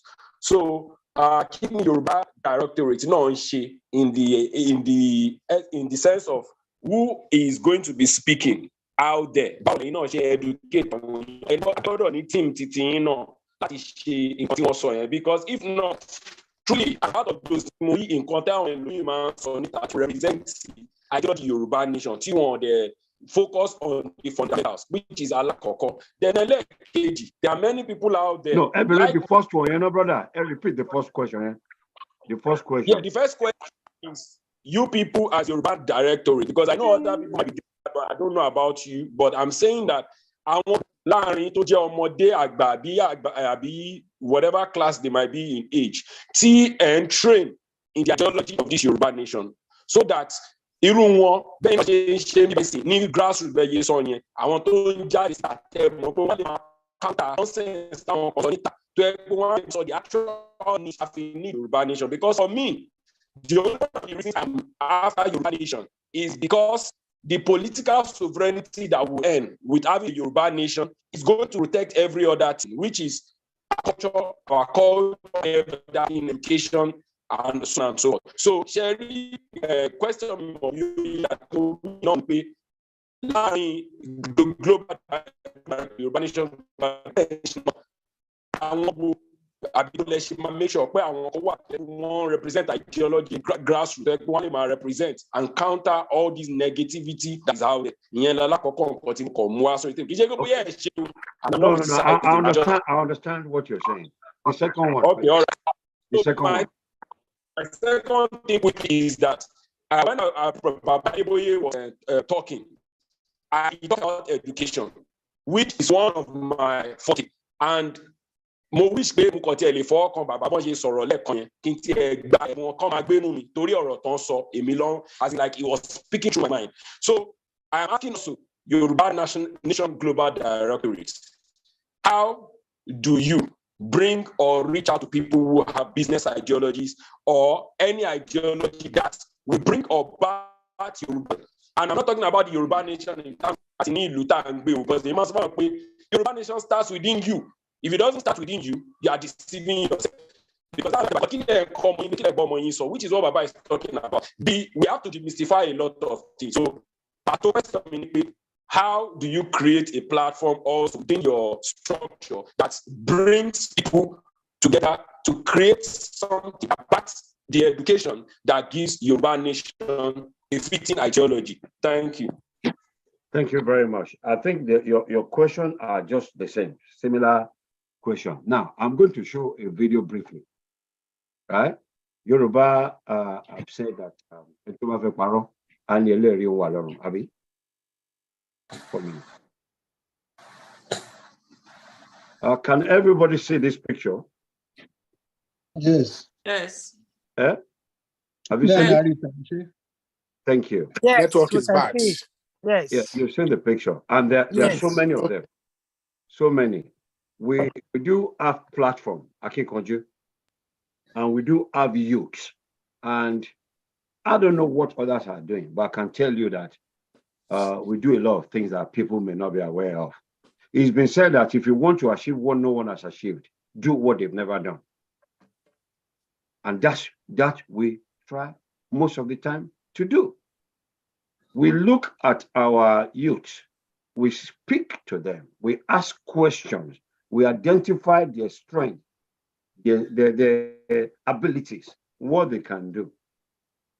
Then we try and complement their efforts. So in terms of ideology, I think most of them, and one thing you need to also understand is, for example, Mrs. Akonde, Mrs. Fumi Akonde handles our the daughter who's an undergraduate. She's the one handling our Twitter. You see, Bashi Dagbasi, àwọn kọ́kọ́ wà tá a lè mọ̀ ṣe mọ́. You get what I'm saying? Èmi kí bí mo ṣe kéré tó yìí ńgbà kan náà máa pè tí máa fix electronics nínú ilé. Àwọn kọ́kọ́ wà tí ó pé tí wọ́n fẹ́ ṣe sí máa pa àwọn ọmọ kékeré. Àwọn language kan wà tí mi ò mọ̀ mọ́. So we're privileged to have our own daughter dealing with that. So in different areas, tí wọ́n ní àwa lè ní ọmọ wa lọ́la, wọ́n dẹ̀ ní orò téèyàn bá fi òòṣà tá a bá fi ọmọ òun ló ń parun. So what you're saying is valid, but we're doing it. You get what I'm saying? This is not to say whatever we're doing cannot be strengthened. Earlier today, I was telling somebody, Obama, there was a statement that was outstanding all the time. The guy, the former president will always say, let us strengthen our union. Àwọn kọ́kọ́ wà tó pé kò ṣe pàṣẹ fẹ́ invent ẹ̀. A ṣẹ̀ṣẹ̀ fẹ́, I need Latin to strengthen any. So perhaps if you have an idea or anything, our secretariat is available, we're open, and we will look at it. If it's something that we can incorporate to what we are doing, we will do it. So my brother, hope is not lost. And at the same time, we're still also very mindful of our youth, what they are doing in, what do you call this place now? Clubhouse. We don't have our presence in Clubhouse, but our members do go there. So it's complementary, and Yoruba ní àgbájọwọ́ la fi ń sọ̀yà, ìgbà ọwọ́ alájọṣe ni, kọ́kùnrin réjò, kóbìnrin pa, kárúṣọmọ́dì, kárùdímáṣọ, kídìmá ti gbófo ni. So the work àtàrí àjànàkú ni kì í ṣẹrú ẹnì kankan. You get it. So, are they doing it somewhere? Earlier, you heard me saying that we don't need to duplicate effort. We can complement. And let me say this, Baba Liu, that you see who is bringing this good tidings, right, to the Yoruba people, is not a member of the directorate. And it doesn't need to be. We will reach out. And we've said this here before. Thank God that you have the privilege of asking us this question. Last week, an elder said, many people opportunity to be question here, and we ask, but what we want to be doing is to be holding each other's hand and be singing the song of emancipation. This little light of ours, let's make it shine. That's my response to you, sir. Thank you. Thank you very much, Barrister, for answering that question. Prophet Dr. Larry Ajewole, ẹ̀yin ló kàn sá láti béèrè ìbéèrè. Ẹ ṣé o, mo kàn gbólúwaga ní orí ẹnìkọ̀ọ̀kan wa ní o títí àkókò yìí. Olùwàtẹ́dùbẹ̀ bá rìnrìn àjò Yorùbá Nation yìí, ó wà ń bẹ̀ síbẹ̀. Ó sì máa bá a ṣàṣeyọrí. Àwa sọ pé a dúpẹ́ ibi tí ẹ ti bá wa bẹ̀rẹ̀. Ẹ ṣé ibi tí ẹ bá wa bá dé. Àwa dúpẹ́ o Jésù, Ọlọ́run Odùduwà, Ọlọ́run Odùduwà, Ọlọ́run Odùduwà ó ṣé. Àyìn ọ́ máa bá ṣàyẹn nìṣó. A dúpẹ́ pé àyìn sí eré, ànífẹ́nikẹ́ni ṣe àwátì. Ẹ̀yin dàrẹ́tẹ́rẹ́tì, ìgbà tí mo ti jẹ́ ìkànnì yìí inú mi dùn torí pé ẹ ń ṣiṣẹ́ gidigidi ni. Ẹ tẹ̀síwájú o, torí pé mo sọ nígbà gbogbo ẹ̀yin gan ẹ pẹ̀lú ìmẹ́lẹ̀ ògo adúláwọ̀ yẹ lọ́pọ̀lọpọ̀. Olúwa túbọ̀ fún yín lókun ẹ̀ta agbára. Nǹkan tẹ́ bá sọ yín ṣe. Nǹkan tó bẹ́bí dẹ̀ sọ fún wa pé ìjẹ́ ẹ̀ka tó ń sọ ìjọ òun ṣé bí. Nǹkan tẹ́ ń sọ lẹ́yìn ṣe Olúwa ti tì í lẹ́yìn. Ẹbí tí mowó tẹ́ ń ṣe òkun Olúwa bùkún fún yín ṣe yín àtẹ̀síwájú ṣe yín alérè o. Ọdún yẹn àti bẹ̀rẹ̀ láyàtàlá ṣàyẹ̀ lọ́ba fi parí ẹ̀rẹ́ o. Ẹ ṣé lọ́pọ̀lọpọ̀. Ẹ̀rọ mi ò pọ̀. Number one, nípa ti unity yẹ ṣe kókó lórí ọ̀fẹ́ tí mo wà tí mo ní tí a ní ìkànnì wa Yorùbá Nation prayer group ni mo wà ní coordinator a ṣe 10-year prayer fasting ìgbà tó máa parí 10 days yẹ Olúwa kọsí àkàṣe ẹ̀ràn kan a lè ṣe a mú àwọn èèyàn ṣàràkí tí a bẹ̀ sí gbàdúrà fún wọn fún ara wa fún wọn ojú yẹ lọ kó ló afọwọ́tọ̀ ọkàn wọn pọ́pọ́ jùlọ ní Yorùbá ilẹ̀ káàrọ̀ òjíire àṣìṣe ẹ̀ tẹ̀síwájú Olúwa fún wa ní ìmọ́lẹ̀ ńlá ogun yẹ abá àṣẹ. Number 2 ni wípé Yorùbá Nation self-determination movement èmi rò pé bóyá ìyẹn ni ìkàn tí àwọn bàbá mẹ́tò ń sọ lẹ́ẹ̀kan yẹ pé ká parapọ̀ ní unity bóyá kì í bẹ́ẹ̀ adé ṣe ẹni màá bẹ àwọn directorate lákòókò yìí kí ẹ bá wa lọ́wọ́ sí ìkàn tí wọ́n sọ yẹ tí Yorùbá Nation self-determination movement tí kì í bá ṣe ẹni wọ́n gbé kalẹ̀ fún àwọn pé wọ́n ní ká máa dáwó owó láti fi jàǹgbára àti other things tí kì í bá ṣe ẹni pé ká máa duplicate èmi á bẹ directorate ká bá lọ sí gbogbo kan wọ̀nyẹn kán lè sì gbogbo àpapọ̀ ká lè wà ká lè fi hàn sí ọ̀kan èyí á jẹ́ kí gbogbo kan tá ń fẹ́ ájọ́ tẹ̀síwájú àtọ́bá àjọyé ká parapọ̀ ìyẹn jẹ́ kókó how easy láti gba òmìnira yìí kò tiẹ̀ ní dára àtọ́ Olúwa ní kò lè máa bá ẹ̀yin directorate lẹ́tà ẹ pè mí bẹ́ẹ̀ ọjọ́ nígbà tí a free tó a lè sọ̀rọ̀ sà tí nǹkan tó lọ́ sọ fún mi mo ti kọ nóòtù sí bàbá Professor Banji Akintoye nípa kan tó lọ́ sọ nínú ẹ̀mí sún wa èmi lè sọ gbogbo tó àwọn Yorùbá Nation rán mi iṣẹ́ mi lè máa sọ gbogbo ayé mo lè sọ díẹ̀ nípa tá a ṣe kíní yẹ mo ti kọ lẹ́tà sí bàbá mo lè fẹ́ bá àwọn kàtàkì náà sọ̀rọ̀ nípa kan tó lọ́ sọ Olúwa gba lọ́wọ́ o aṣàṣeyọrí o. Thank you very much, sir. ẹ ṣé my love you ẹ ṣé o God bless ẹ ṣé bàbá. ẹ ṣeun. Ọlọ́run á máa sọ agbára yín dọ̀tun o but mo fẹ́ kọrin kan I'm an oníṣẹ̀ṣe lately because of ìjàngbara but I'm a Christian also. Borí ìgbàgbọ́ ni mo fẹ́ sọ fún yín. For the Lord has not given us the spirit of fear. He has given us to us the spirit of love, the spirit of power and of sound mind. Yes.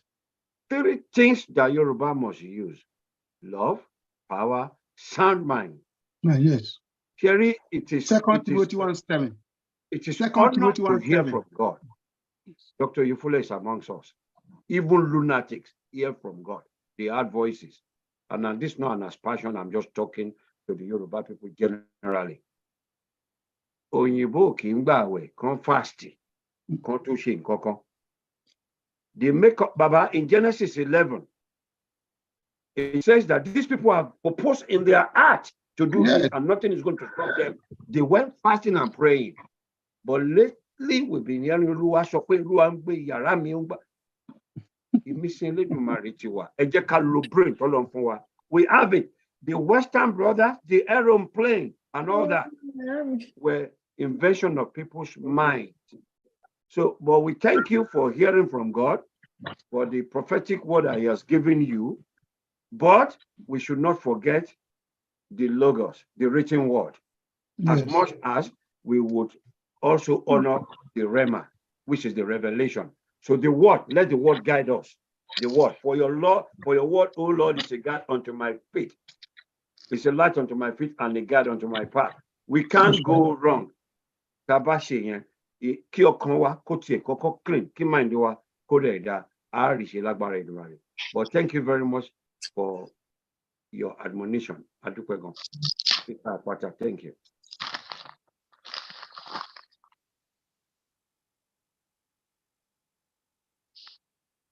Okay. Alabi Bashiru ni mo tún rí ọwọ́ wọn. So, yeah, go ahead.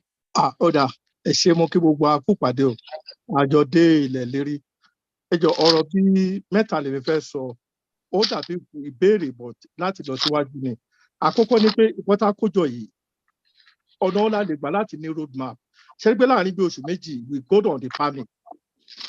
Mi ò sọ pé gbogbo wa o, because our common path débi tá à ń lọ. But the panic is the majority of the time, ní road map kọ̀ọ̀kan. Ẹjọ́ torí Ọlọ́run, èwo la fẹ́ ṣe lóṣù yìí, èwo la fẹ́ ṣe pé kí ni. Àwọn stakeholders pàápàá kò ṣe àwọn àtàjọ wà nù gbàgbára yìí. Àwọn ọba wa báwo la ṣe fẹ́ reach out fún wọn. Àwọn rich people wa, àwọn tó jẹ́ businessman báwo la ṣe fẹ́ reach out. Àwọn tó jẹ́ religion body báwo la ṣe fẹ́ reach out. ẹ̀bẹ̀ lèmi pé ká jókòó láti ọ̀nà tá a lè gbà tó ní máa wà concrete pé maybe from January to March àwọn ọba wa la fẹ́ dì pẹ̀lú from March to April or May our business people were la fẹ́ reach pẹ̀lú because àkọ́ lè give up pé wọn ò gbà ọ̀dá sí ẹlòmíì ó fẹ́ kán ó ń wá concrete thing tá a bá ní Roma gangan tá a gan prepare fúnra wa ó máa ṣòro láti attract majority àwọn people tá a fẹ́ attract ìyẹn àkọ́kọ́ ẹlẹ́ẹ̀kejì ni we should define the way we go with the leadership because àpá máa ní problem kọ ẹ̀ tí àwọn Africa a máa ń gbìlẹ̀ pé oyè àjẹwò ni tí ọba ti jẹ́ oyè gbọ́dọ̀ kú pẹ̀lú ẹ̀ àtọ́ a gbọ́dọ̀ ní ṣọ́dún méjì ní mẹ́ta ni tó tí àṣìṣe bá wà ń bẹ̀ á lè yí sí láti change ní ìta bá fẹ́ change kan ọlọ́tẹ̀ lẹ́fẹ̀ no kì í ṣe ọlọ́tẹ̀ ńgbà míì a gbọ́dọ̀ define what because you have to be relevant with the leadership torí pé o jẹ́ leader àwọn gbọ́dọ̀ wà pẹ́bẹ́ àdẹ̀dẹ̀ dúgbò àti ìyọ̀bá kú ṣé táwọn mistake tá a bá ṣe a máa go round the circle ni gbogbo àná ló bá wí o another thing ni pé direction Ọlọ́run ti gbé yín ga Ọlọ́run ti gbé kínní interrelationship pẹ̀lú àwọn ẹgbẹ́ tó kù ó wà very very important ká má máa kàn duplicate duty ẹ wòran tí nǹkan bá ṣẹlẹ̀ ń sìn àmà láwọn wá lọ́ọ̀yà níbi tá a dé yìí ó dàgbà àpìpì àtò tọ́pẹ́ ilẹ̀ decide pé ó kà wá directory tó anything tó bá ṣẹlẹ̀ law la fẹ́ dì mú ìyàwó àmì ẹ̀ Mr. Aliyu sìn it may not be in any group but everybody recognize pé awareness is a good road map gbogbo a lè support ẹ̀ a lè sọ pé òkè báyìí la fẹ́ fún èyí tẹ́ mọ̀ ń pa pé àwọn tó bá mọ̀ ń pa defence a lè fún wọn òkè tá a bá relate pẹ̀lú ra wa ní kò máa duplicate àti àwọn directory tó wà ti dọ̀rọ̀ lọ́ọ̀yà directory ó dà pé a ní ìdí ẹjọ́ báyìí consider ṣe fà náà Nigeria government náà a sì ní ìdí legal situation pẹ̀lú wọn láti dì pẹ̀lú àwọn tó máa wá handle ẹ̀ security wà mẹ́ta ló máa handle ẹ̀ ẹjọ́ interrelationship yẹn ló yẹ ká jọ ní a lè ṣe lábẹ́ ẹgbẹ́ kan náà èmi ò believe pa gbọ́dọ̀ wà united lábẹ́ ẹgbẹ́ kan náà but a gbọ́dọ̀ ní good relationship with ourselves so a lè tètè débi tá à ń lọ a dẹ̀ gbọ́dọ̀ ríra wa as a competition at least a compliment la gbọ́dọ̀ ríra wa ìtẹ́mi fẹ́ sọ nìyẹn Ọlọ́run ajá adélẹ̀ lérí o àní ṣe lásán gbogbo wàhálà tẹ́ ẹ náà dẹ̀ ṣe kò ní bọ́ sí lásán gbogbo alájọ máa kéré ẹ̀. Edumare, God bless you, my brother. Thank you. Very mo fẹ́ sọ nǹkan kan fún yín sir. There are times when the deep must call unto the deep. We must learn all to be igi ńlá in our own right. The uniqueness of igi ńlá.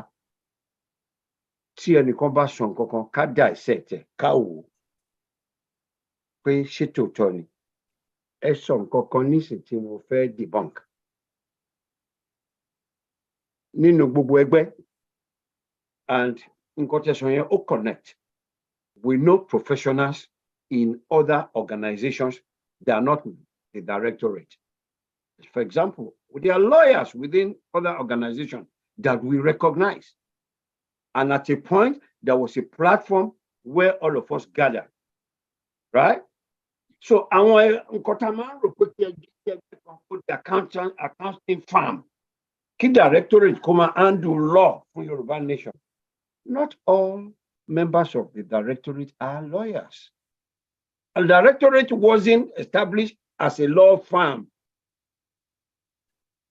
I beg it is it's not right. It's not the way you do things. And not only that, we were willing to help. We took on cases, right? On pro bono cases.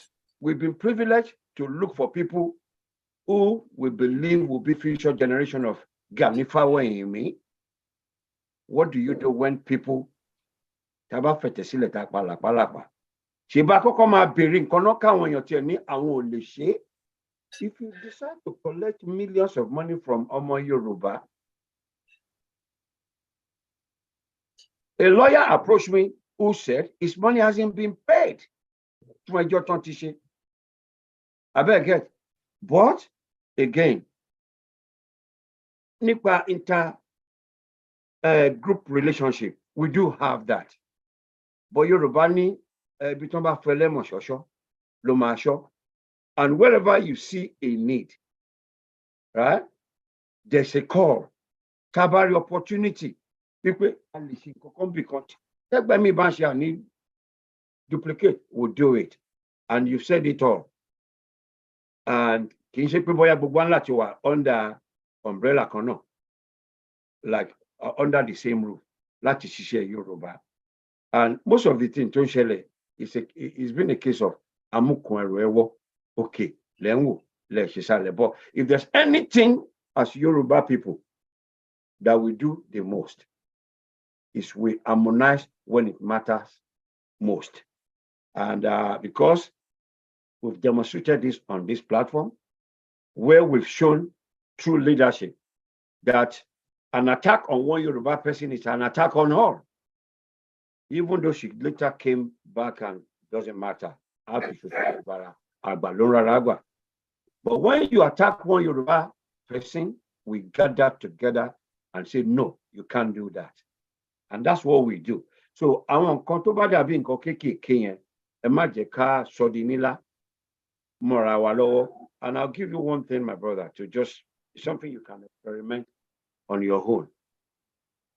Get an A4 size paper and a pen. Just put a dot in that paper, a dot in the paper, and concentrate on that dot in the middle of the A4 size. By the time you've concentrated for about 10 minutes, the dot will look bigger than the paper in which it is written. So I'm consider that the problem really, I want to say problem. Please, we have bigger fish to fry. So thank you for your prayer, and Nkotoma Dadale Yoruba, Ashoju Emiyo, Agba Ashoju Emiyo, ní orúkọ Jésù Kristi. Ẹ ṣé gan. Mr. Kwata. Sorry for that. Ọwọ́ kan tó kù tó máa gbẹ̀yìn abala ìbéèrè àti ìdáhùn ni Prince Túnjí Kalẹ̀jayé. Ẹ bá gbóhùn sókè fún ìbéèrè yín. Unmute yourself, sir. Yeah, mo dúpẹ́ fún gbogbo àwọn alàgbà Yorùbá Directorate. A ò síbẹ̀ ni a ò bá wọn dá sí o. Ìyẹn ló mú mi yẹ àwọn ìpàdé kan tó yẹ kí n wà lónìí. Bí mo ṣe jẹ́ pé ó yẹ kí n wà níbẹ̀ láti bí nǹkan bí ìgbà ọjọ́ gbogbo. Mo kí ẹ̀yin bàbá ìyá mi tí ó wà nínú ìpéjọpọ̀ yìí. Ó dàbí pé ó pọ́jọ́ mẹ́ta, ó ti tó bí ọdún kan báyìí. But fún àǹfààní wípé mo péjọ nínú ìpàdé yìí, mo pa àti wà níbi tí a ń ṣe ìjọsìn.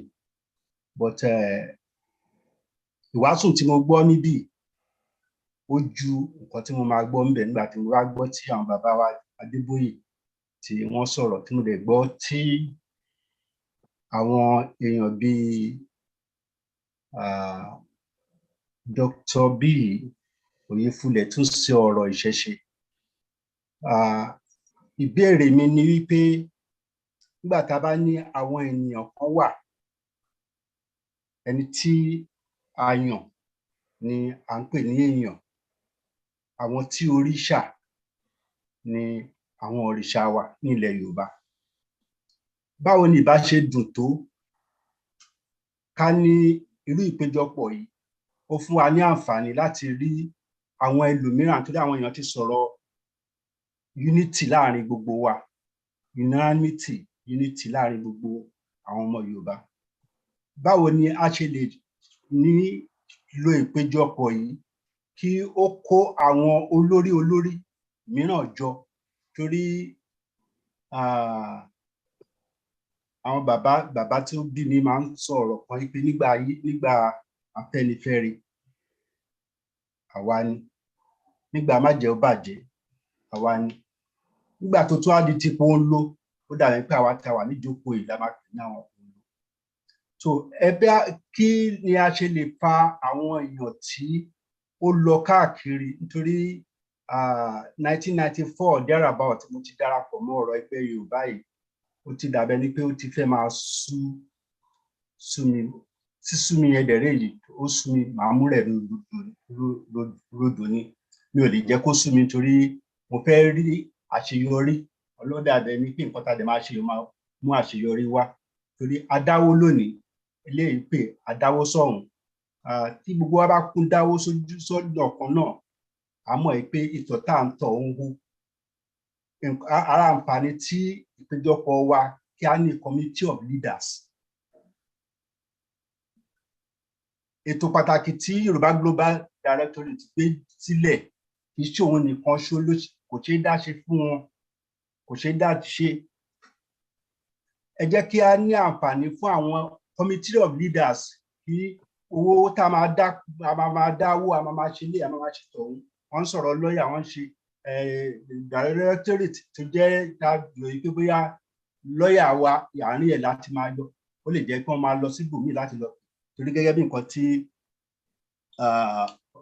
ọ̀gbẹ́ni wa tó sọ̀rọ̀ gbẹ̀yìn tó ń sìn tó sọ wípé nǹkan tó bá mú ẹlẹ́mùú pé kó ṣọ́ ló máa ṣọ́.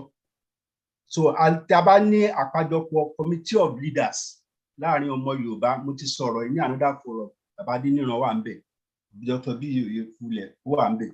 So àǹfààní fún mi sì pé mo tún máa tún béèrè irú nǹkan báyìí tó ló jẹ mí lógún, ó dẹ̀ jẹ mí lọ́kàn. Ire o. Thank you very much, Prince. Ẹ ṣé gan. Bàbá, Yorùbá ní ilẹ̀ tó bá tujú ẹni ṣú òkùnkùn ẹ̀ kò kí n rórin lójú. Àwọn nǹkan tẹ́ ẹ sọ, nǹkan tó dáa ni. Èròǹgbà wa ni wá, èròǹgbà tí wá, òun gan nìyẹn. Wọ́n ní tọkọ̀ bá rí ejìnrìn tó bá lọ síbi kan á padà sí èbúté.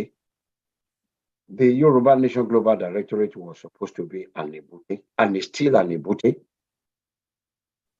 I beg it, sir. It's still an ebute. Ebute. Ibiti agbajowo. Kashirawa lóṣùṣù ọwọ̀. We started from a group called Yoruba Nation Coalition groups, and motto wangba ẹni ọ̀pọ̀ gìrì ẹsẹ̀ ní yẹ̀ náà. Platform yẹn ló bí Global Directorate, and for months la fi kéde ẹ mú èèyàn mẹ́ta nínú ẹgbẹ́ yín wá,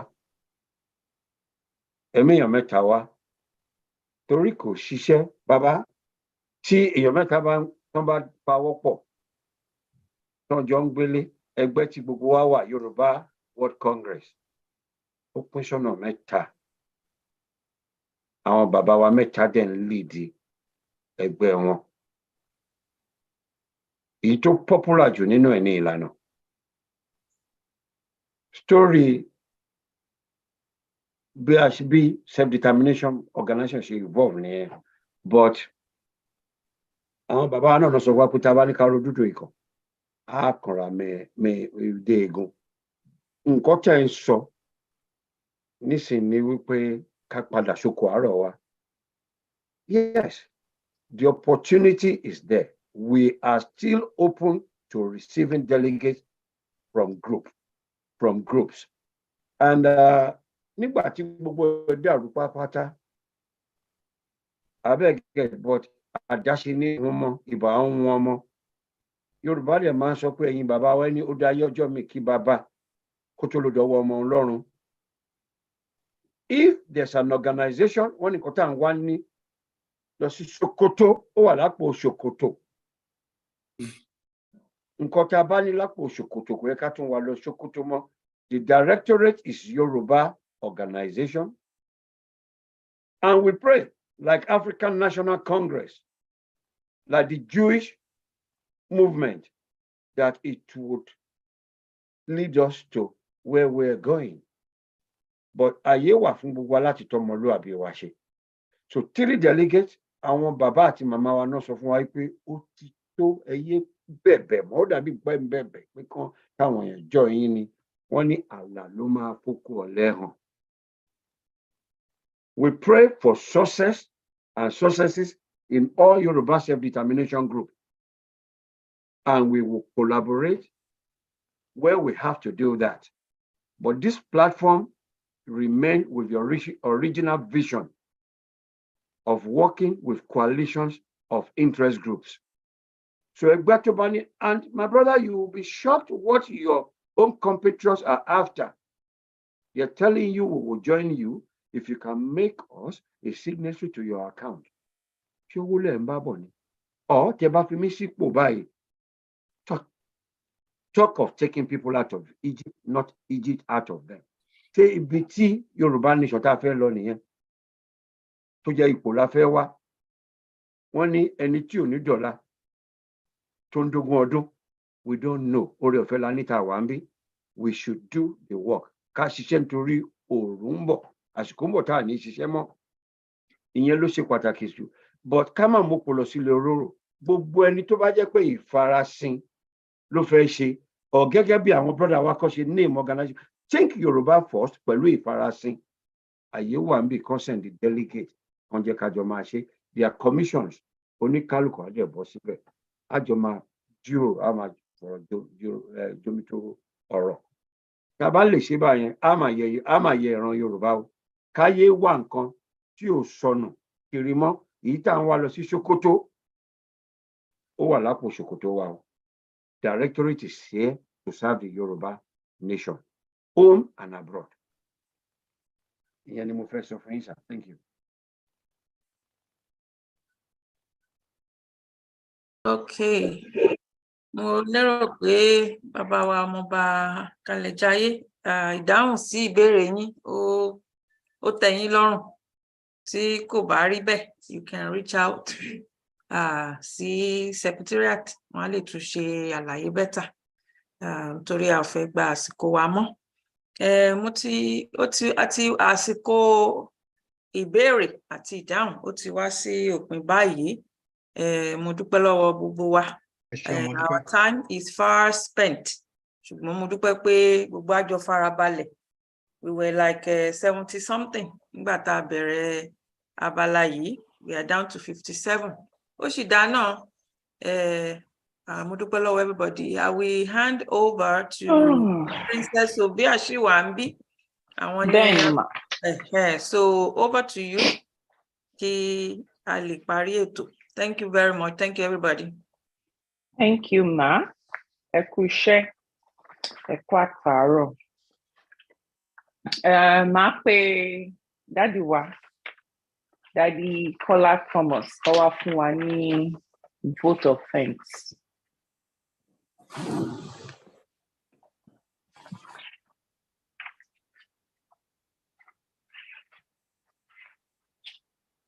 Ṣọ́ọ̀ṣì wà nínú ilé. I'm here. Ẹ ṣé gan ni. Ẹ ṣé o. Gbogbo tí a pè tán dẹ̀ jẹ́ wa. Àwọn Professor Adeniran, Sister Sandra Pokuola, Princess Atairo, and every other person tán wà àti Dr. Oyefule. A dúpẹ́ lọ́wọ́ yín o. Gbogbo ìmọ̀ràn tẹ́ gbà wá. And ó dàbí pé èmi náà máa lọ kọ́ Yorùbá ní gbọ̀ngàn ni o. Bàbá ẹnu.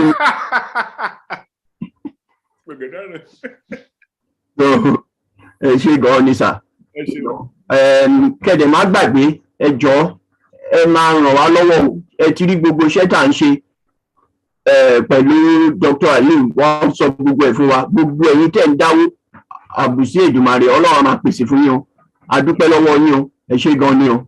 Mo dẹ̀ ní kí n tún dúpẹ́ lọ́wọ́ Àmọ̀tẹ́kùn náà pé wọ́n ṣe ní lóòrèkóòrè gbogbo bàtà bá ń béèrè lọ́wọ́ wọn, wọ́n máa ń dá wa lóhùn àti gbogbo àwọn ẹgbẹ́ tán wá yé wa sí. Ọlọ́run náà ayé yìí náà sí o. So lọ́sẹ̀ tó ń bọ̀ a tún rí lọ́sẹ̀ tó ń bọ̀ o. Ẹ jọ̀ọ́ ẹ má gbàgbé láti máa dáwó fún wa láti máa fi ṣe àwọn nǹkan tá à ń ṣe tá a fi ran àwọn èèyàn lọ́wọ́ ní Nàìjíríà. Mo yẹ ṣàlẹ̀ ní UK ó dàbí pé à ń náwó sí àkáǹtì yẹn dáadáa but US wọ́n ń try dáadáa. Gbogbo àwọn tó dẹ̀ ń dáwó a dúpẹ́ lọ́wọ́ yín o. Kí ọ̀sẹ̀ tó parí a máa fi statement ránṣẹ́ sí everyone individual. Ṣé ẹ ṣé o lọ́sẹ̀ tó ń bọ̀ àtúrí lọ́sẹ̀ tó ń bọ̀ kó ló wa kó kọ̀ pàdé wa o. Àmín. Ẹ ṣé gan ni. Thank you Princess Sophia. Thank you, Mommy Oyelola. Thank you very much. $50. Ẹ ṣé gan. Daddy, I'm dedicating this song to you. Baba, gbọ̀ngàn ní studio tí wọ́n ti record orin wa o. Mo fẹ́ kẹ́ gbádùn. Okay.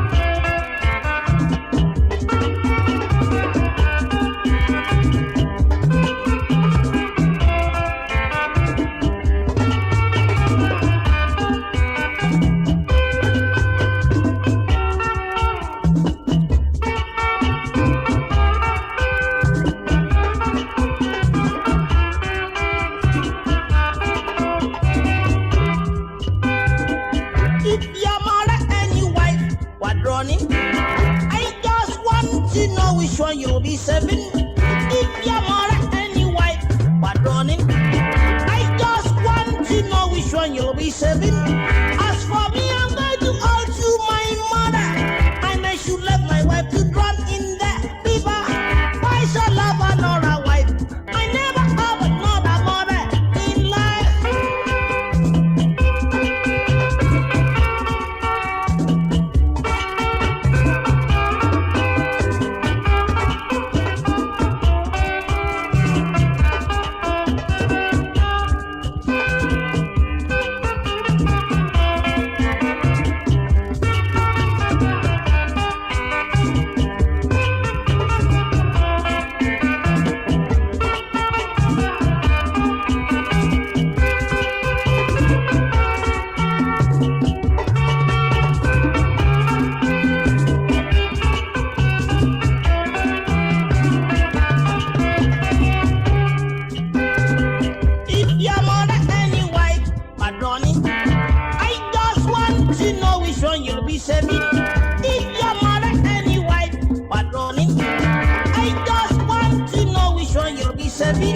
As for me, I'm going to go to my mother, and I to let my wife to drown in the river. Why to love another wife? I never have another mother in life.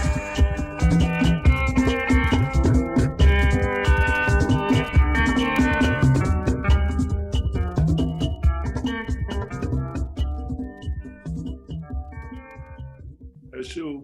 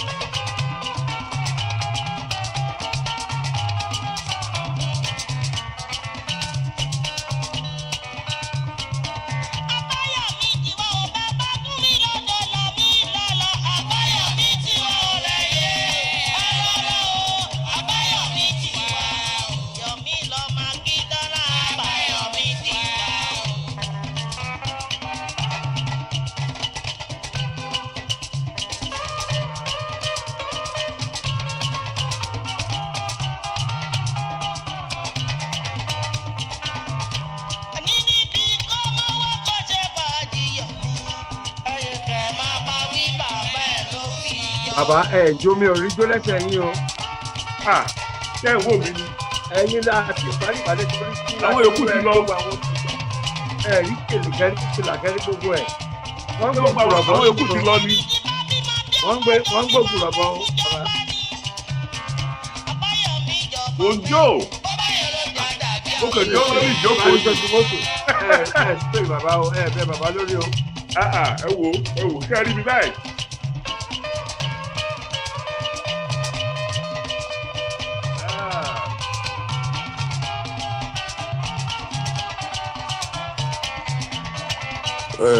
Sáàpù wa ní drink show. Kílẹ̀ máa ń bù sá. Ṣé program ti parí?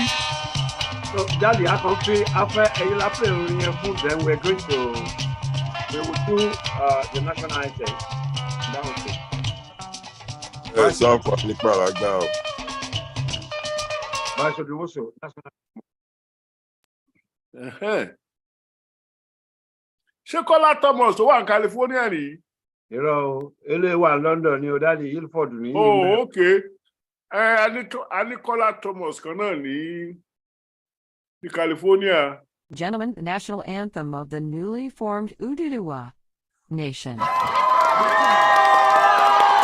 Ṣé ọmọ Sáàpù wa ní ìjọba bí wọn náà máa ṣe ń bẹ̀ sá? Ẹ máa rí màá ní kọ́lá tó kọ́ yàtọ̀ fún yín. Àdúró ká tó sùn ọ́. Ẹ kú ètò náà. A ṣe ní ògidì gbé kan náà ní Adẹ́sí àyè.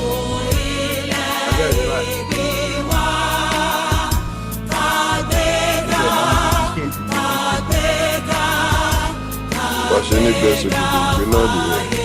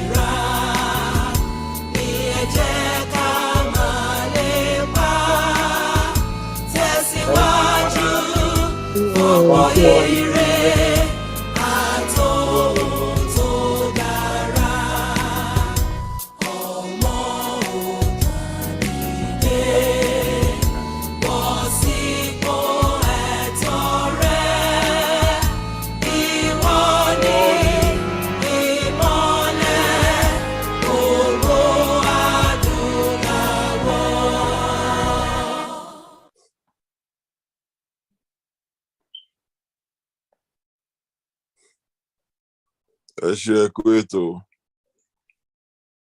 Ẹ ṣeun. Ẹ ṣé o, ẹ ṣé o. Wà ní pàtẹ́ yìí o. Ṣé mo lè máa lọ báyìí? Ẹ̀kọ́ ojú sọ ní ayé tó dàgbà o. Ọlọ́run á kẹ́yìn o, a máa rí ní wáṣà.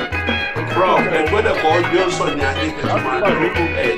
Don't have permission to be. Ṣé bàbá mò ń bẹ̀ ọ́ ìfẹ́ gbọ́ tèmi? Ṣé bàbá mò ń bẹ̀ ọ́ gbàdúrà mi?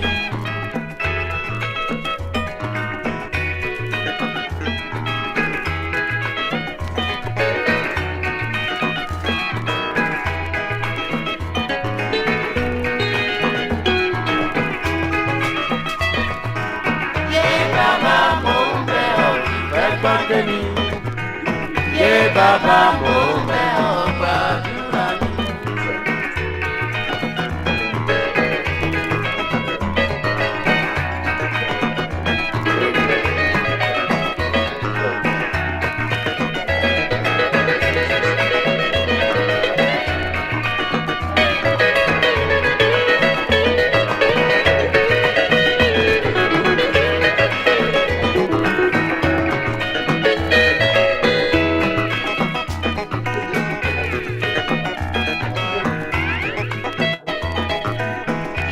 Bàbá mò ń bẹ̀ ọ́ ìfẹ́ gbọ́ tèmi.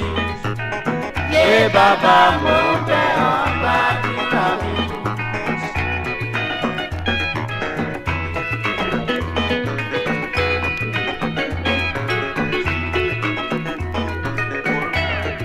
Ìgbàgbọ́ ìgbàgbọ́ ń dúpẹ́ ìmàle ń dúpẹ́ ìmàle ń dúpẹ́ ìgbàgbọ́ ń dúpẹ́ ọlọ́run kan ṣó là ń sìn ẹ̀sìn ló yàtọ̀ síra wọn.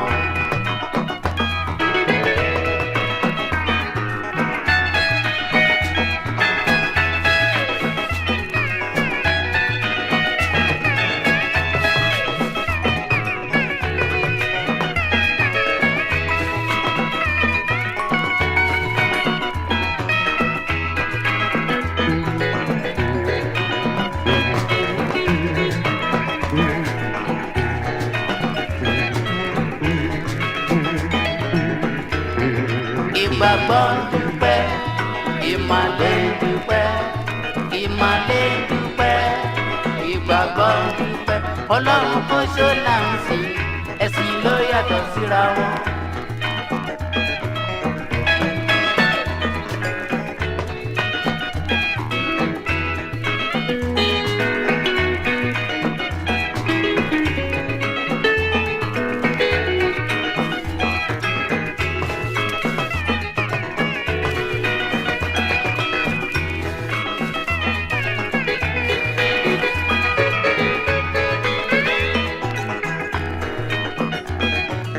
Bàbá bá mi àwí, a ní mo dúpẹ́ Olúwa.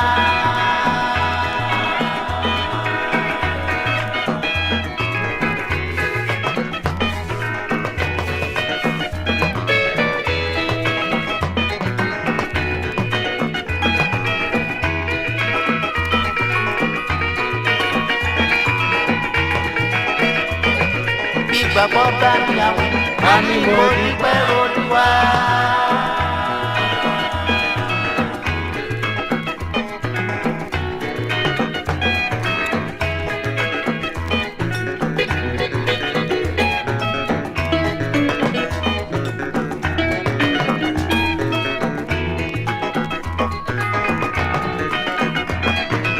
Male ba mi awi ani walilayi li amudu amuda wa ṣùkúra ìyẹn ni wípé mo dúpẹ́ oore rẹ sí mi Olúwa.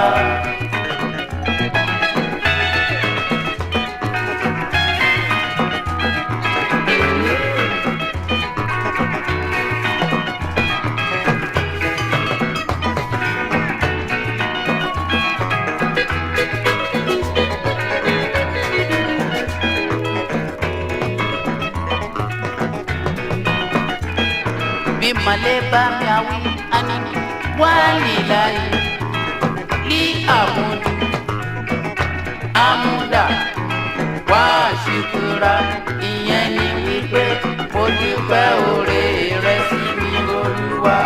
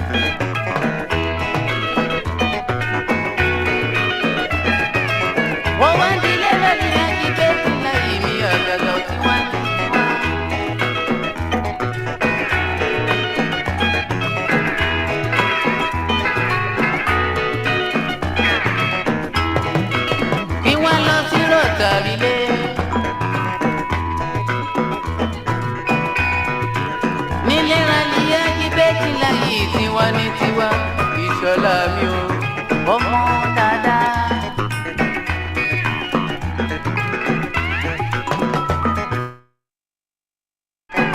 Àdìrájì bẹ́ẹ̀tì láyì bàbá ní bàbá. Ọkàn ra lájà bàbá ra lájà ra náà ra lájà. ọmọ tìǹbù àbùfẹ́ tó ṣe bẹ́ẹ̀ tó rọrùn alákejì ẹgbẹ́ ìṣọ̀lá mi ìṣọ̀lá owó ìṣọ̀lá o ìṣọ̀lá tààtà alágbogbo lẹ́kùnlẹ́kùn abẹ́yìn aró kélémọ́ ó ń lọ lódò kára ilé ìṣọ̀lá o àjì ìṣọ̀lá ọmọ lọ́gbàlọ́gbà.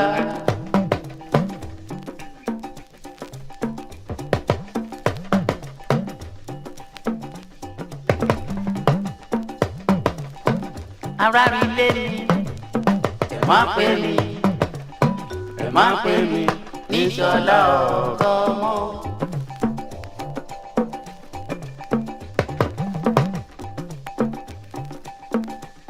gbogbo ara mi lé mi ẹ̀ máa pè mí ní ìṣọ̀lá ọkọ ọmọ.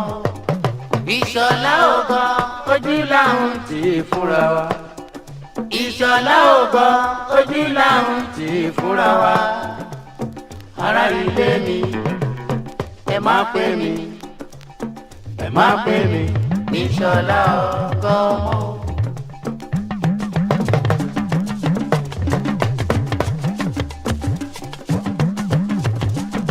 a ní fowó ṣe dá ó pè ní ìṣọ̀lá o dáadáa àní fowó.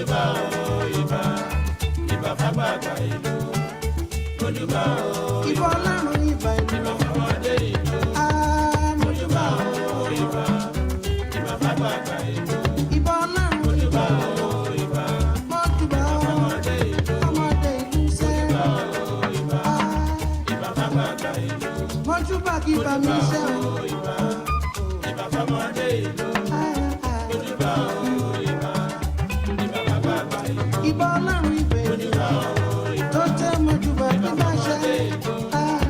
Ojúbà o ìbà ìbà bàbá àgbà ìlú.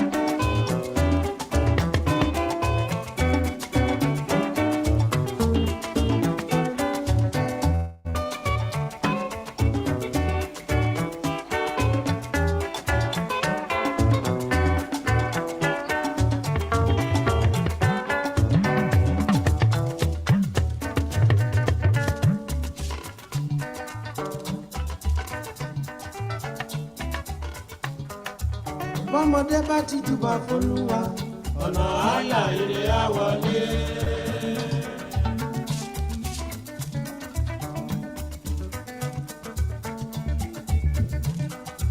Bálàgbà bá ti júbà f'Olúwa, ọ̀nà àlà ire á wọlé.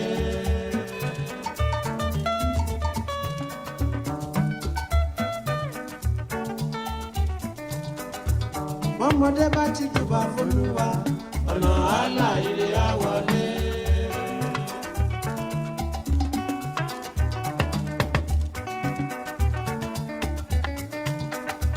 Bálàgbà bá ti júbà f'Olúwa, ọ̀nà àlà ire á wọlé.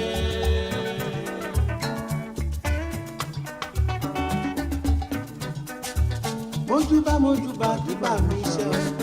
Mojúbà o ìbà ìbà fọmọdé ìlú. Mojúbà kí bá mi ṣe o ìbà ìbà bàbá ìlú. Mojúbà o ìbà ìbà fọmọdé ìlú. Mojúbà o ìbà ìbà bàbá ìlú. Mojúbà o ìbà ìbà fọmọdé ìlú. Mojúbà kí bá mi ṣe o. Mojúbà o ìbà ìbà bàbá ìlú. Mojúbà o ìbà ìbà fọmọdé ìlú. Mojúbà o ìbà ìbà bàbá ìlú. Ìbà kí bá mi ṣe dá. Mojúbà o ìbà ìbà fọmọdé ìlú. Mojúbà o ìbà ìbà bàbá ìlú. Mojúbà kí bá mi ṣe. Mojúbà o ìbà ìbà fọmọdé ìlú. Mojúbà o ìbà ìbà bàbá ìlú.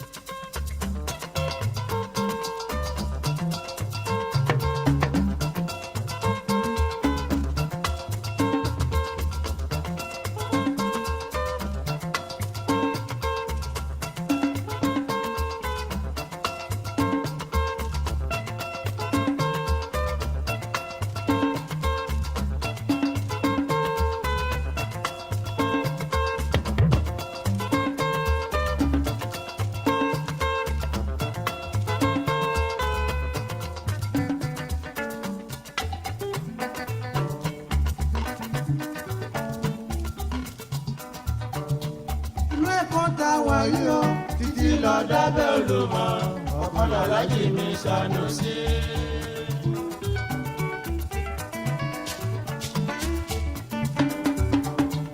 inú ẹ̀kọ́ tá a wà yìí o títí lọ dábẹ́ Olúmọ ọ̀kan làlájì mi Sanusi.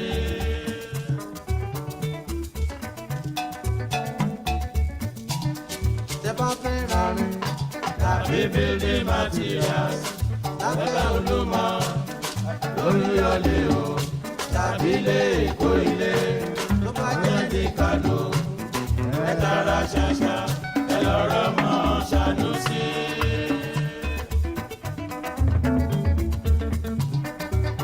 àwọn ṣá ní bàbá àwọn ṣá ní bàbá.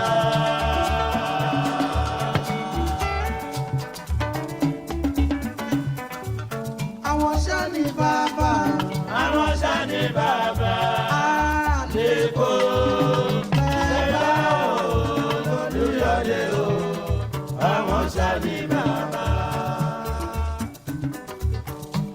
onítẹ̀mí àtàtà Aláàjì mi yan Abdul Rasaq ní àtàtà Ọlájídé ńkọ́ ọkọ̀rọ̀ alájà mi dákú ìsúwé bá tún ní àwẹ̀ náà ọkọ̀rọ̀ alájà mi ò ṣe síbi àtúnmí ọkọ̀rọ̀ adíkà tún ní o adíkà tún ní àmọ́ ṣá ọkọ̀rọ̀ àṣídà tún ní àtàtà ọkọ̀ Musili àtú Ọlọ́ládé.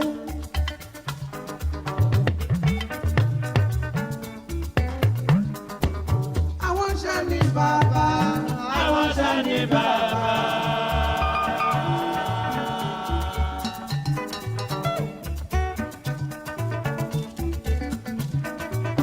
àwọn ṣá ní bàbá àwọn ṣá ní bàbá.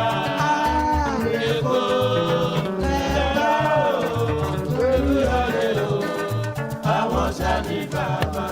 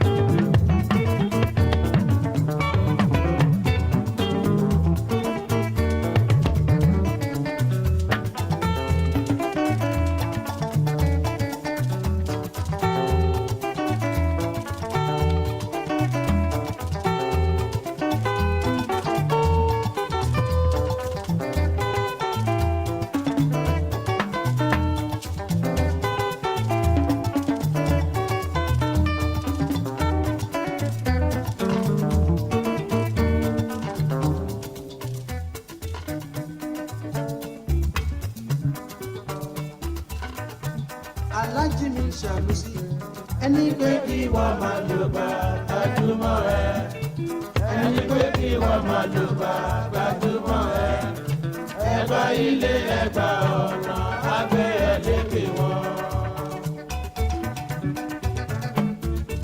lórí òkè Olúmọ ọmọ Sanusi lórí òkè Olúmọ ọmọ Sanusi. onítẹ̀mí àtàtà Rasaq ní ọlọ́lá. lórí òkè Olúmọ ọmọ Sanusi. Ọlájídé ló ní tẹ̀mí àtàtà ọ̀ṣẹ́. lórí òkè Olúmọ ọmọ Sanusi. àwọn sọyọ̀ọ́yè àwọn adé ní ìmì Ìdòwú. lórí òkè Olúmọ ọmọ Sanusi. àwọn sọmọrin alápàtà gàdúgàdú lọ́lá. lórí òkè Olúmọ ọmọ Sanusi. Adéọlá àwọn kùnú àtàtà lọ́lọ́lá kọ́. lórí òkè Olúmọ ọmọ Sanusi. onítẹ̀mí àtàtà Badmus fi ọkàn dúpẹ́. lórí òkè Olúmọ ọmọ Sanusi. lórí òkè Olúmọ ọmọ Sanusi. Mámi tọ́jú Mákindé orin tèmi ní. lórí òkè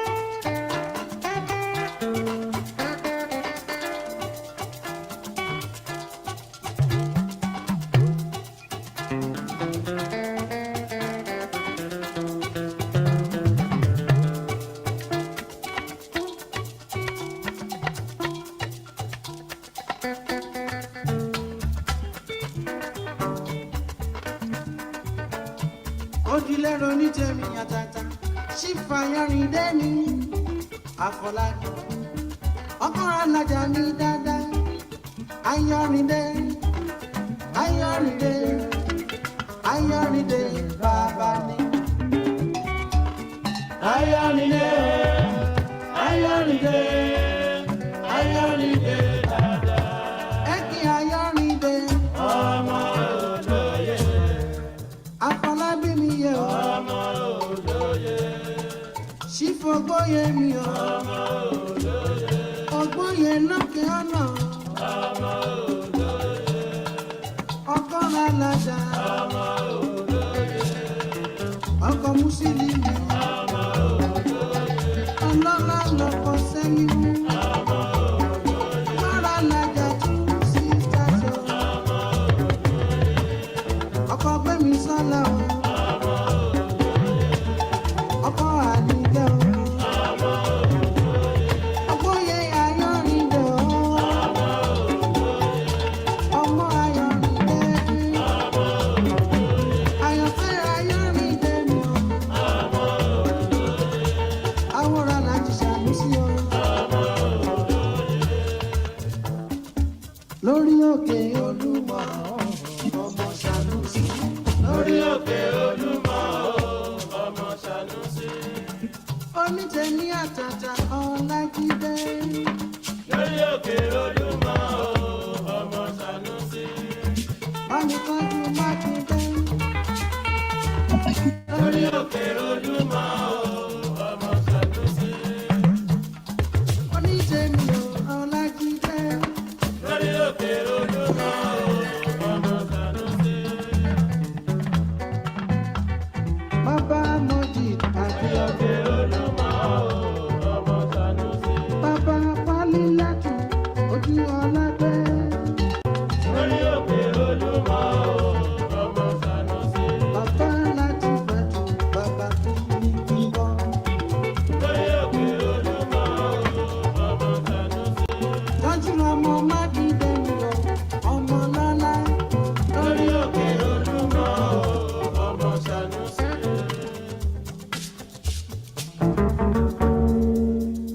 Lórí òkè Olúmọ ọmọ Ṣànúsí.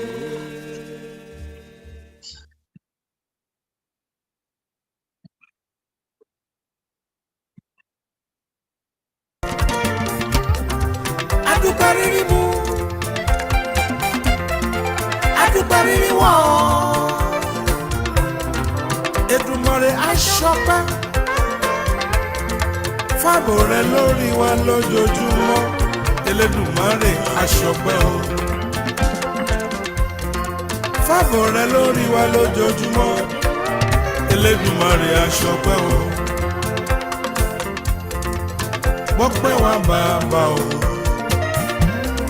gbọ́pẹ́ wa Jèhófà. Elédùmarè rọba láṣẹ, dákun dákun dákun wa gbọ́pẹ́ àwa. A ní nítorí tani, torí Michael Adéníyì mi Ìṣọ̀lá, ọmọ Adénúgà mi o, àpèsè ọ̀fìjẹ̀búlà. Nítorí Michael Adéníyì mi Ìṣọ̀lá Adénúgà, àpèsè mi, àpèsè níjẹ̀búlà. Ọmọ Júlì ròyìn Dàmọ́lá Adénúgà yèyé ọba tó relé níjọ́sí, yèyé ọba ọ̀fìjẹ̀búlàndó ilé ròyìn Dàmọ́lá. Mama tata Júlì ròyìn Dàmọ́lá Adénúgà yèyé ọba ọ̀fìjẹ̀búlàní. Mama Michael Adéníyì mi Ìṣọ̀lá o, Adénúgà mi.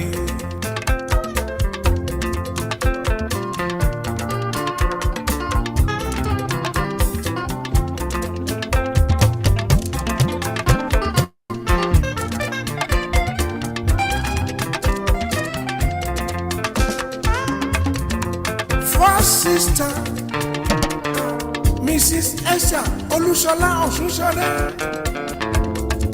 Ayábára Ọ̀ṣunṣadé o.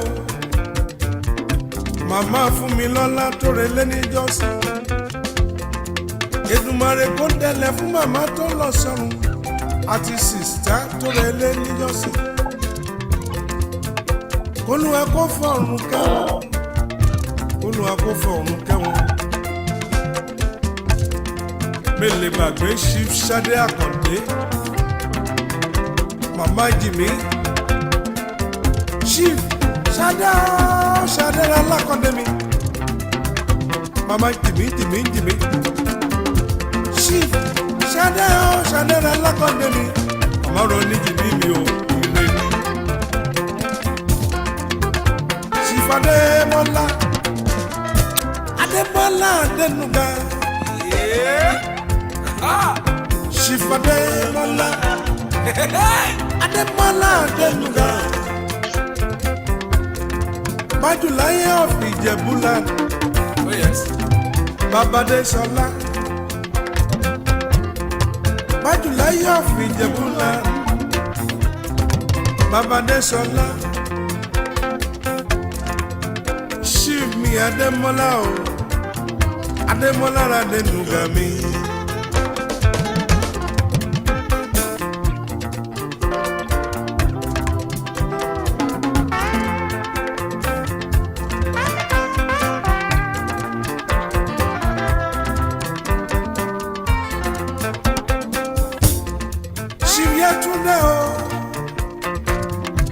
Yetunde Adégbọlá. Chief Yetunde o. Yetunde Adégbọlá. Adégbọlá. Adégbọlá.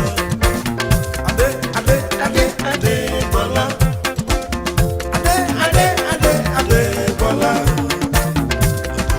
Mama Moyo o. Yetunde o. Adégbọlá màmá Moyo o. Tani nítorí tani? Nítorí Michael Adéníyì Ìṣọ̀lá. Ìṣọ̀lá Adénúgà mi o. Apẹ́sìn of Ìjẹ̀bú-Land. Olówó tó ń fowó ṣàánú. Michael Adéníyì Ìṣọ̀lá. Ìṣọ̀lá Adénúgà mi o. Apẹ́sìn of Ìjẹ̀bú-Land. Bàbá dé tutù mi.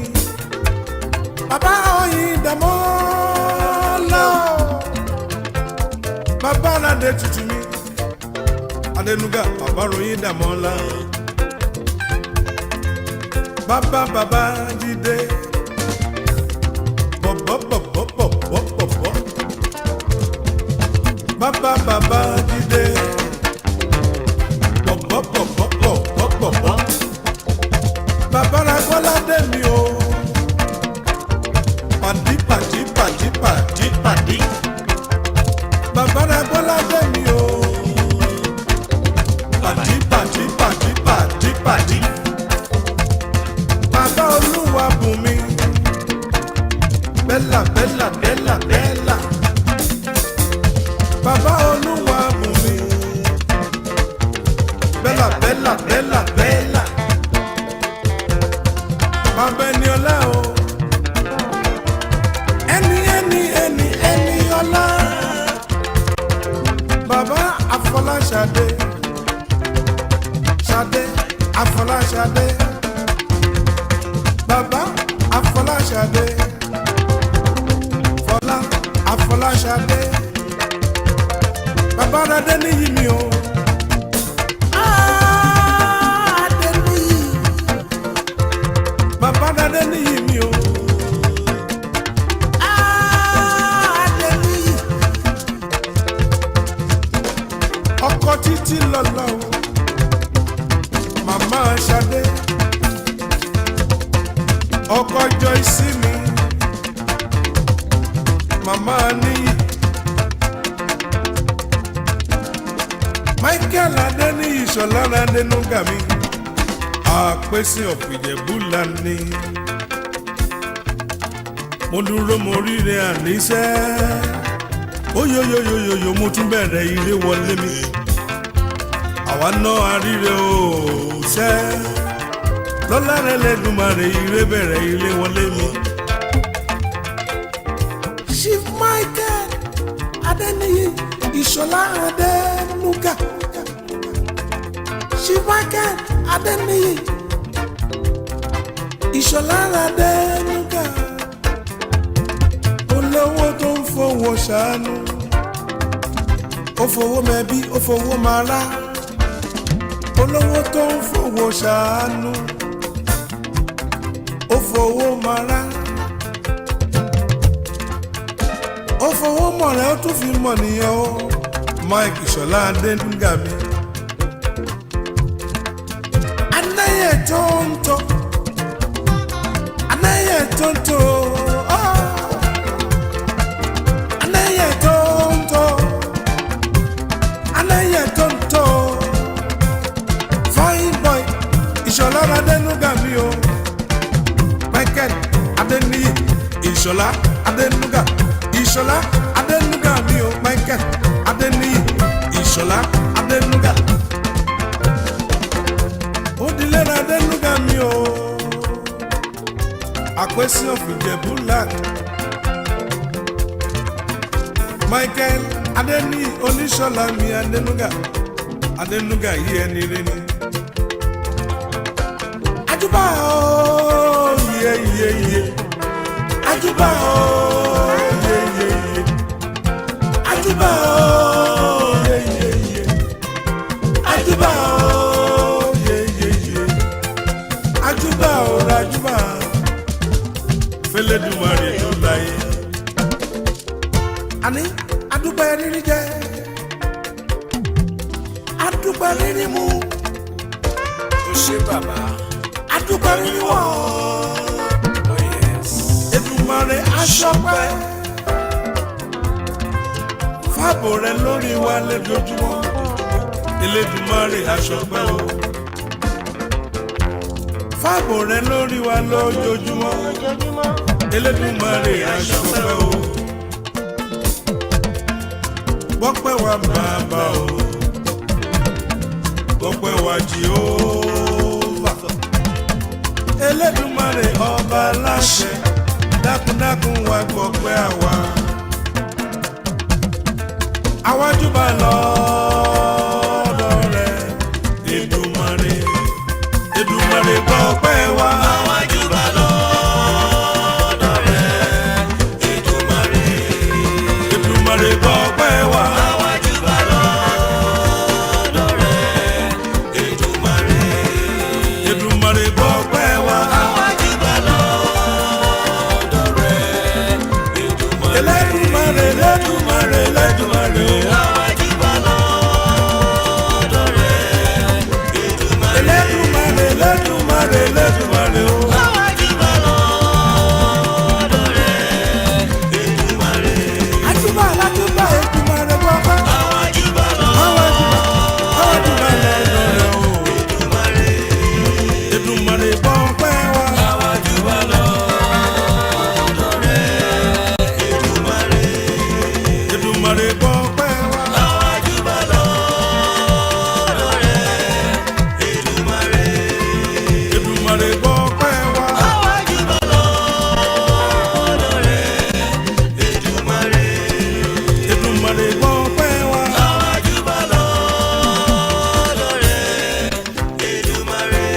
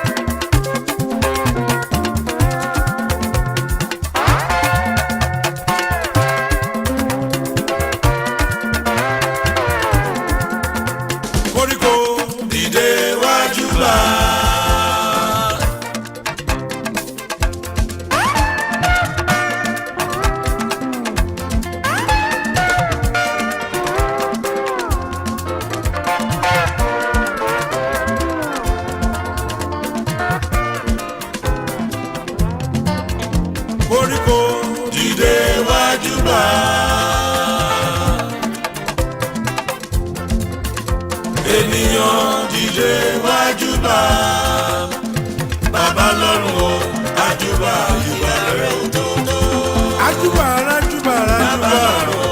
Ajúbà ìbẹ̀rẹ̀ òtótó. Elédùmarè ọba òkè.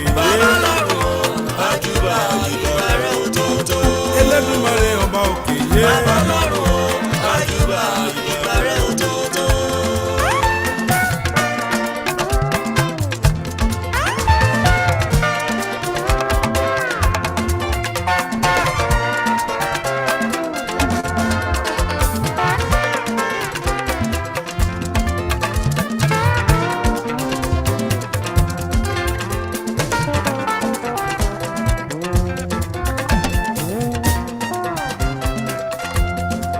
Chief Michael Adeniyi oníṣọ́lá mi ìṣọ̀lára dénúgà mi.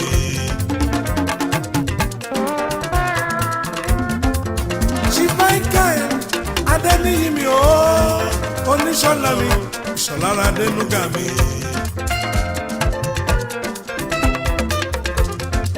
Apẹ́sí o of Ìjẹ̀bú-Land Mẹ́ka dénúgà mi o Adeni ìṣọ̀lá dénúgà mi. Ọmọ Júlì ròyìn Dàmọ́lá màmá rere tọrọ ẹlẹ́ni jọ́sí èyí ọba Ìjẹ̀bú-Land Júlì ròyìn Dàmọ́lá tọrọ ẹlẹ́ni jọ́sí Adénúgà mi o Júlì kólúwa kó fọ̀rùn tiẹ̀ kẹ́.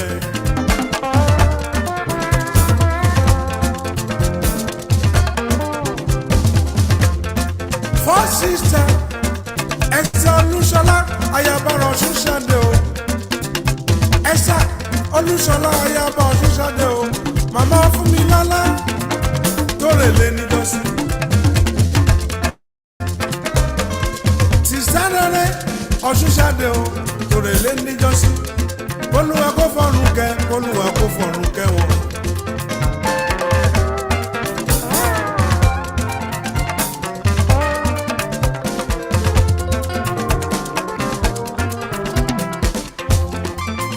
Ṣadé o, alákọ̀dé o, màmá oníjìmí mi. Ṣadé, Ṣìfà Démọ́lá, Démọ́lá Adénúgà, Májùláyé of Ìjẹ̀bú-Land. Bàbá Adéṣọlá, Ṣìfìẹ́dúlé, Adégbọlá, màmá Àmọ̀yọ̀mí. Yétúndé o, Adégbọlá.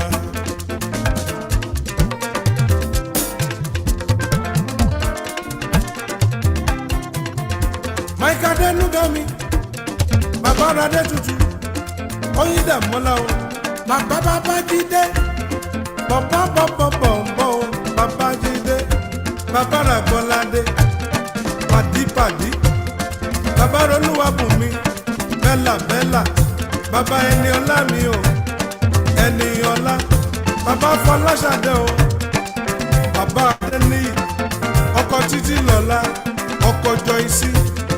Mama Ṣadé o, mama níyì mi. Ẹ ṣá máa yọ̀, ayọ̀ ní tọmọ lọ́rùn. Ẹ ṣá máa yọ̀, ayọ̀ ní tọmọ lọ́rùn.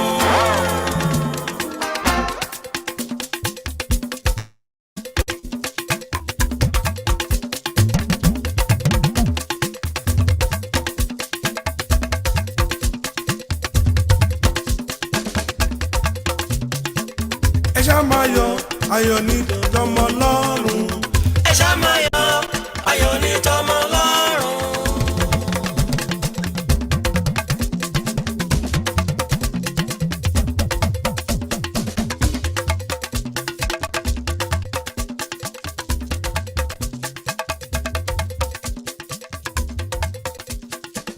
Ẹ ṣá máa yọ̀, ayọ̀ ní tọmọ lọ́rùn. Ẹ ṣá máa yọ̀, ayọ̀ ní tọmọ lọ́rùn.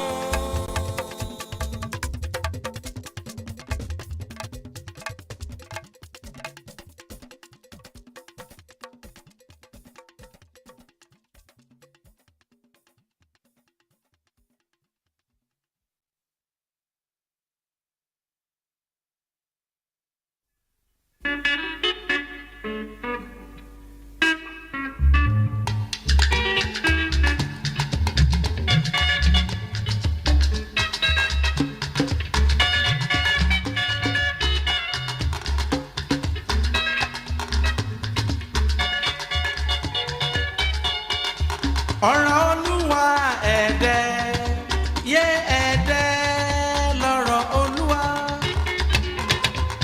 ọ̀rọ̀ olúwa ẹ̀dẹ́ yé ẹ̀dẹ́ lọ́rọ̀ olúwa.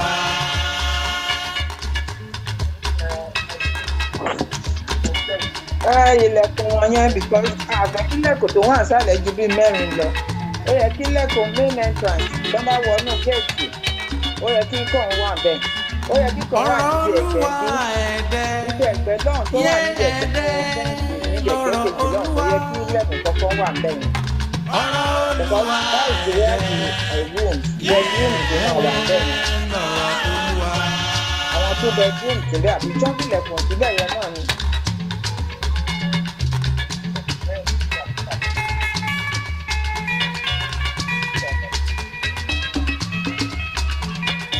Níbo wá ni mẹ́rẹ̀ẹ̀rin wà ìkan yẹ kó wà níbi inú hall tó máa bọ́ síbi ẹ̀gbẹ́ tó máa lọ sí ilé oko náà ó wà níbi ẹ̀gbẹ́ bí tó kọjú síbi ọ̀nà bí tẹ́ ẹ fi fẹ́rẹ̀ sí wà ní main front tó o dábàá ta 1 2 3 ilé ẹgbẹ́ jẹ́ before 1 ló máa wọ sí kitchen ibi tí 2 bedroom yẹn wà tó máa fi lọ sí orí stairs tó lọ sókè ẹgbẹ́ mẹ́rin nìyẹn náà ni.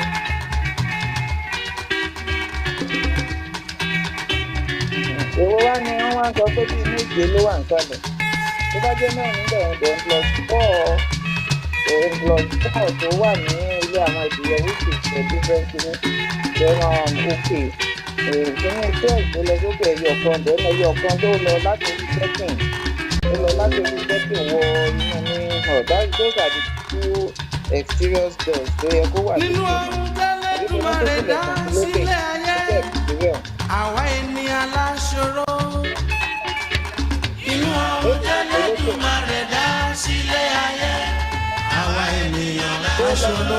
Ó jẹ́ lẹ́kùn tó bọ́ta là ń sọ yìí o báwo ni ilẹ̀kùn ṣe bọ́ta ṣé lẹ́kùn bọ́ta láti gbogbo àwọn yàrá tó wà lókè ni.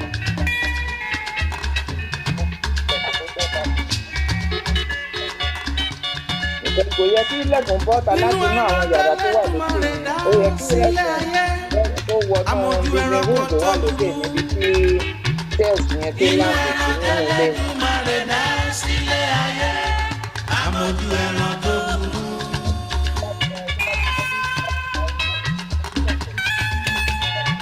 Bó o ṣe máa ṣe ń sìn ní bó o máa wà lórí iṣẹ́ tí o máa wà lọ́wọ́ wájú wa wá tó o wà ní ibi yàrá tó wà lókè yẹn wà jẹ́ ká bí bó ṣe rí bóyá ti lẹ̀kùn síbi yàrá méjèèjì lẹ́yìn tó tún bọ́ta apart from ilé tó wà bíi tuntun yóò lókè àbí bíi pálọ̀ àbí wọ̀rọ̀ wà tó bá ní kó bọ́ sí ìta ìdọ́gba ní ìbẹ̀rẹ̀ máa fẹ́ sílẹ̀kùn ìjọba ní ẹ̀kọ́ ló wà tó ṣe sílẹ̀kùn kó ṣe kí ṣùgbọ́n ra àwọn ọmọ ènìyàn. Ilẹ̀kùn pẹ̀lú ẹnìkan ló yẹ kó wà kílẹ̀kùn wà láti inú yàrá bẹ́ẹ̀ yẹn bọ́ta àwọn ilẹ̀kùn á wọ láti inú room yẹn lọ sínú yàrá láti lè room wọ sínú yàrá then àwọn bathroom and toilet á fi ẹ̀gbẹ́kẹ̀gbẹ́ lára wọn tó dàgbà àwọn yàrá tó wà lókè máa wọ́n jẹ́ self-contained lólúkúlùkù máa ní bathroom and toilet. èèyàn mi ò ọ̀rọ̀ àwọn ọmọ ènìyàn. báwo náà ṣe ṣe. bó ṣe lè wù ká bára wọn ṣọ̀rẹ́ tó bó ṣe lè wù ká tún bára wọn ṣe bí tó báwo ni ilẹ̀kùn ṣe máa bó ṣe lè wù ká bára wọn gbé tó ojú la rí o.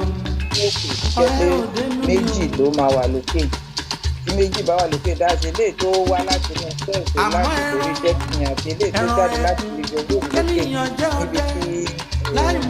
interior ní láti ṣe.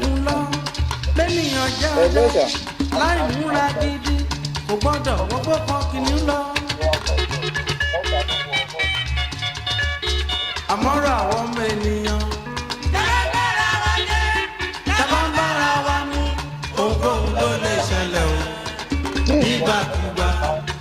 ilé ìjọba títì láti ìtàkébọ̀ náà ló lọ sí orí stairs tó lọ sókè níbi yàrá lókè lọ́hùn.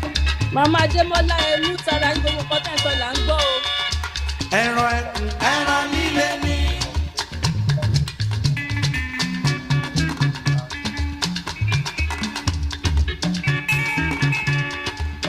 kìnìún ló là ìjù ẹran líle ni.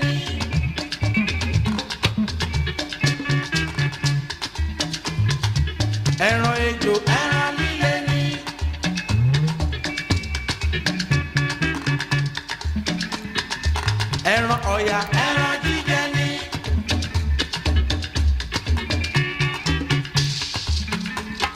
ẹran ògúnfe ẹran jíjẹ ni.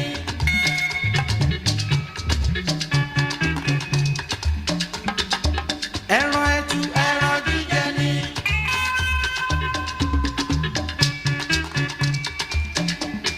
ẹran ìgalà ẹran jíjẹ ni.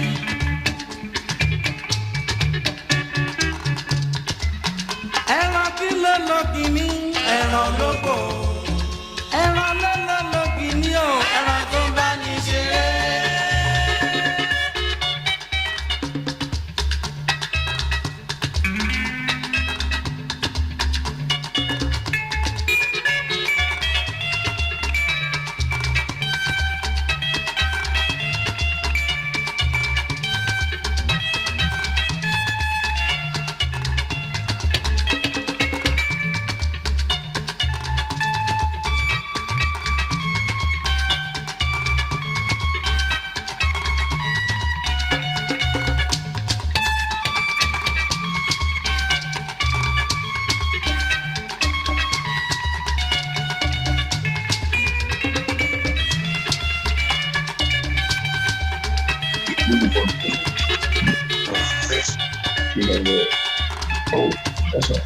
ẹran kí ló lọ kìíní ẹran lóko.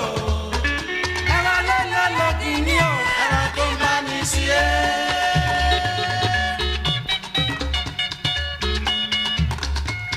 gbogbo aláìda ọmọọra ṣàìdá. gbogbo aláìda ọmọọra ṣàìdá. mo bá ń ayálé jìkà agogo tó lù méjìlá ó ń bọ̀ wá lù kan. mo bá wọn ayálé jìkà agogo tó lù méjìlá ó ń bọ̀ wá lù kan.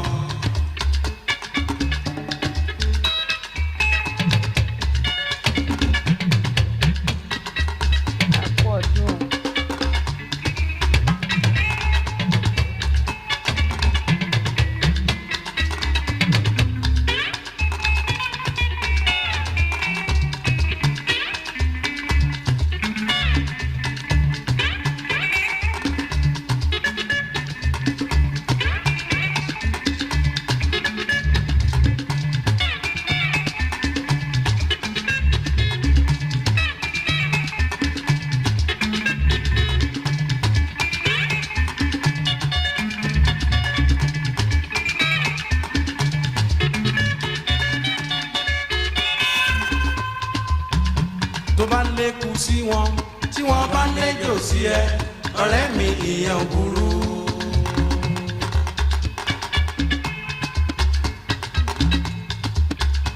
tó bá lékun sí wọn tí wọ́n bá léjò sí ẹ ọ̀rẹ́ mi ìyẹn ò burú. òṣùpá láyé ọ̀rẹ́ mi níṣẹ́ láyé yí ọ̀rẹ́ o ìwà tó tọ́ ló yẹ ká máa wù torí kò sẹ́ni tó mọ̀jọ́ ọ̀la.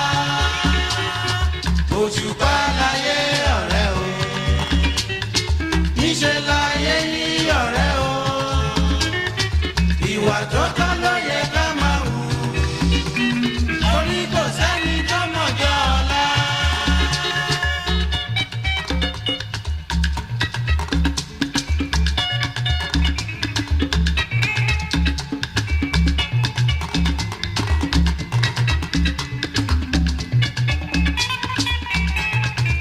ọ̀rọ̀ olúwa ẹ̀dẹ́ yé ẹ̀dẹ́ lọ́rọ̀ olúwa. ọ̀rọ̀ olúwa ẹ̀dẹ́ yé ẹ̀dẹ́ lọ́rọ̀ olúwa. bí rere ló bá mọ̀ ọ̀rẹ́ mi máa jẹ́ ló bá dẹ̀jẹ̀ ìka ó lè múra sí o. ọ̀rọ̀ olúwa ẹ̀dẹ́ yé ẹ̀dẹ́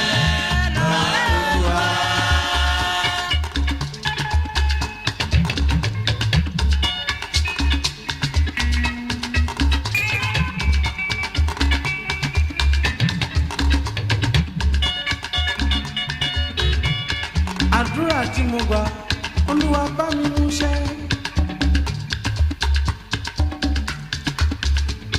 nílé ayé wa o ká máa lọ́wọ́ lọ́wọ́. máa ṣe rere nílé ayé mi. àgbẹ̀mọ́ra ẹni dáhùn pé tèmi dire. máa ṣe rere nílé ayé mi.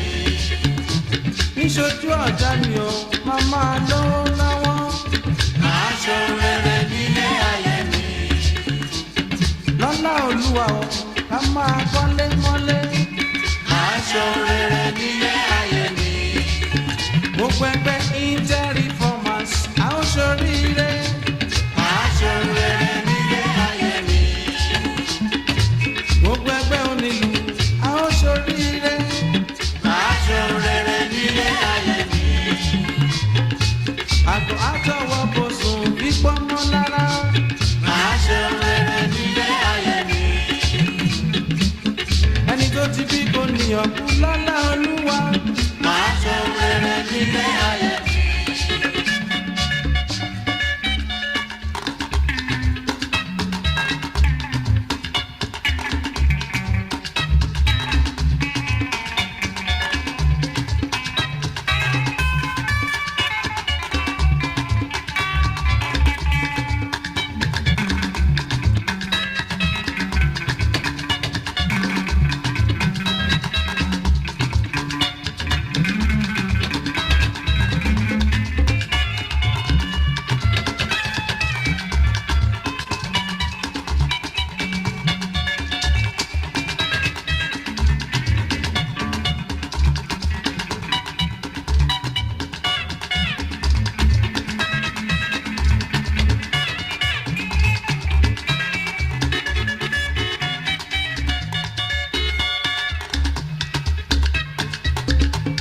ó mú mi rántí pé ìlú kì í wà láìsọ lórí.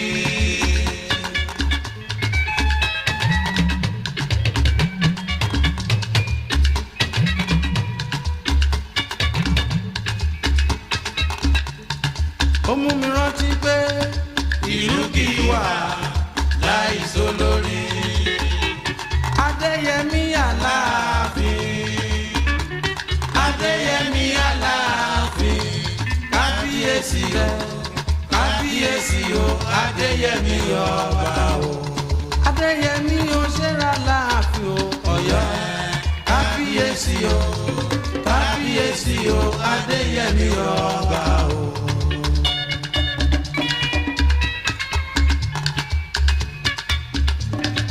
ọ̀yọ́ ṣánilé aláàfin. ẹgbìmọ̀ kò bá déyẹmí ga.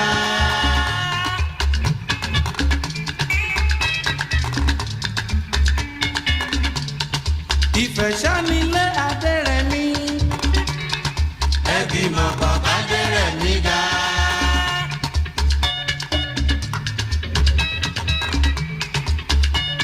gbogbo ọmọ ilé Ifẹ̀. gbogbo ọmọ ilé Ifẹ̀. ẹ bá ṣe kíyà ẹ bá ṣe kíyà gbadérẹ̀mí ga o. ìjọba adérẹ̀mí ló tẹ́ wà lọ́rùn kìlẹ̀. ẹ bá ṣe kíyà ẹ bá ṣe kíyà gbadérẹ̀mí ga o.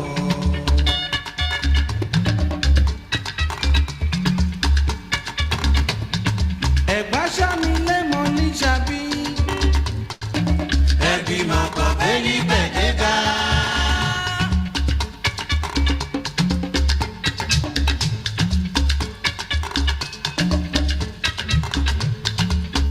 àkúrẹ́ nílé olóyè mẹ́kùn.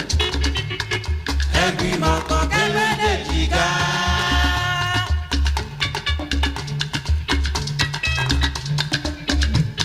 gbogbo ẹ̀gbá èrìyà o. gbogbo ẹ̀gbá èrìyà o. ẹ bá ṣe kíyà ẹ bá ṣe kíyà gbélé pẹ́ẹ́dẹ́ ga o. ìjọba ní pẹ́ẹ́dẹ́ ló tẹ́ wà lọ́rùn lẹ́gbà. ẹ bá ṣe kíyà ẹ bá ṣe kíyà gbélé pẹ́ẹ́dẹ́ ga o.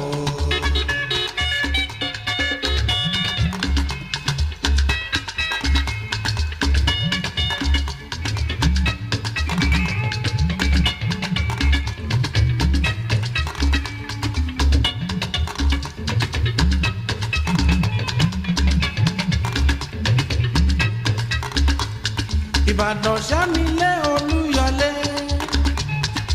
Ẹgbìmọ̀ kan gbólúbàdàn ga.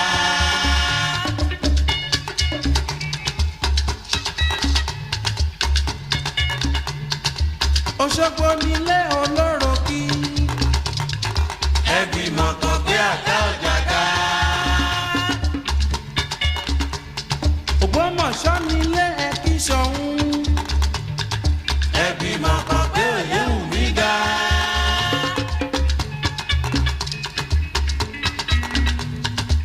Oǹdó nílé Ẹ̀kí Mògún. Ẹgbìmọ̀ kan gbé Òṣèmọ̀wé ga. Èkìtì ṣá nílé Ọba Ẹ̀rí. Ẹgbìmọ̀ kan gbé Lẹ́kìtì ga.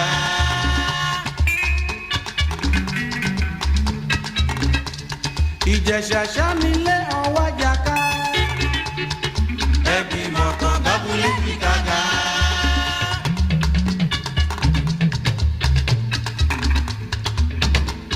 Gbogbo ọmọ Ìléṣà o. Gbogbo ọmọ Ìléṣà o. Ẹ bá ṣe kíyà, ẹ bá ṣe kíyà Bágúnléjìká ga o. Ìjọba Bágúnléjìká ló tẹ́ wà lọ́rùn ọwá. Ẹ bá ṣe kíyà, ẹ bá ṣe kíyà Bágúnléjìká ga o.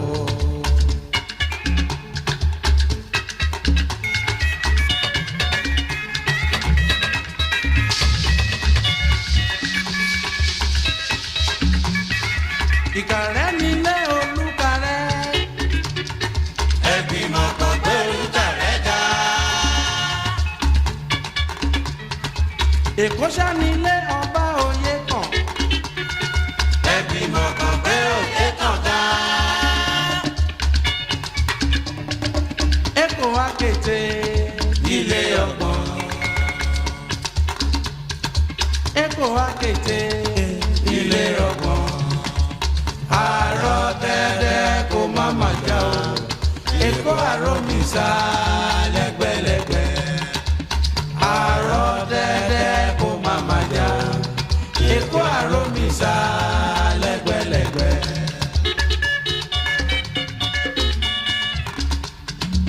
Ìjẹ̀bú nílé ọmọ alárẹ̀.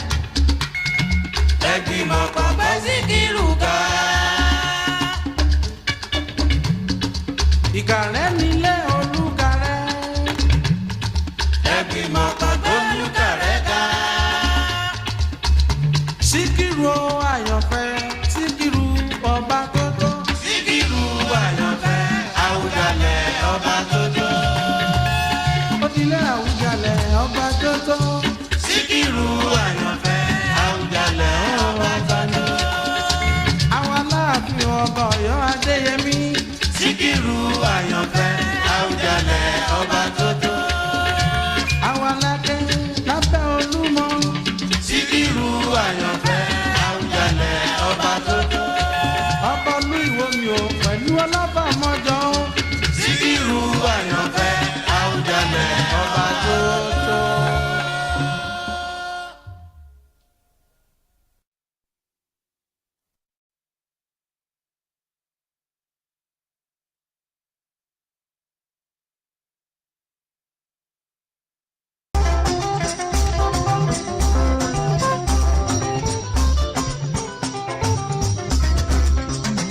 Dọ̀tún lọ́bì máa kí àjọba dọ̀tún. Tani ń ro tèmi fún láyé lọ́bì máa kí. Àyàfó bàbá lóde. Àyàfó bàbá lóde. Nítorí pé ẹlẹ́dàá wa ò má ṣe dá wa dábò kàkà wa. Àlàárá. Ẹlẹ́dàá wa ò má ṣe dá wa dábò kàkà wa. Wọ́n ní tèmi. Ẹlẹ́dàá wa owó eré kọ́kọ́ ẹgbẹ́ àwa. Lọ́dún lọ́bì máa kí àtọ́gbà. Mẹ́jọ ẹlá.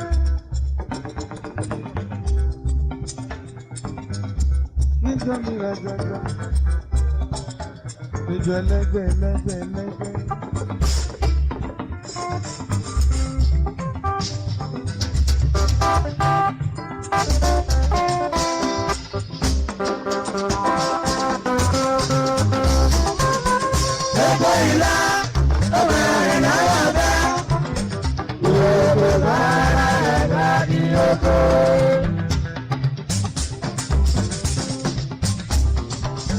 ènìyàn lè wà láyé láláì ní ọ̀tá ẹ̀dá lè wà láyé láláì ní ọ̀tá kankan àmọ́ tó bá jẹ́ nígbà tí mo ti fọ̀rọ̀ mi lólúwa lọ́wọ́. gbogbo ìlà ọba ọ̀rọ̀ wà bẹ́ẹ̀ gbogbo bá ẹ̀dá di ogo.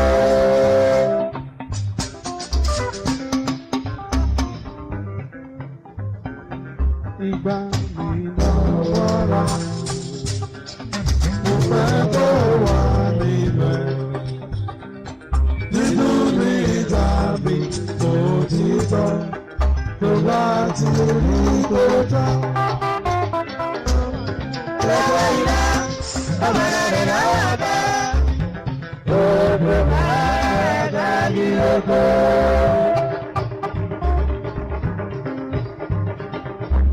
Mo jẹ́ tèmi o pẹ̀lú ará ìlú mi o.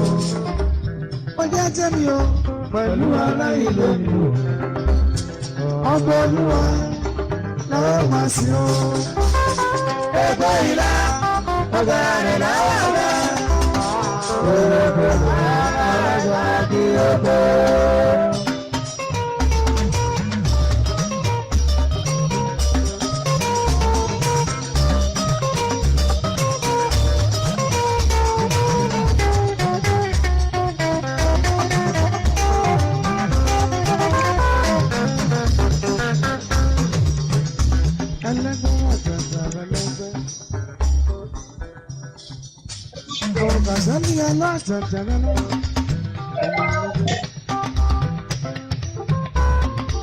Mo gbójú mi sókè sí ọ, Èdùmàrè. Mo gbójú mi sókè sí ọ, Èdùmàrè. Bàbá o, bàbá o, dábò bá mi sókè mi. Bàbá o, dábò bá mi sókè mi. Gbogbo ìlà ọba rẹ̀ lọ́wọ́ bẹ́ẹ̀ gbogbo bá di oko. Ìjọ ẹlẹgbẹ́ ẹlẹgbẹ́ ràjàjà ìjọ ẹlẹgbẹ́ torí òkè òun kò tẹ́lẹ̀ nígbà ìlàkọ̀ olúwo sí o ìlàkọ̀ bá mi dàgbà o.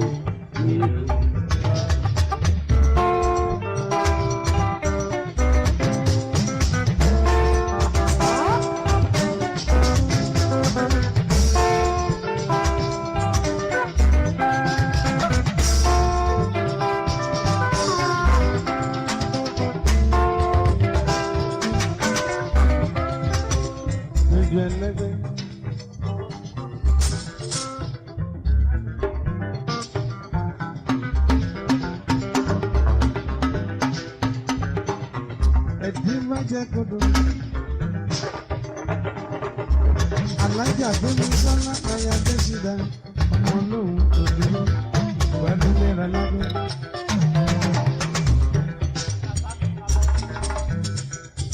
Abẹ́ òkúta ìlú Ẹ̀gbá lóò nígbàgbọ́ rẹ̀ wọ́n gbé àlókè ọkàn mi ilé ìwé ìlú ọ̀la. Èmi ò bá abẹ́ òkúta ṣètò wọ́n dúró lórí òru náà. Àrùn onípa ẹ̀ka ìlú ọmọ oníṣẹ́. A ní máyọ̀ máyọ̀ máyọ̀ lórí Olúwa. Lórí Olúwa. A ní máyọ̀ máyọ̀ máyọ̀ lórí Olúwa. Máyọ̀ máyọ̀ lórí Olúwa. Lórí òkè Olúmọ ọba ní ìtọ́jú. Lórí òkè Olúmọ ọba ní ìtọ́jú.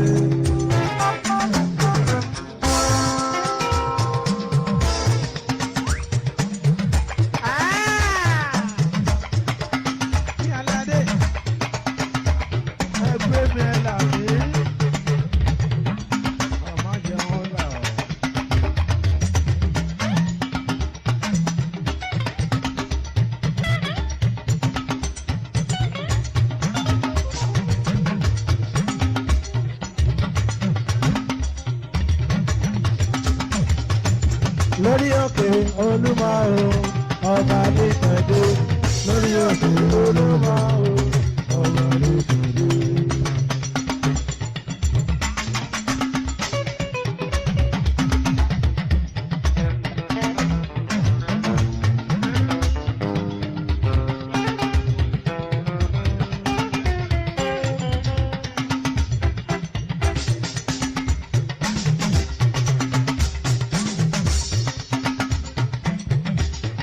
sọ́lá. Ẹ bá mọ lè ṣàbí o, wá nílé aláké lórí òkè Olúmọ o, ọba lè gbẹ̀dẹ̀ lórí òkè Olúmọ o, ọba lè gbẹ̀dẹ̀.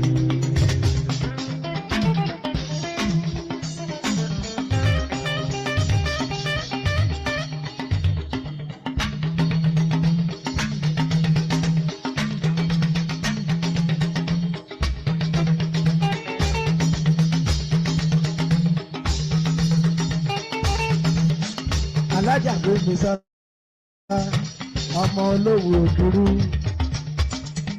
Àníṣe ẹ̀bá ń dára láyé olùpẹ̀dẹ̀ ọba. Ẹ̀bá ń dára láyé olùpẹ̀dẹ̀ ọba.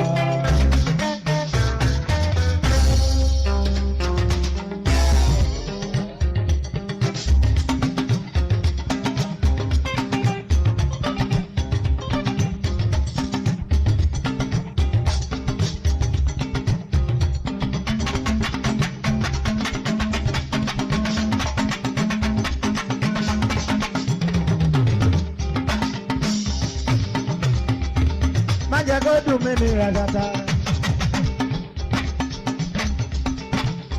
Má jẹ́ kó dùn mí kọ́.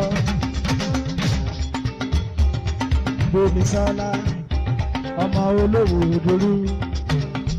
Ẹ̀bá dára láyé olùgbàdì ọ̀gá. Ẹ̀bá dára láyé olùgbàdì ọ̀gá.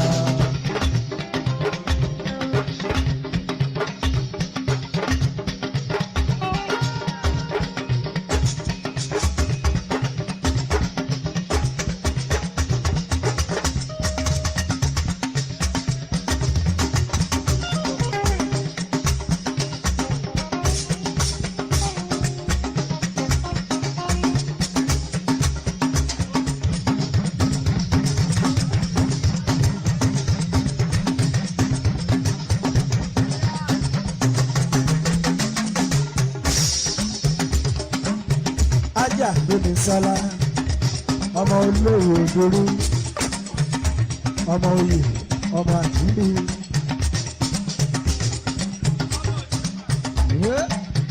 Ẹ̀gbá dára láyé olùgbàdì ọba.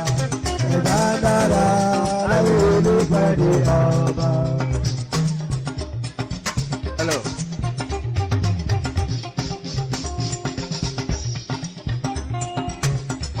Akin Ẹ̀gbá dára láyé olùgbàdì ọba. Ẹ̀gbá dára láyé olùgbàdì ọba.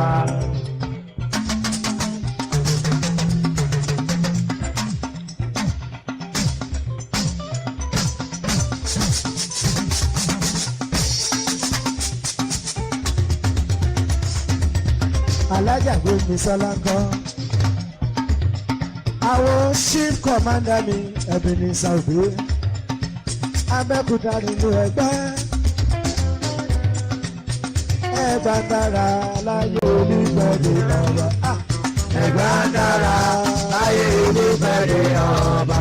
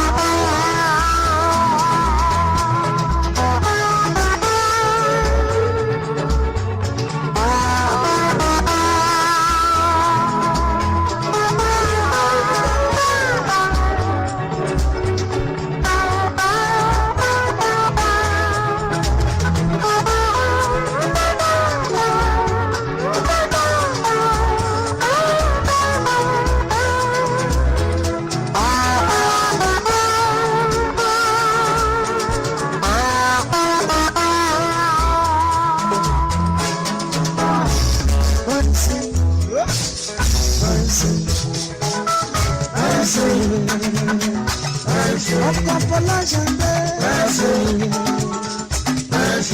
Akíngbójúlé. ọkọ̀ Fọláṣadé.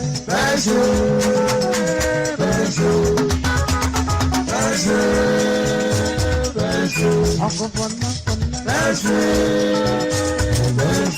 Akíngbó.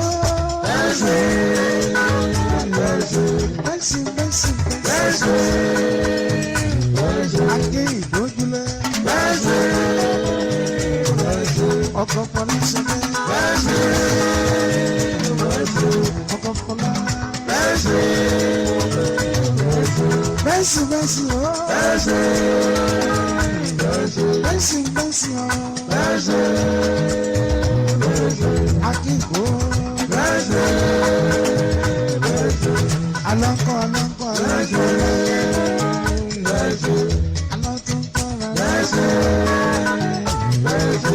Bẹ́sì o. Aláwọ̀ alẹ́jẹ́.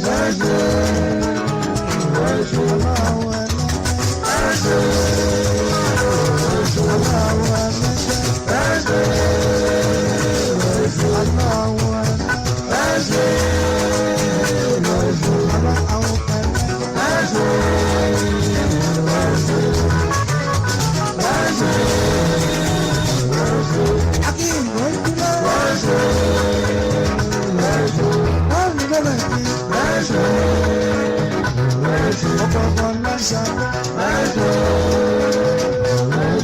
ọkọ̀ Fọláṣadé.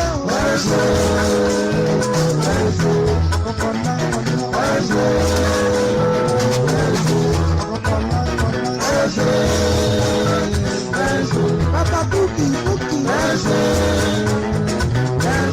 Búkì. Bàbá Búkì bùkọ́rẹ́. Bàbá Búkì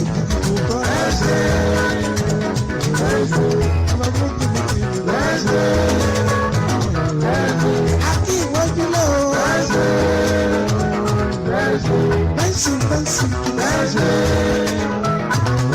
ọkọ̀ Fọláṣadé. ọkọ̀ Fọláṣadé. Kò yí sí láti jọmọ kórè. Alọ́ àkókò Olúwa kó wa yọ.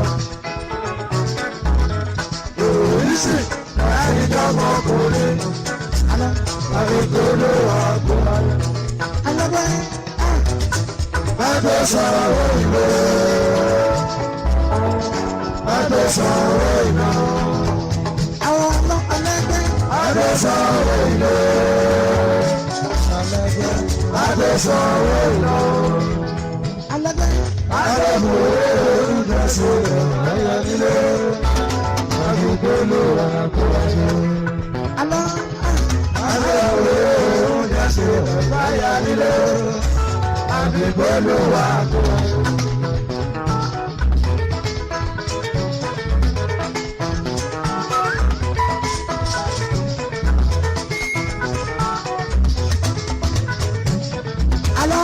Àwọn méjì ọ̀nà ìrọ̀lẹ́ lẹ́gbẹ́ sọ. Alátẹ̀tẹ̀rẹ̀ ló ń bẹ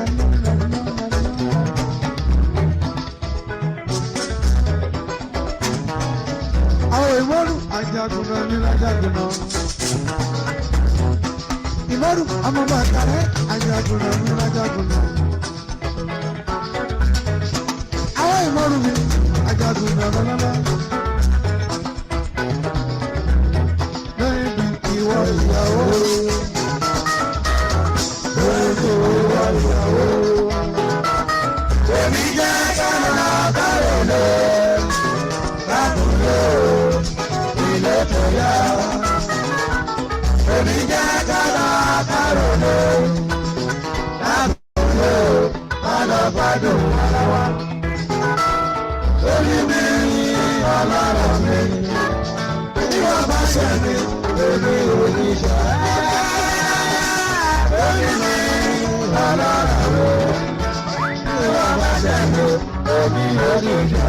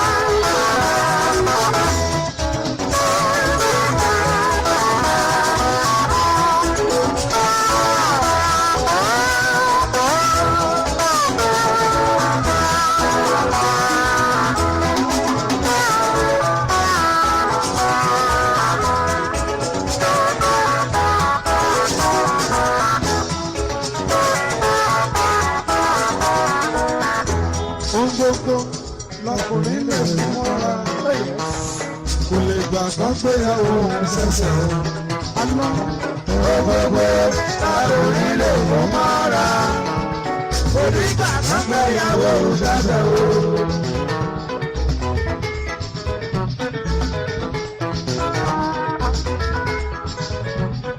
Jọ̀wọ́ Bọ́lá.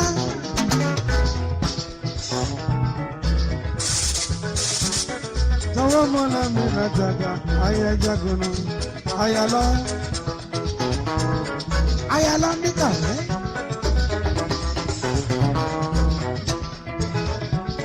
Jọ̀wọ́ mọ́lá mi lájàgà ayálọ́ àwọn ìmọ̀ràn ẹ̀jagunà ní ẹ̀jagunà.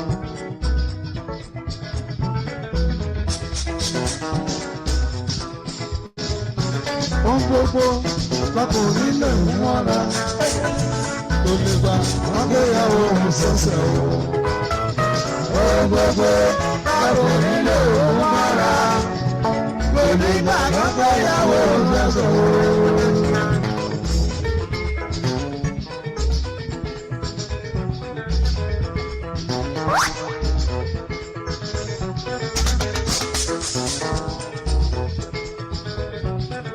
kí ló máa ṣẹlẹ̀ kí ló máa ṣẹlẹ̀ kí ló máa ṣẹlẹ̀ kí ló máa ṣẹlẹ̀.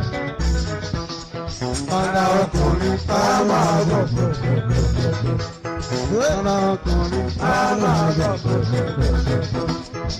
ojú ọkùnrin á máa wò bákan bákan.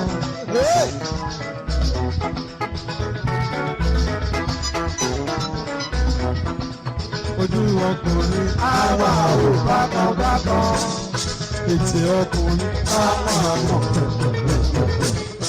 Ètè ọkùnrin á máa mọ̀. Ọ̀la obìnrin á máa jà wáyé. Lẹ́yìn wọn lè gbà fẹ́ràn o. Olè onílé gbà fẹ́ràn o.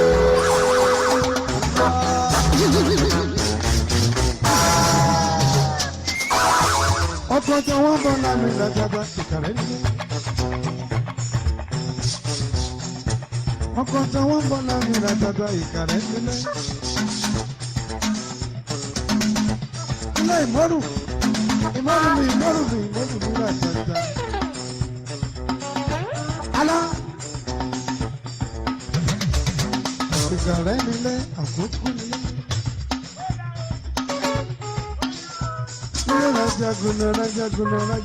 Rajaguna.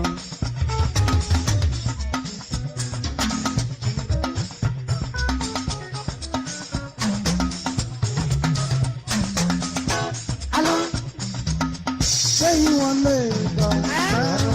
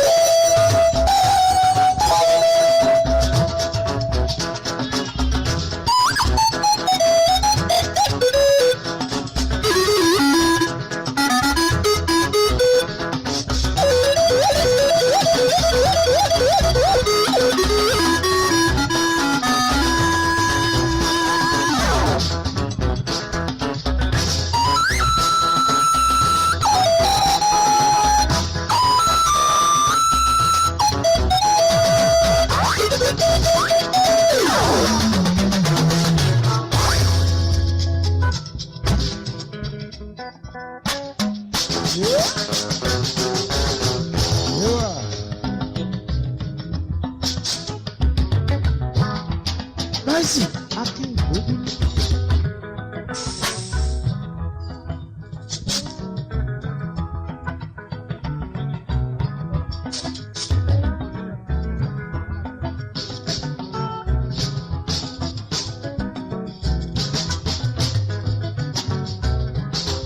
Alábọ̀ alájàjà rọmọ bàrà tó kọ́ kàlẹ́.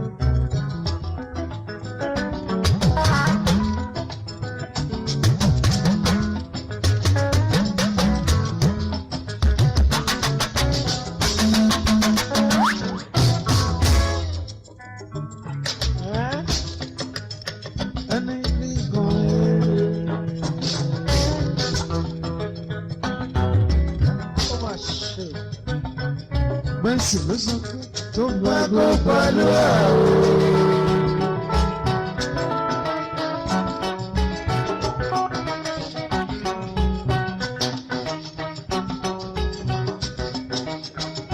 Ọwọ́ ẹni lórí sọdún ká.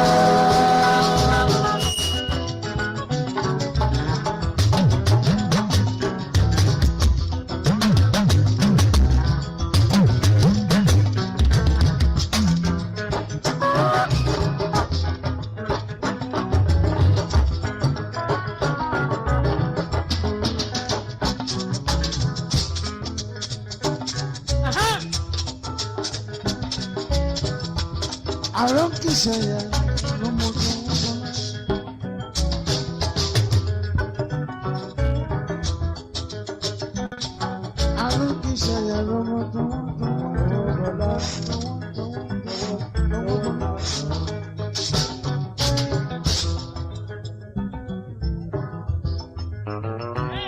ayé lọ́ba ayé lọ́ba ìṣẹ̀lẹ̀ sí Yorùbá ayé lọ́ba.